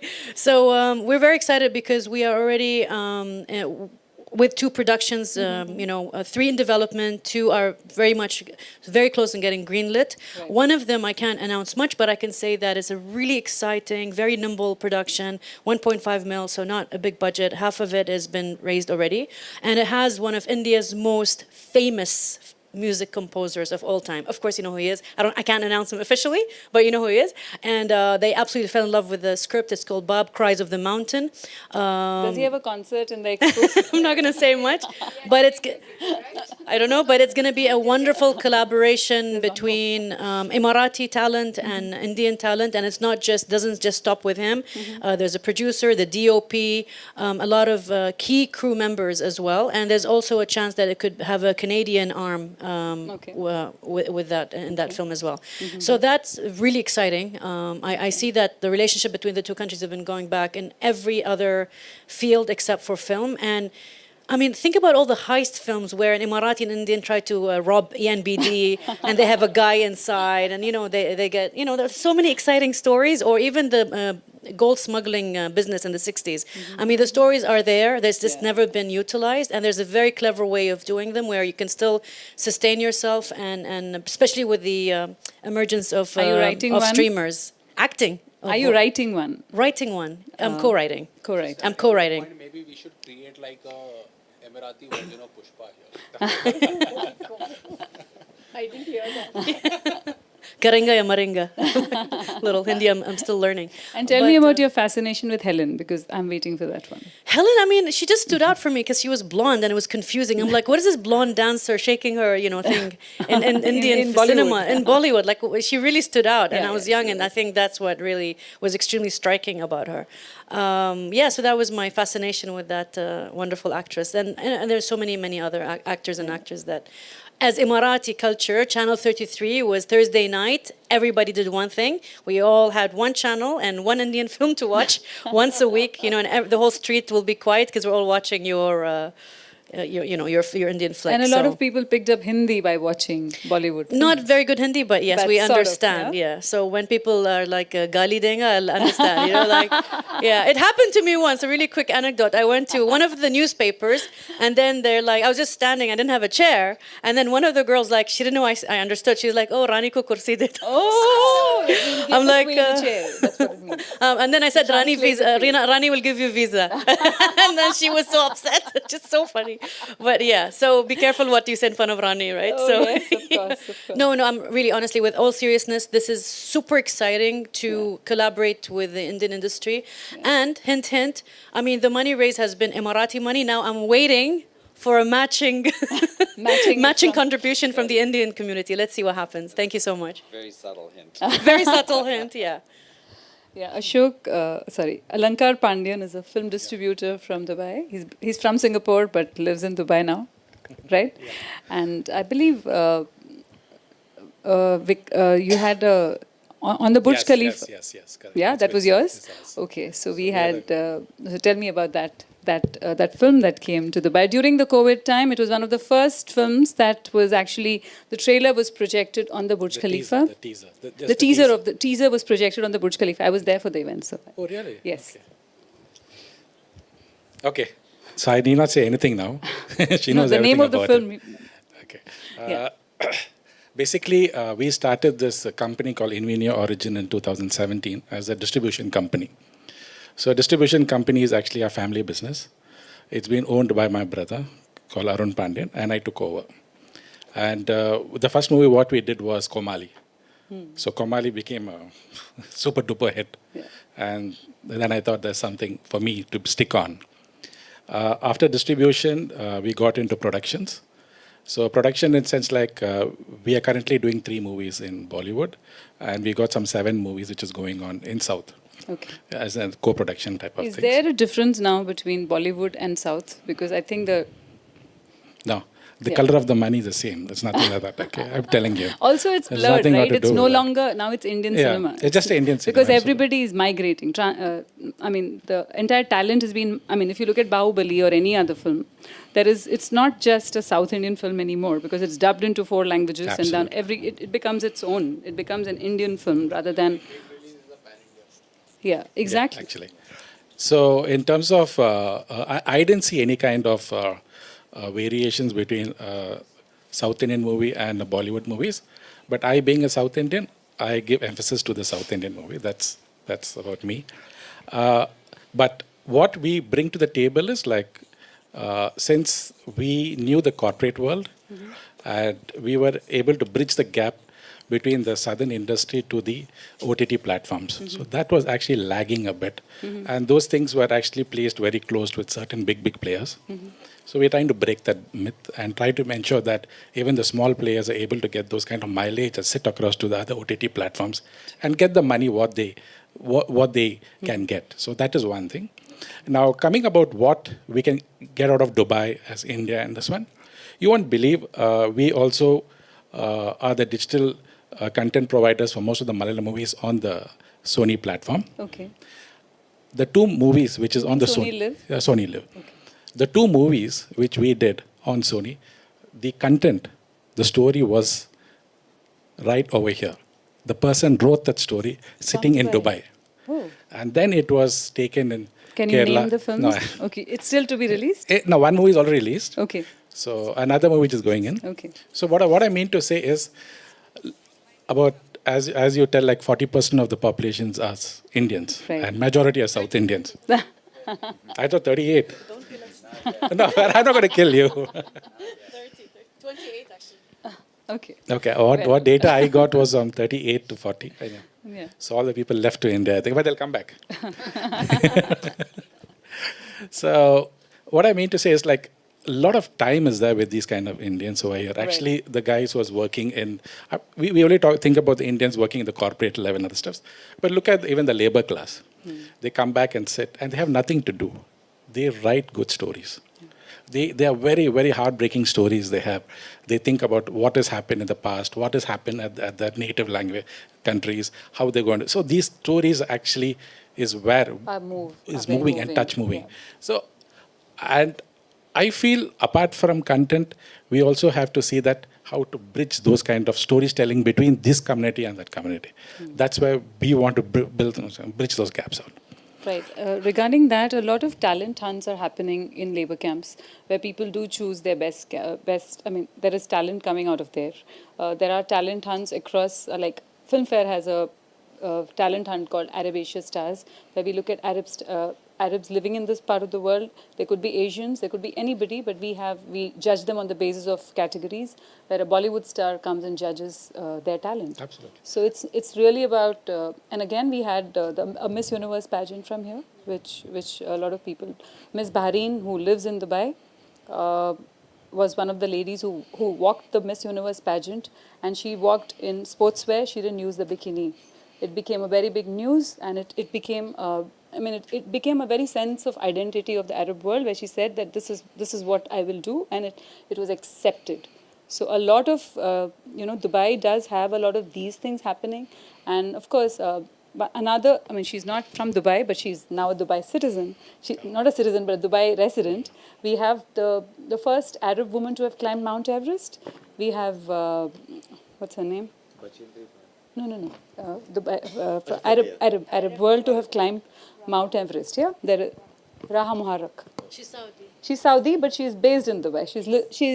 She hardly has gone back to Saudi, so she calls herself a Dubai resident by osmosis. So yes, so she's from here as well. So there are so many stories of, and it's also about the representation of women, which I will come to soon. We'll also talk to everybody about it, because that's again a very interesting topic to talk about when you talk about stories. It's not just about a story. It talks about laborers who are women.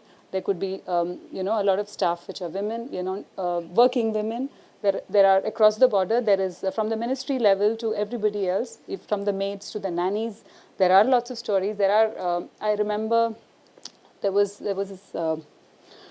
There was going to be a talent hunt, not a talent hunt, but it was going to be like an award ceremony, which was going to be for the nannies, because they are an important part of the world, of this part of the world, where a lot of them come from different parts of the world to be nannies, and they are the support systems of homes. So even those people were our stories. There is immense there, because it's a land of immigrants. So every immigrant brings a story. So I believe. Absolutely. See, I like to say another one thing is like, let's not define a particular and what do you call a map kind of. This is Indian and this is what. Yeah. We Prasad is Innovative Film City. So we did about MasterChef Tamil. Okay. Okay. The first season was only people from India. The second season we took it global. Right. So now we have participants from Dubai. So it's gone. So it's So like it's conducted here, or no, it's conducted in India, but in people India, from Dubai go to coming India there, to participate. Oh. Yeah. So it's now if I take Tamil, it's not only Tamil from Tamil Nadu or from India. Now I talk about Tamil, global Tamil. So that's how we spread across. And so let's not curtain like, okay, it's an Indian kind of community, Indian kind of cinemas. No. The people over there will be from different parts of the world. Right. So I think that we are cutting across. Right. Mr. Mayank Agarwal is the DG of Doordarshan, India's first television. If you look at television in India, that's the first television that we remember. And you have to talk. All grown up. We have all grown up. If there was television, it was Doordarshan. Yeah. So we start with the. You have to talk about it, sir, because it's so, okay, because now it was the big screen, so I have come to the small screen. But like the big screen, anyway, now the big screen has also come to all homes. But big screen means you have to go to the cinema, and the small screen it comes to your bedroom. So. It's first because it's storytelling. So India, you know that we have a long tradition of storytelling. Right. And if you go back, if you connect with the Arab world, so it's from the continuity is there. You go to the past, ancient times to tell the present times. So the stories of Panchatan, Jatak, I think they came to this part of the Arabian Nights. You go to, like it's very common, you will find in the every child's I won't say every child's, but yeah, you will, it's quite common. Right. We have all read those stories, so it's so exciting. Okay, you talk about the migrants, those as you said, everyone who comes to from there brings a story. Right. And that is the present. And if you go to the past, like there was trade between Arab world and India. Yeah. And it was, if you go, there's so many stories on that which have to be, I feel as you filmmakers, you have to bring it to the world. And that was trade via sea, trade via land. Even the food, for that matter. Yeah, Basmati, even food. your rice. Yes, it's so much influenced by the two cultures, so much each other's, we are so much influencing. And there's so many inspiring stories also. So I just wanted to like share with you, we are going to produce a mega serial which should be on air, I suppose, on Doordarshan in another 2 months or so. It's about India's freedom struggle. The series is titled Swaraj, the India's freedom struggle, and again, we are just planning to launch it in 6 languages. So it's so the first episode we have started from the time of this Vasco da Gama. He came to India in 1498. So in the first episode itself, we are talking about the trade between India and the Arab world. And there's Kerala sea coast, like they will come. And what the Portuguese, they first did, they subdued the Arab trade to India. Okay. So, I have 2 days back, Hans, we were there. So our secretary was also there. So we had a very useful gathering in Abu Dhabi. I'm open if the producers from here, if you want to showcase, your films, the serials from this land also, and if they can be subtitled and dubbed in Indian languages, and we can provide a window.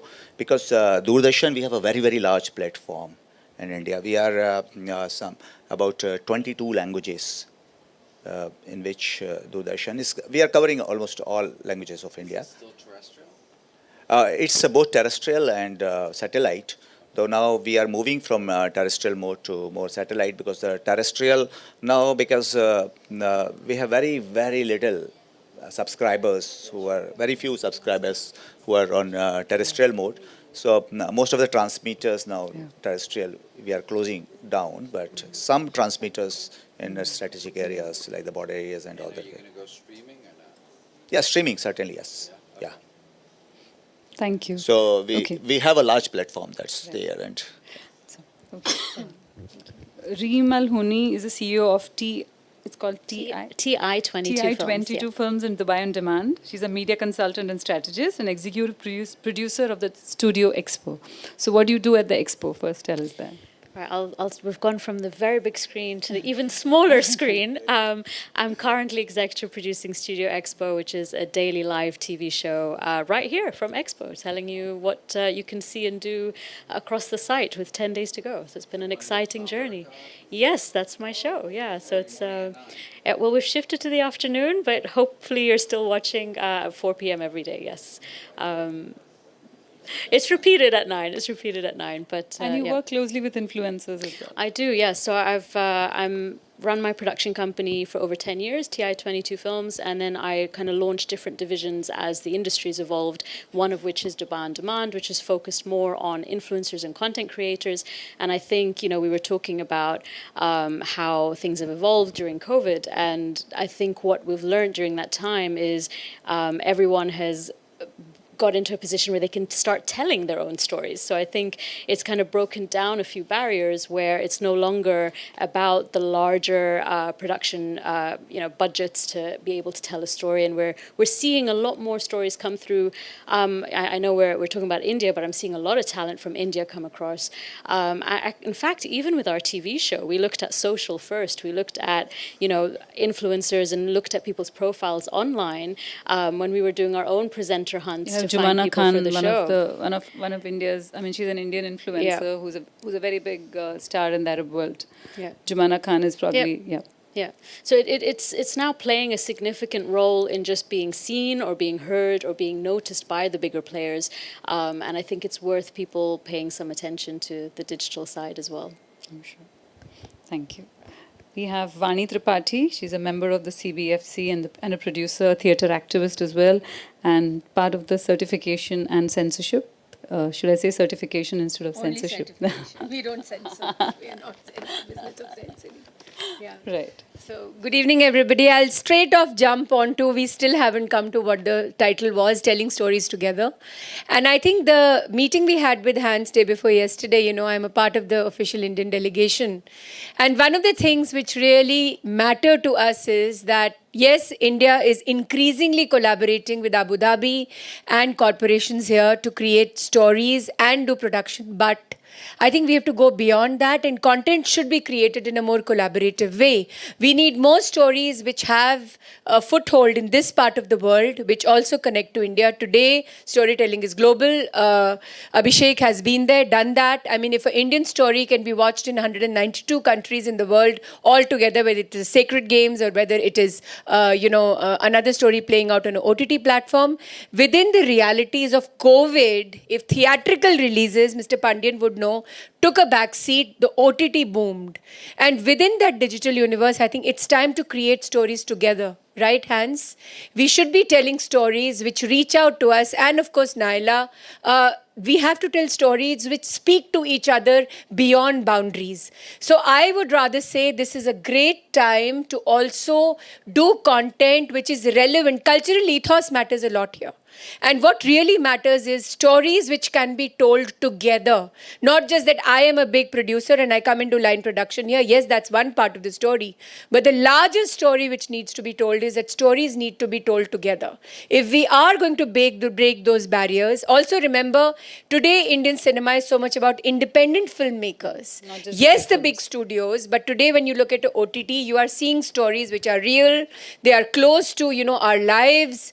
Yes, the hourglass figure of the heroine being drenched in the rain has taken a bit of a back seat, and the hero being bashing 37 goons in one go to save the babe in the woods.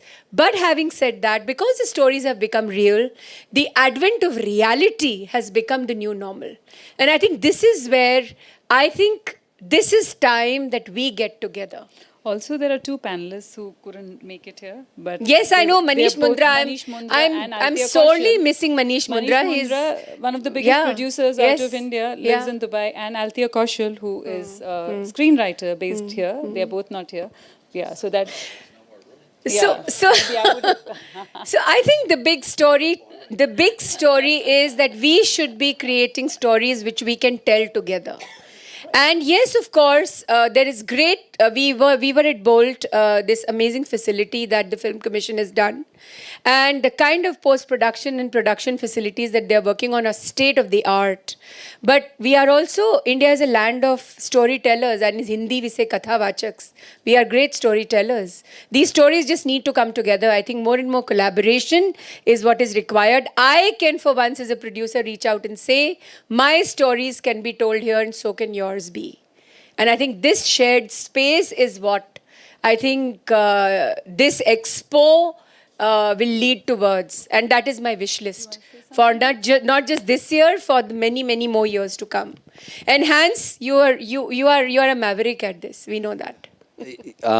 Are you referring to what I was saying 2 days ago with the secretary? Absolutely. Co-productions, absolutely. right? Co-production. Right. Co-production is the golden word. Yeah. And collaborative productions, So what she's talking about is, I am Canadian, and before here I used to work with Telefilm Canada, which is the Canadian film funding agency.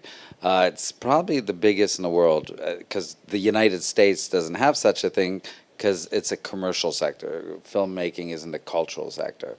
So, and I was heading the international bureau, and as such, I was also administrating and approving official co-productions.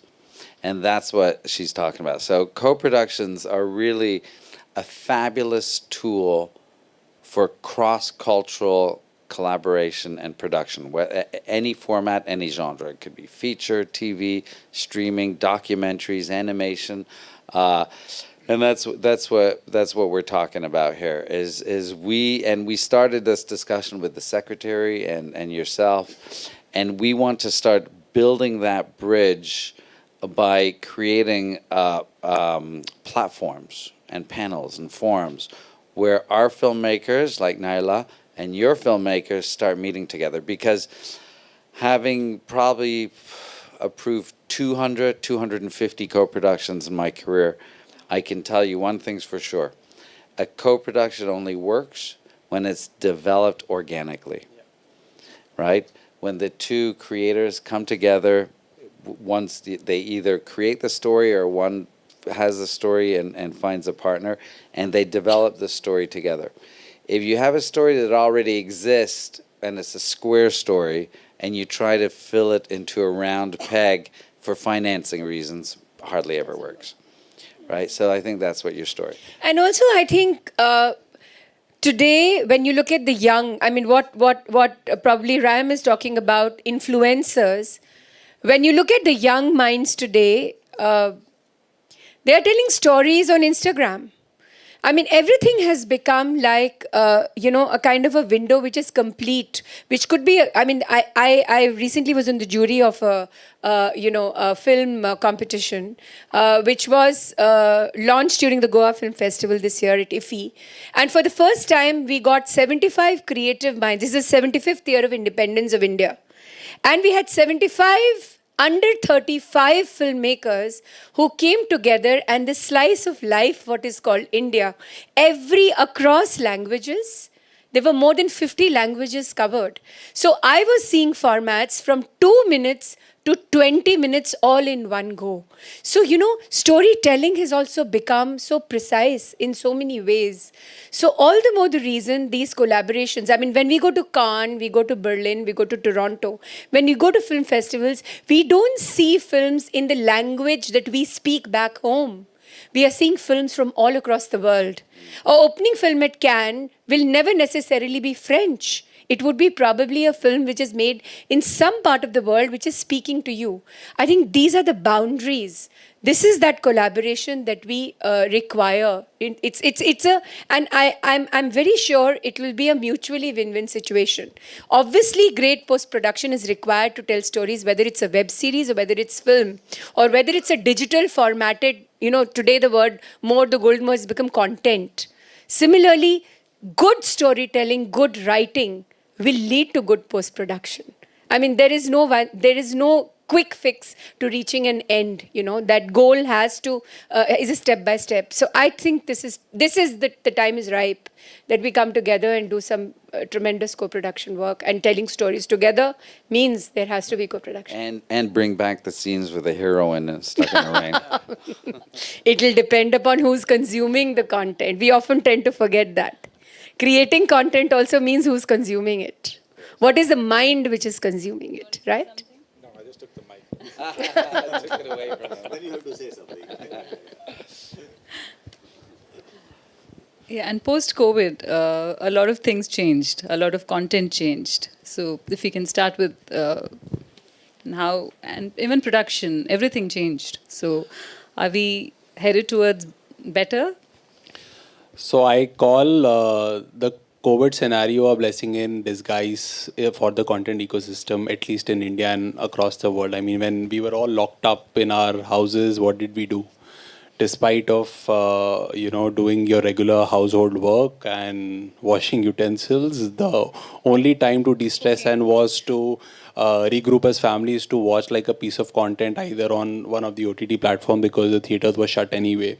So rather than more than getting families together, I thought that this has been that moment which is a blessing in disguise for all the OTT platforms which are now entering newer markets and stuff. I mean, I was at Netflix before this, and in terms of subscriber growth, we did what we were supposed to do in 5 years, we did it in 8 months of lockdown. So that's the opportunity that it is. And we were having this discussion sometime back in the room that, why is this a big moment to invest in content? Because if you see India as a market, there are about 4 or 5 big buyers, whether it's Z, Sony after the merger, whether it's Netflix, Amazon, Disney Hotstar, or Jio, Viacom. So 5 big studios who are controlling the buying ecosystem in the country, and there are about 15 makers who are constantly pushing content out of their system to the audiences, and you can actually name them on the tip of your fingers. Now these 10, 15 makers or service providers are either committed with a Netflix, Amazon or Hotstar for the next 3 to 4 years. And considering the growth that the country offers for newer players to come in, there'll be a HBO Max, there'll be a Lionsgate Play, which is already expanding its portfolio now. There'll be Hulu, Peacock, Apple Plus, Apple TV. All these players are coming into the country with, say, about $500 million each. And while the bigger makers or the established players are already committed, that's the opportunity for people like us, who've got relevant experience of making content, and obviously because you've been a part of the system, you know how to sell it as well. So answer to your question is it's a great moment for anybody to get into the content business right now, and that's kind of the opportunity I also hopped on, and from a corporate studio executive, I moved to being a content producer stroke entrepreneur. Does it? Yeah, no, I mean, totally. I mean, you know the expression, what doesn't kill you makes you stronger, right? And it was a rough ride for 2 years, but it accelerated the establishment of streamers by 5 to 10 years, honestly. So, I'm from North America. We had basically 5 studios, right? Disney, Paramount, Universal, Warner's, and Fox. Now we have 10 because of the 5 streamers. And they're investing not as much as the 5 traditional Hollywood studios, they're investing more. So just in North America, you have twice as much, content financing, and much more than twice as much because they're paying a lot now. So that's what you mean by his saying it's a blessing in disguise. That's on the distribution financing side. And the production side, what was tough was for independent producers. So not the 10 I'm talking about, the indies, was that they couldn't afford to produce during the pandemic because insurances weren't covering their completion bonds anymore. Completion bonds is a completion guarantee insurance that you pay, but with COVID, that went up through the roof. It was unaffordable for an indie, which is another reason why these streamers became so big so fast, right? Because they had all this demand, all this content demand, and they couldn't. The indies couldn't afford to produce it anymore, and so they were owning the IP, and they still do. They own the IP that they're investing in, right? Because if somebody in the production industry wanted to work, they didn't have a choice, right? It's starting to change now. Indies are coming back. Insurance prices have gone back down. Things are getting back to normal. And now producers are again, independent producers, are starting to produce and then sell for distribution, not for content ownership, right? So it's a really historic paradigm shift in what we do, the film production industry.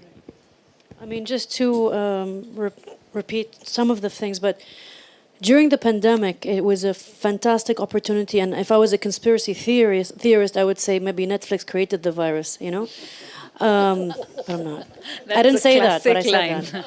But during the extreme lockdown, I was going absolutely nuts because I'm full of energy and I had to do something. So I thought, what can I do that doesn't have any copyright issues that I could find in the world that no one's had done before?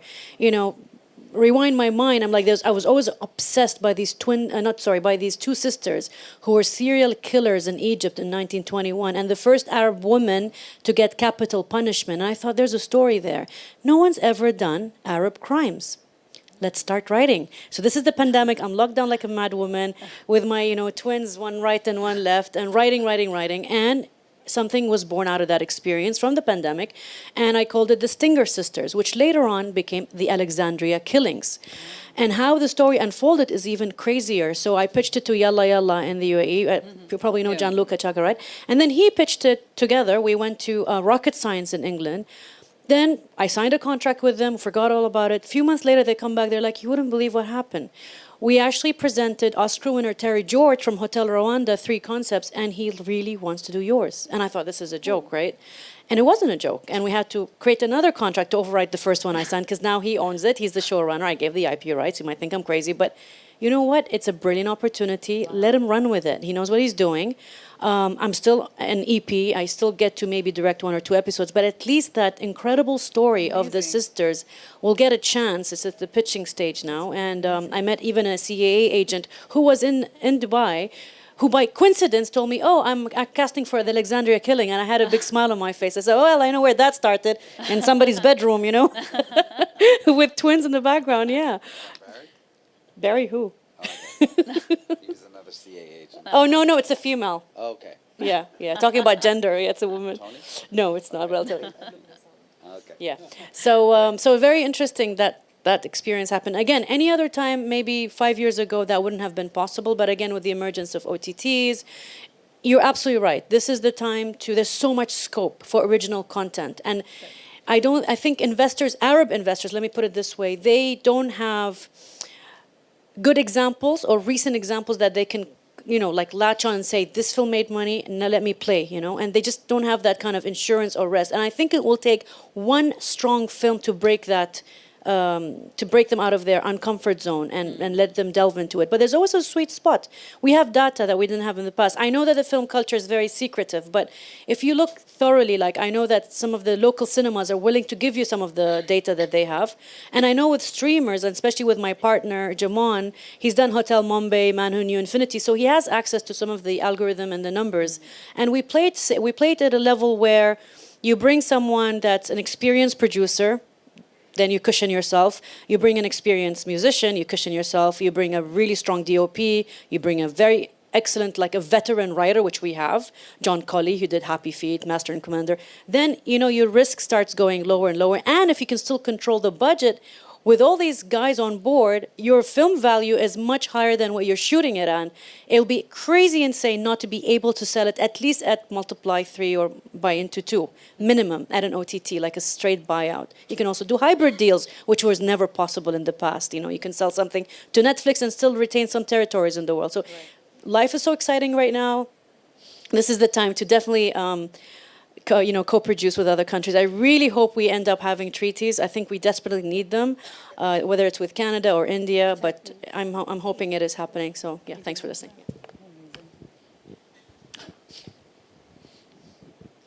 Yeah. Because you're three guys. Sorry, I want to say something about this guy. I'm really impressed. Sorry, to get a teaser on Burj Khalifa is not a joke, because I know how much it cost. So I'm sure he made a lot of money. There you go, his films. So there you go. No, congratulations, sir, because I know that's not an easy feat. Okay, whether I made money, I don't know. We just had the teaser launch on Burj Khalifa. It's the first Indian movie as a teaser launch on there. So we took that initiative. The movie is getting released on July 26th. As you said, pan-India movie. So it's called Vikrant Rona. Yeah, it's a drama. It's a drama, action drama. In terms of the question, what you asked about, what is the effects of COVID and other thing? Yes, one thing is very clear that yes, it gave a complete route to the OTT channels and everything. But look at one way. Look at filmmaking. Filmmaking, the way they used to make before COVID times and after this totally changed. That nobody's talking about it. The grandeur has changed. And I'm basically from the sound industry. Okay, I head Sound United. I take care of 89 countries. I sell most of the products that are done on Marantz, Boston, in 89 countries. But the problem is the format of audio has changed. Today, they're not worried about what type of sound is coming out because the medium of listening is changed.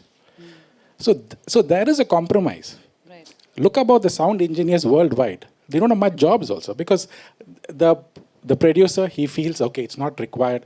I sold this thing to the OTT platform. It's going to be seen in a small format. So you don't need that. Your lightings has changed. It's more of a bright lighting because it's not considered that grey kind of shading which happens, no more. If it's defined that it's going to be OTT platform, it's going to be a little brighter. Yeah. So we have also killed the industry. Right. We not only killed the industry, we also killed the people, the creation. We're not looking at that. Money is not the only thing. Today we are seeing it in the small format. Tomorrow we want to see it in the larger screens. Right. Are you doing justice to it? No. Right. So that we need to think about. I'm also told intervals are now remote control, right? So you don't really need. If your dog comes past, you pause it out. That's not the way you watch a movie, right? See, another problem is most of the OTT platforms, they put their banner first and then they put the skip button. You skip it, it goes to the story. Think about the guy who produced the movie. Think about the guy who edited the movie. His name everything is vanished. You just want the movie. Hey. After that, you say you want to see the credits, then you have to press the button to watch the credits. If not, it goes to the next episode. So it's something like if I was there as one of the technicians there, I would feel bad. Yeah. I'm not going to tell everybody, okay, boss, see the credits. My name is going to come over there. So think little. We want people also to say that, please, the OTT guys, remove all those things. When the guy can watch for 2 hours, let him at least watch in the 10-15 minutes more. Right. What's going to happen on that? Abhishek, it's only 2 minutes. Happy he's no more with Netflix right now. I'm on your side. Switched, I did right. Anyway, that's what it came to my mind. Yeah, absolutely. Right. So, Right. yeah. So Post-COVID. among these all big screens, I'm a small screen no, here there is, again. yeah. I'm Sharing with you. magazine, Yes. so there is Okay, yes. So we were talking about the impact of this COVID. So really, our television productions, Doordarshan, they were very badly affected. But you know the success story. We decided to bring Ramayana, Mahabharat back, and we it was a also huge hit, right? yes, we never expected so. And this Ramayana that became the largest just so viewership we that- got in the world. So that Hans understands, Ramayana and Mahabharata are the two biggest epics out of Hindu mythology. Yeah. They were on screen, which is why he's They were rerun. So they were 80s. old series were. So, I tell you how it happened. When when this lockdown was imposed in India, so I got calls from few friends suggesting that why don't you relaunch Ramayana and Mahabharat. So I just thought of really matlab, what they are saying, will it bring the viewers or like such? Because the old formats also. It's So now also the old technology ways, has yeah, changed, yeah. and now they were all recorded in very old formats, and now you have the HD formats and 2K, 4K. We talk about it. So we decided we will do it, and It was successful. and it not successful. Like people were glued to it, Right. and maybe we had a captive audience also. Right. During this lockdown period. So not only this, then many other mythology series, Shri Krishna, then Upanishad Ganga. I think because A lot of Hans may them, not really follow it. So, but my all Indian friends, they will Yeah. understand it. So they became hit, and actually now we have another channel of Doordarshan, which is Which does mythological. DD Retro. So not only mythology, All it's the old series have because come back. we have very rich archive. Right, So right, from there. So now the productions have again started both in house and we are expecting so. Thank you. Yeah. Reem, what would you say about the small screen? What and more can I say after what's been said? I think honestly, what I saw was an increase in confidence because in just personal confidence, everyone who had an idea, who may have been concerned or worried or not know how to take it forward, now realize, well, I'm stuck at home. I need to figure out how to do this. And I think even us as a business, amusingly, all of our larger clients who you would assume would sail you through were the ones who all put a pause. And it's all the kind of smaller business owners and individuals who had an idea, who were ready to give it a try. And I think there are a lot of statistics out there about how content consumption increased drastically at the start of COVID. But I think it's the content creation at home where, that's where the first idea sparked and then just gradually saw following. I think we even saw things rise and fall. Like I don't know how many people watched Quibi and were aware of that, and series which all had like 3 to 5 minute episodes. And I think when you had more examples of that out there, people felt that I can try and tell my story in a 2-minute and a 3-minute. And I still see that trend starting to grow, which I think is exciting. I know we're trying to move, Yes, and, but and the memory. I mean, we're also talking about memory here, right? Because people do not have. I mean, especially attentions are really spans, low. So I mean, I think it's dropped under a minute right now. So if you're looking to really make an impact, it's in that first few seconds, and then grab people's attention within that minute, and you're ready to switch. I think the first thing I look at when anyone sends me something to see is the duration. And if it's over a minute, I'm like, I don't have time for this. So and I think a lot of people, they need to be grabbed in that moment to take it forward, and that's why I still believe we're going to see a surge of short form, more of a surge in the upcoming Do you months. think so?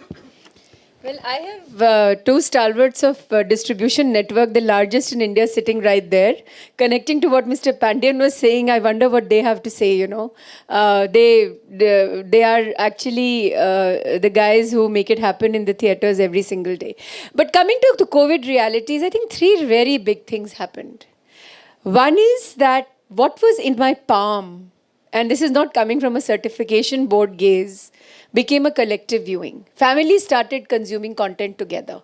You were locked up, you were there in the house, you were sitting together, and what was watched as individual or what was called private viewing suddenly became family collective viewing. So I think that's a very big change, and stories in these 2 years also changed about how the narratives came out.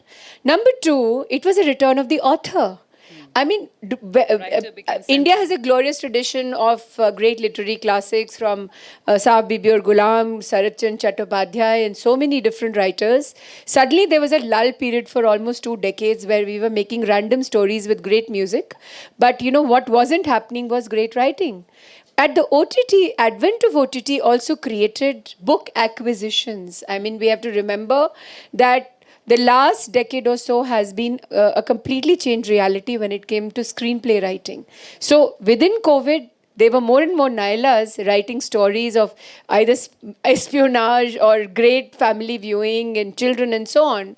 So you had to take care of whatever was happening around you to be reflected. And the third big thing is, yes, there was a blurring of the line of for whom the content was being created. You know what tends to happen often is we concentrate so much on the creation of content, we forget who's going to eventually consume it. And here, the eyeball level changed. So I think these are great times. I think it's celebration time to create stories. So much more that we should be creating stories between countries. And I think there is a blurring. It was an equalizer. Obviously, the virus was bad and the pandemic is terrible, but it ceased to exist who you are, how much money you have, and what you are. If you were holed up together as a family in one room, you had to fend for each other. So I think time for collaboration. What say, Hans? Coming back to collaboration. I just keep coming back. I need storytelling to happen together. I can't negotiate on that. But for the collaboration to be successful, I think we have to understand what the models are, the business models. And basically what we're talking about here is the difference between going to McDonald's and going to Cipriani's, right? Short form, quick consumption, that's McDonald's, right? That's not what you do. That's not what most of us do. Because that's what's called UGC, user-generated content. And that's existed since the iPhone came out, right? 10, 15, 12 years, whatever. And that's short form. And that's one of the reasons why Quibi, what she was just talking about, didn't work. They invested over $1 billion in that app, that platform. Did not work. Why? Because they didn't understand the model. And what is the model? People don't pay for user-generated content. It's free in TikTok, right? So you're not going to pay a subscription to watch the same thing. And honestly, the quality is probably better on TikTok today than what we saw in Quibi. So that's one model.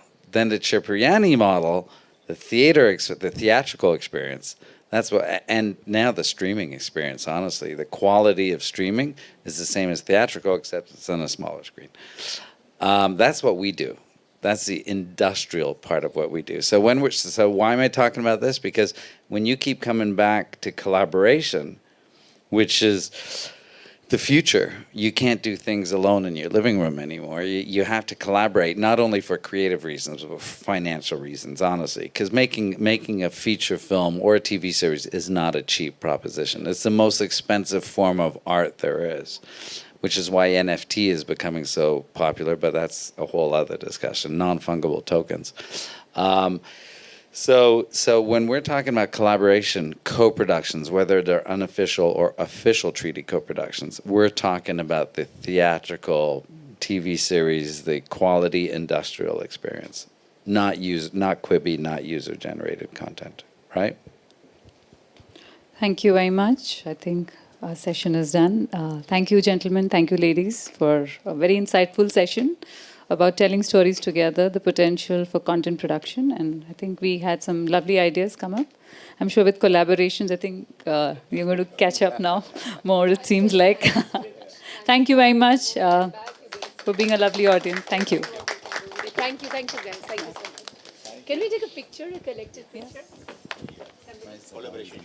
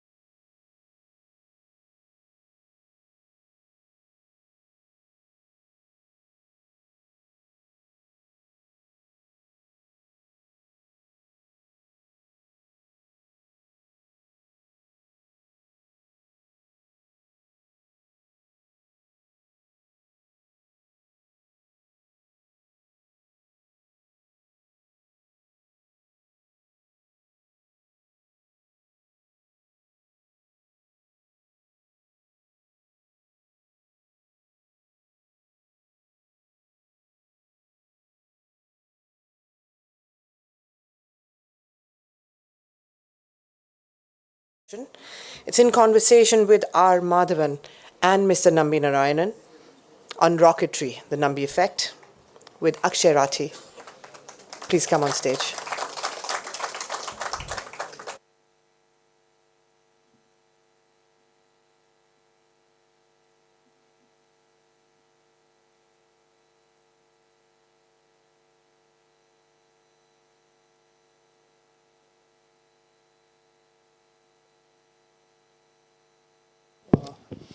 Very good evening to everyone present here. Truly honored to be doing this session. I had actually, when I was signed up by FICCI to come and moderate this session, I had actually done a lot of planning and research around how I'd do this. And last evening, I had the honor and privilege to watch this film. And after going back home, I had to tear that piece of paper off, which had all those questions. Because my perspective around this story, and not just this story, the impact of this story, the impact that this story has had not just on us as people, but our nation, is unprecedented. So hugely honored, Madhavan, to be doing this with you. Let me, begin this session by asking you, here's a subject about, a rocket scientist and his journey. What made you choose this subject as the first film that you direct, produce, and act in?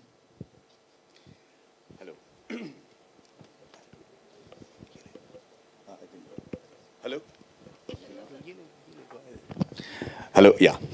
Very good evening, ladies and gentlemen. Akshay, I'm going to jump right in. As an actor in the film industry, when somebody tells me that somebody has produced, directed, acted, and written a story, I, like everybody else, will smirk because it's impossible to make a sensible product when somebody is helming so many departments. And I've always been very skeptical and cynical about actor, director, producers, music directors of the same film being the one individual. But I have to say that I was completely privileged and I didn't have a choice as far as this particular story was concerned. It was not that I wanted to direct this film when I started it, because if I have to produce and direct my own film, I'd rather do a hardcore commercial film that'll guarantee me money and excitement. But this became a compulsion. This became a passion for me, and I wasn't going to let anything stop me from trying to do my best to get this thing out. And one of the repercussions of that is that I had to direct the film. But if I have to answer your question, I would rather do it in the form of my first making video, which has some of the answers that I think the audience would like to see. Can we play the video, please? Thank you.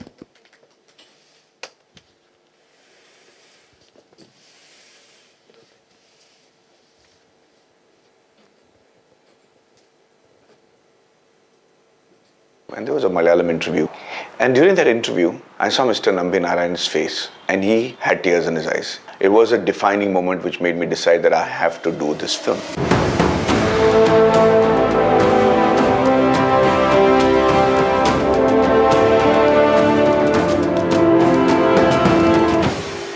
First introduction to Nambi sir was probably, I didn't know him in person, but what I heard about was the ISRO spy case in 1994 when I was in college. So all the newspapers were splashed with those images, and probably that was the image that remained in my mind, which was there, because we didn't know Nambi sir, nothing was known about him in the media. The only information that we got was from the media. So when we came to know about Nambi sir, that was a shock that we experienced, because we came to know about the story through Maddie. So that's the first time I came to know about Nambi Narayanan as a person. It was a man who was wronged.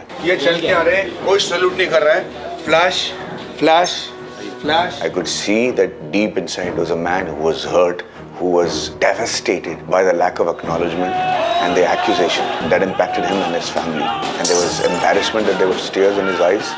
But deep inside, in that expression of his, was the core of absolute truth.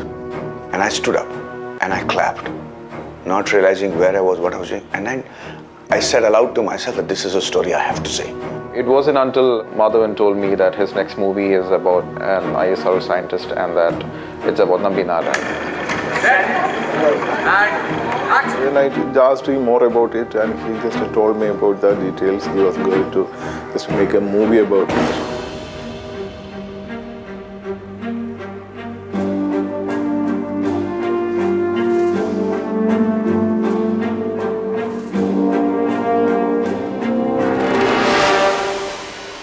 strangely, all of us ended up talking only about the case, how he got arrested, how he was tortured, his opinion about the reason behind the arrest, who these Maldivian women were, what was so hollow and wrong about the whole accusation.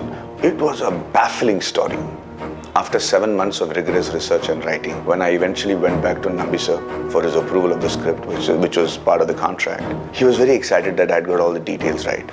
But during the course of the conversation, he said, no, this point is not entirely correct because, see, to prove the stability theorem, I had to, I had actually been to Princeton, and that's where I learned that this.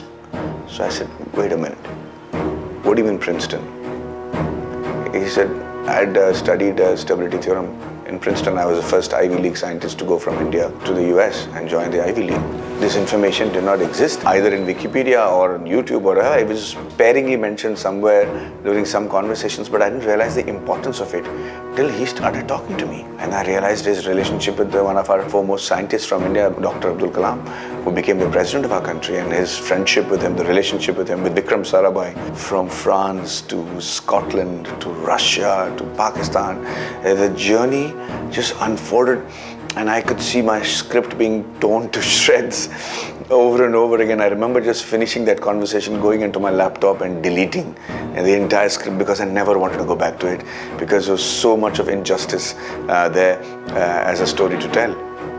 And it took me another 1.5 years to put the whole script together about this really incredible man, his unbelievable and fantastic journey about Shri Padma Bhushan Nambi Narayanan.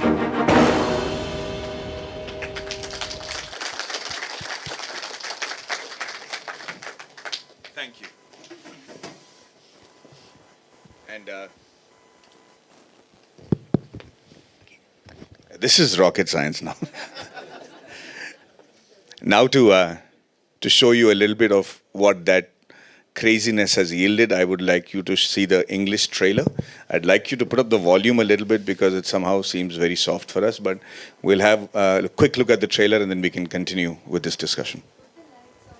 And the lights off, please, and the volume up a little bit. I hope all this grand preparation is worth the outcome. If you think this is such a futile exercise, why are you even here? I'm here because what happened to me should never happen to anybody else in this country.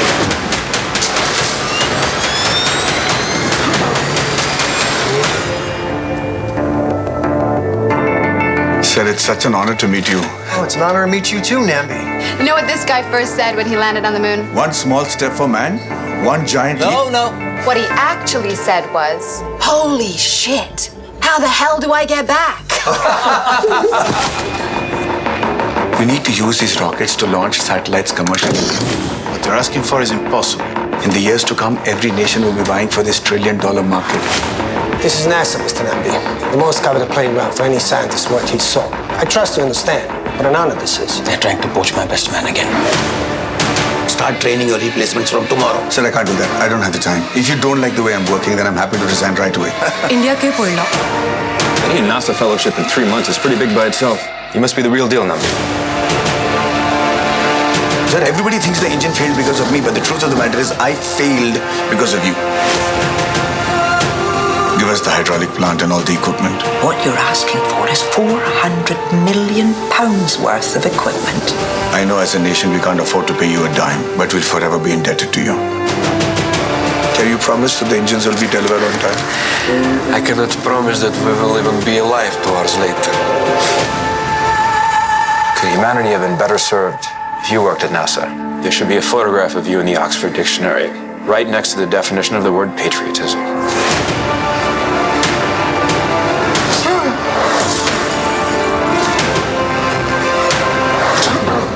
You cannot betray this country. Tell me what needs to be done to get you out of here, to right this wrong. This country may have given up on the likes of me, but I cannot and will not give up on them. I'm not here to get a character certification from you guys, nor am I here to win a popularity contest. We are here on a mission. Stop the engine! Stop!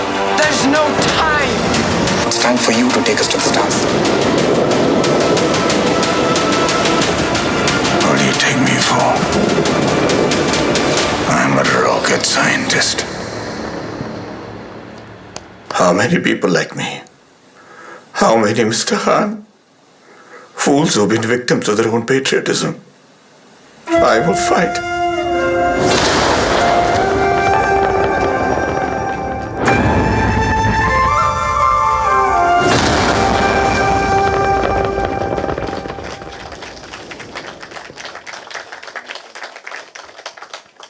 Can we have the lights on, please?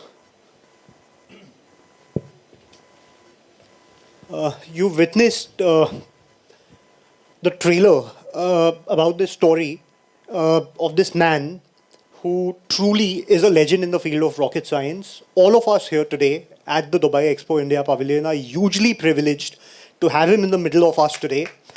With a huge round of applause, can we please welcome Mr. Nambi Narayanan, sir?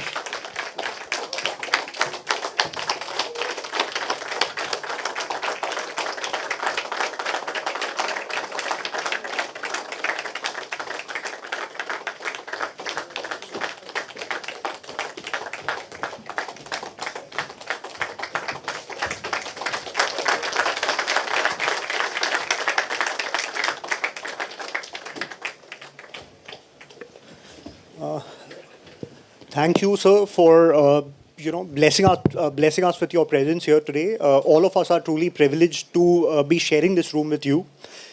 Sir, we've just witnessed the trailer. We've just had Mr. Madhavan speak about why he decided to make this film.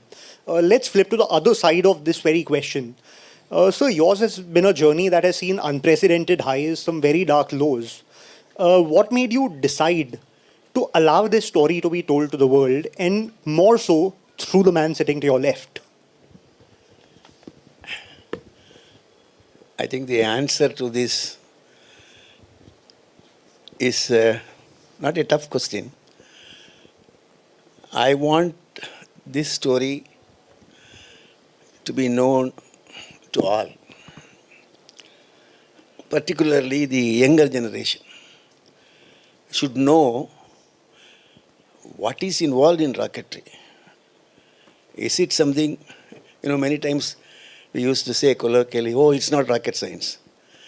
I am one who believes that, a rocket scientist must be a very intelligent person.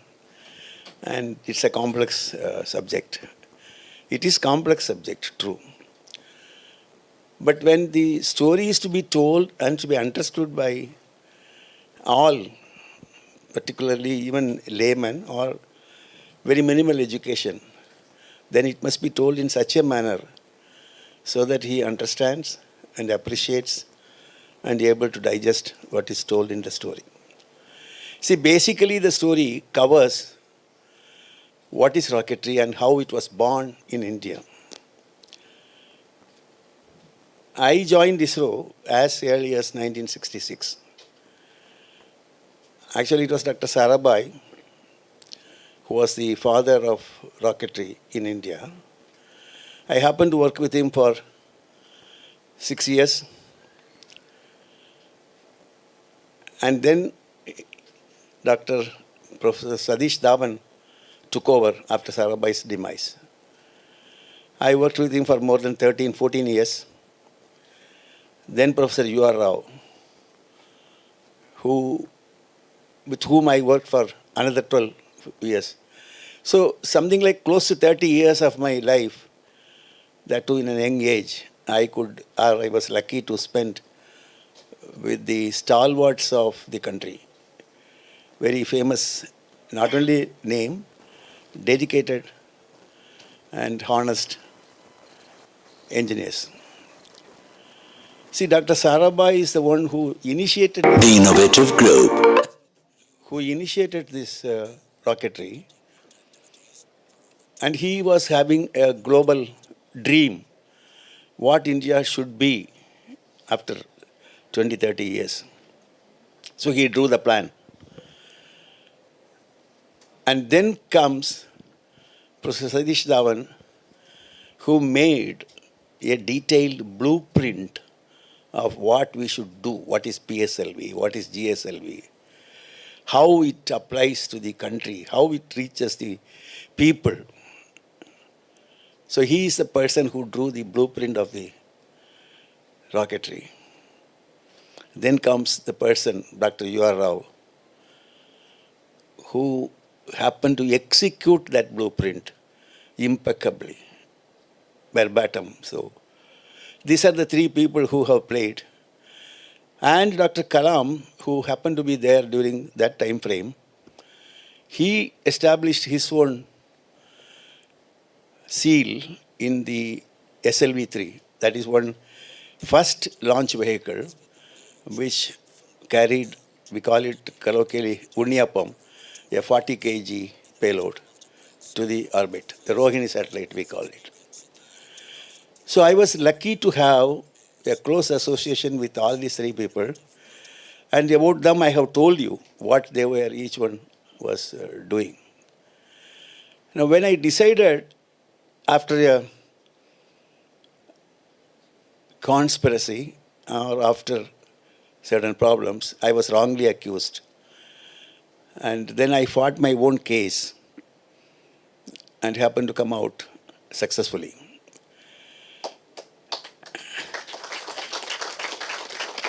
Now, when this story is to be told, I was just looking around.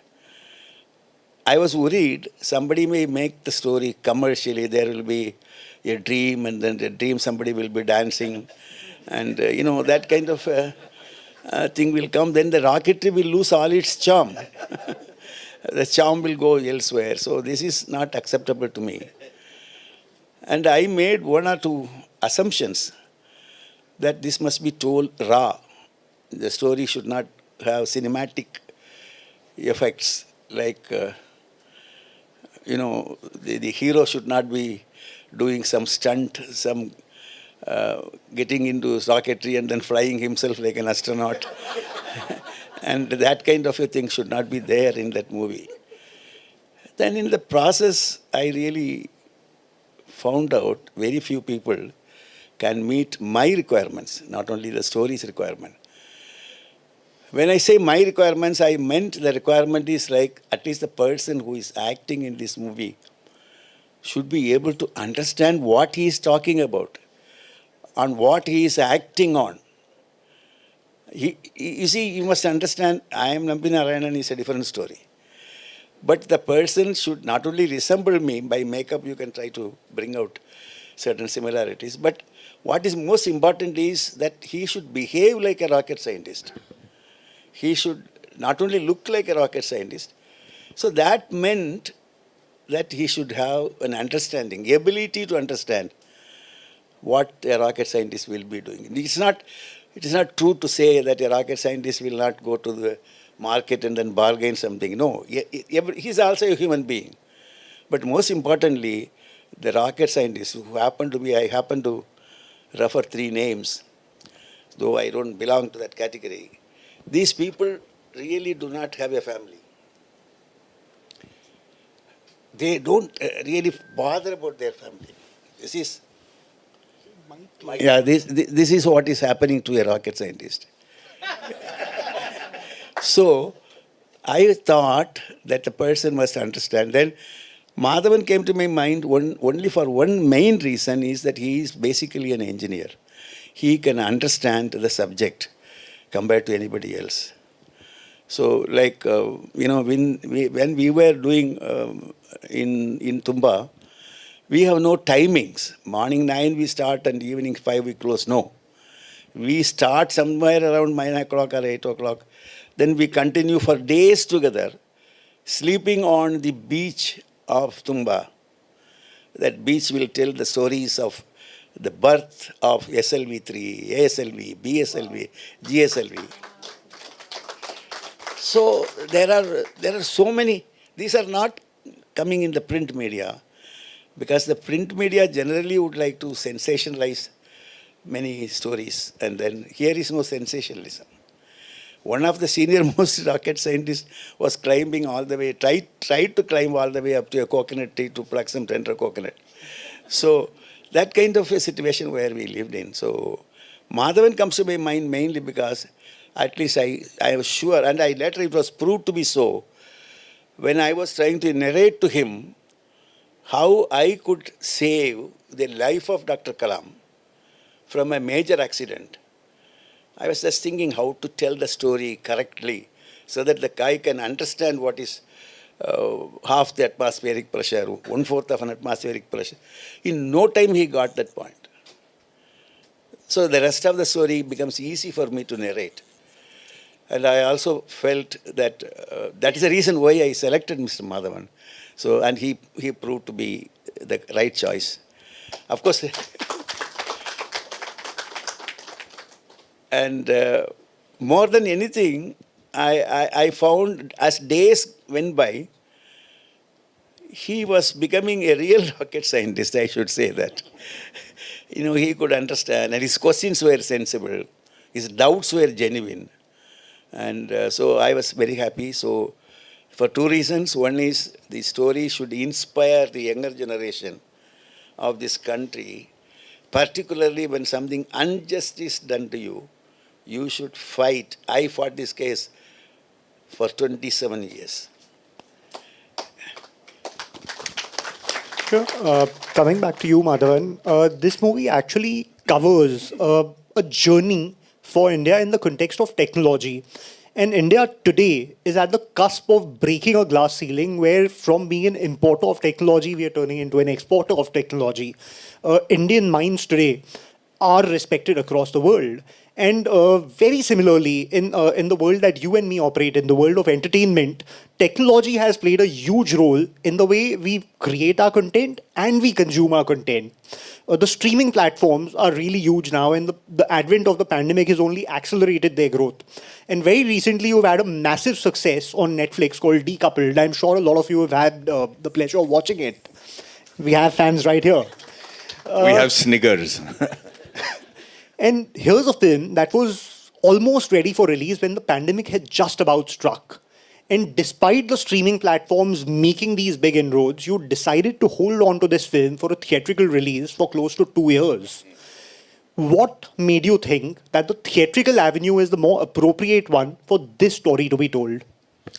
Thank you. A man can never come close enough to understanding what childbearing is or the pain involved in that. But I have been pregnant with 7 films for the past 2 years.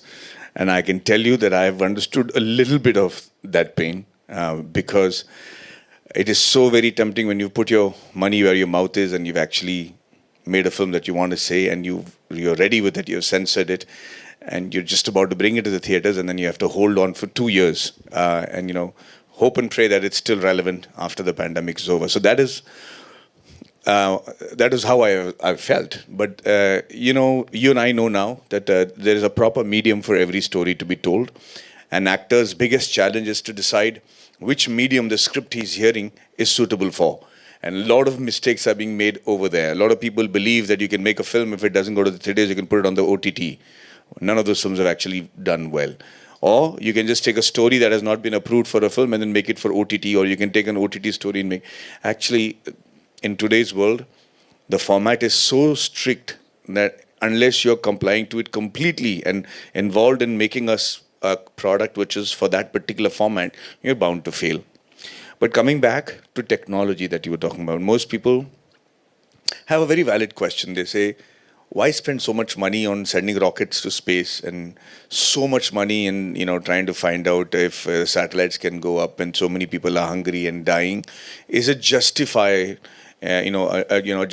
expenditure? Why would you want to do that? And most people don't know why rocket science and rocketry and intergalactic travel is so very important.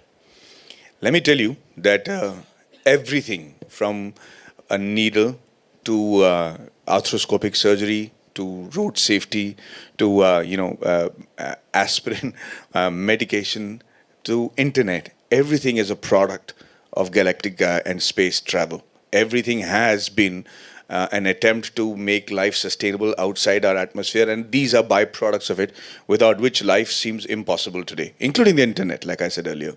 So an extraordinarily humanitarian cause, in my opinion, to spend money on rocket science and to see how space travel is possible.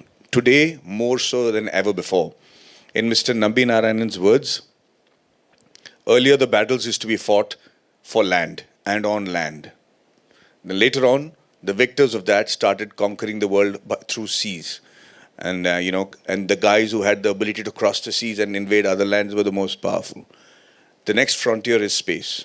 And the people who will have control over space, the earlier they have it, they will probably be calling the shots for the rest of the world. And on that front, the dreams of Vikram Sarabhai, Homi Bhabha sir, Mr. Nambi Narayan and Abdul Kalam sir, everybody, is that we have the ability to be the front players on it. We have the ability because and let me give you something which is spectacular, and we've tried to touch in the movie, but even more spectacular in real life. I don't know how many of you all know, but Mr. Nambi Narayanan's son-in-law, Mr. Arunan, is it Dr. Arunan? Yeah, he's not doctor. Okay, Arunan. He was one of the person in charge of the Mars mission, and I've had the privilege of talking to him. And let me tell you the success of the Mars mission that even NASA is trying to figure out about how we did it at such a low cost and accurate at the very first attempt. The entire secret of that lies in our Panchang, in our Indian Panchang. And the Indian Panchang was very, very responsible for getting that mission successful and accurate. So the Indian almanac has secrets. So if anybody can rule the space and have a benevolent and humanitarian approach to conquering space, then it is India. And I think that it is our responsibility and duty to make sure that happens so that the flag of the country can keep flying high and we can still not, well, let us not say bullied, but I don't think that India is now ever going to be in a position to be taken over. And I think one of the reasons we need to do that is to make sure space is one of our frontiers.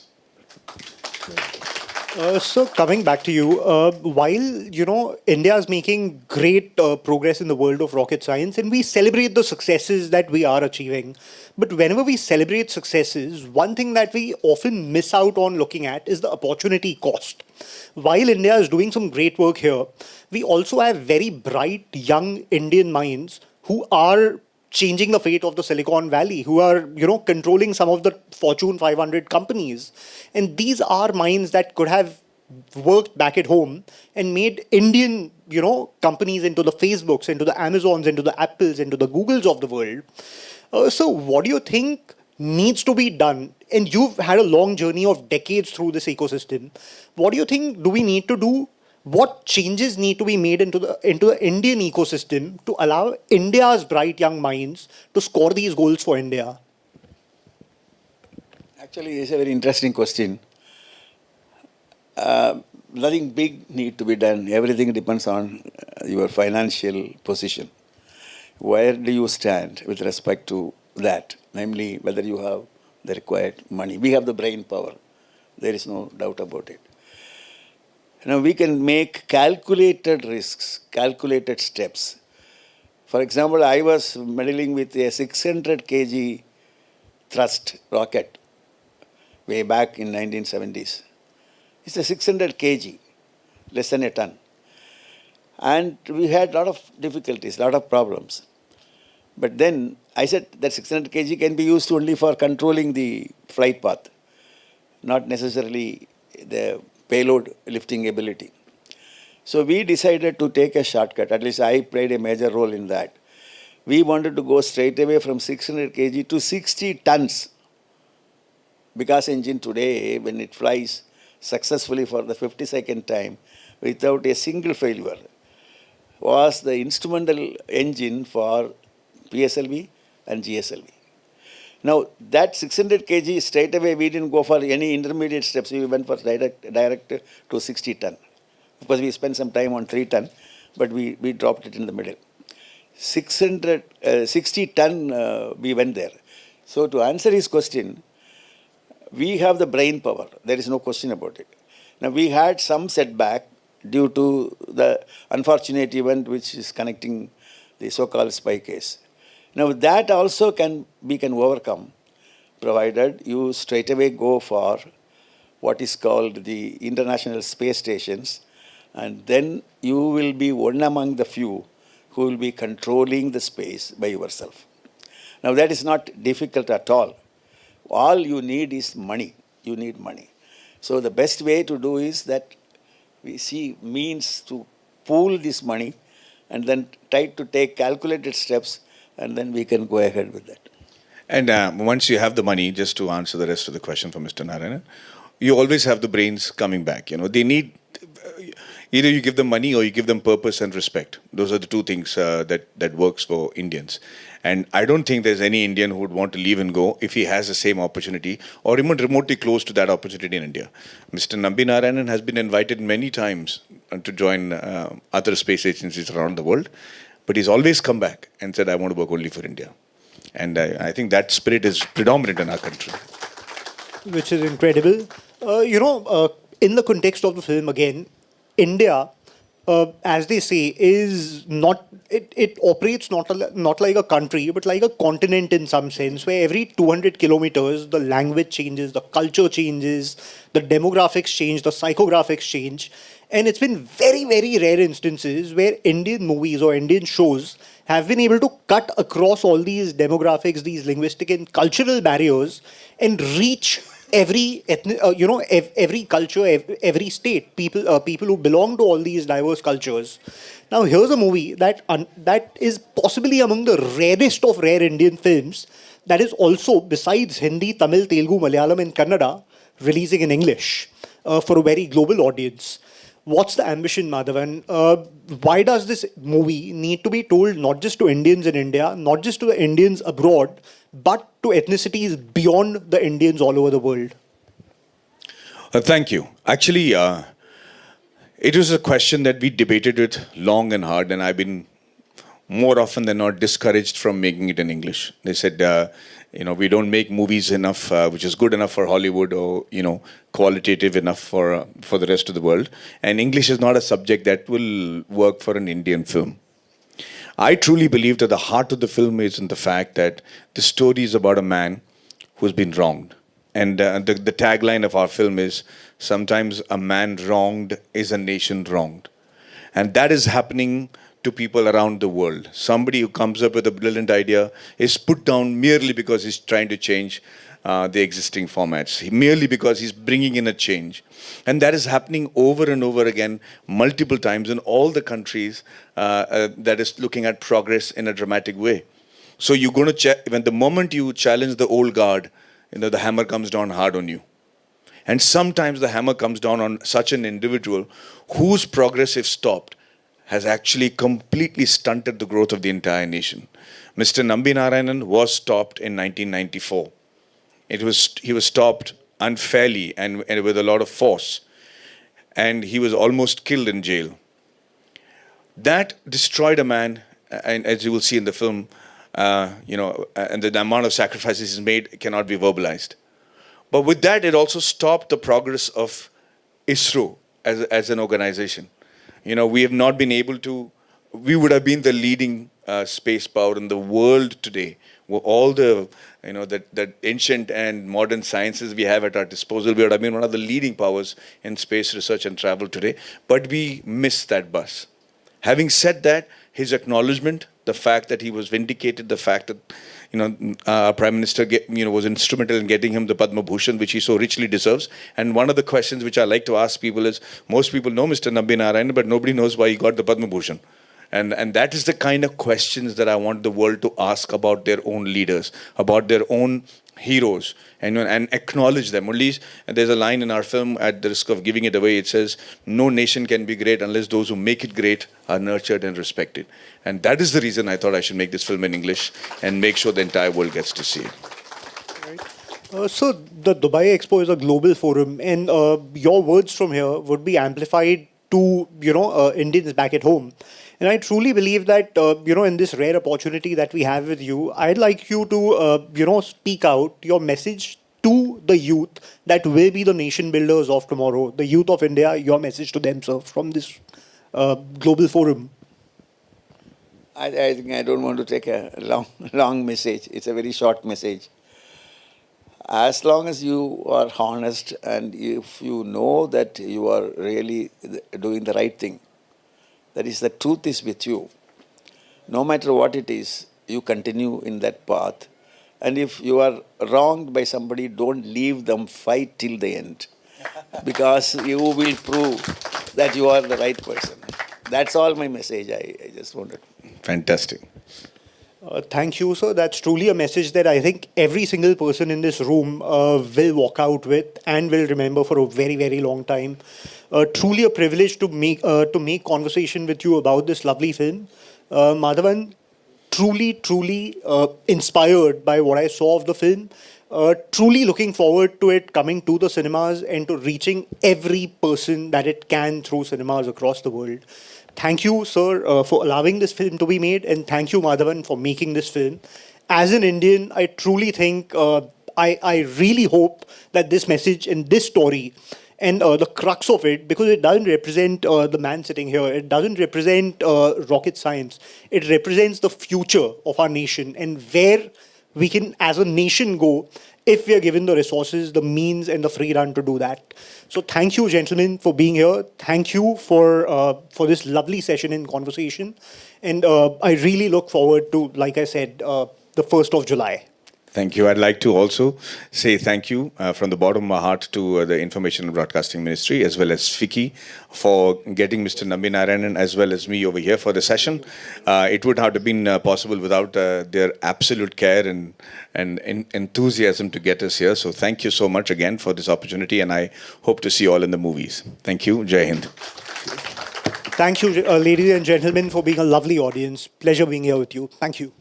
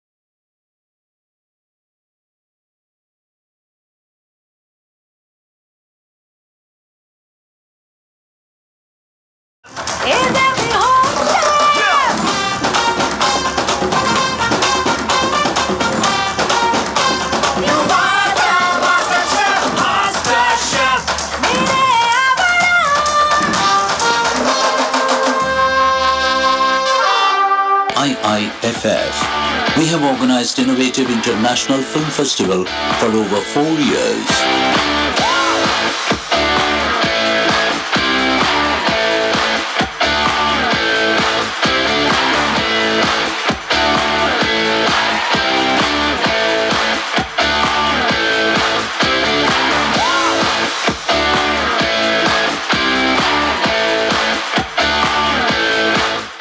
Last year, the festival witnessed the participation of 30 countries with screening of 108 films in 28 different languages.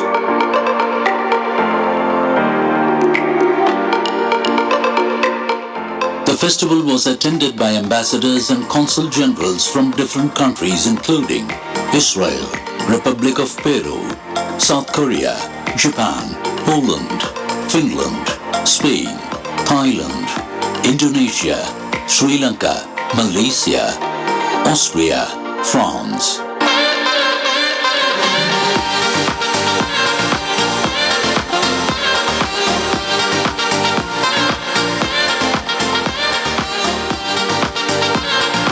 Roundtables and business sessions were conducted for co-production and shooting locations which were attended by renowned as well as amateur directors, producers and filmmakers from South India, now launching the 5th IIFF from 6th to 9th October 2022. We proudly announce our ongoing projects which include short films submitted to Cannes and feature film The Mind. Innovative Film Academy has now associated with Wales Films as its production partners and Invenio Origin as its digital and satellite partner. Other associates are Sun Network, Colors, Suvarna, Endemol Shine, Banijay, Geeta Arts. We are associated with one of India's largest film festival, Goa Film Festival.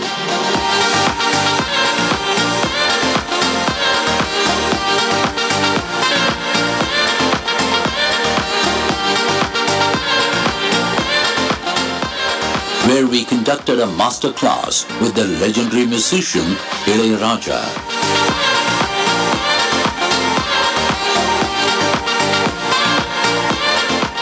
We are into film distribution, film exhibition, production house, TV and digital content, films, reality shows, academics and film festivals. Thank you. It is very nice. I will call upon Selvamani sir, Uday Kumar sir and Pera Rizu and Neil Vijay to please come. These are the people who support us to make the Film Festival to happen last year. And we continue. I call our chief guest, Mr. Hans, the Film Commission. And I call our partner, Invenio Arjun, and our dear friend, Mr. Salim, to please come. This is our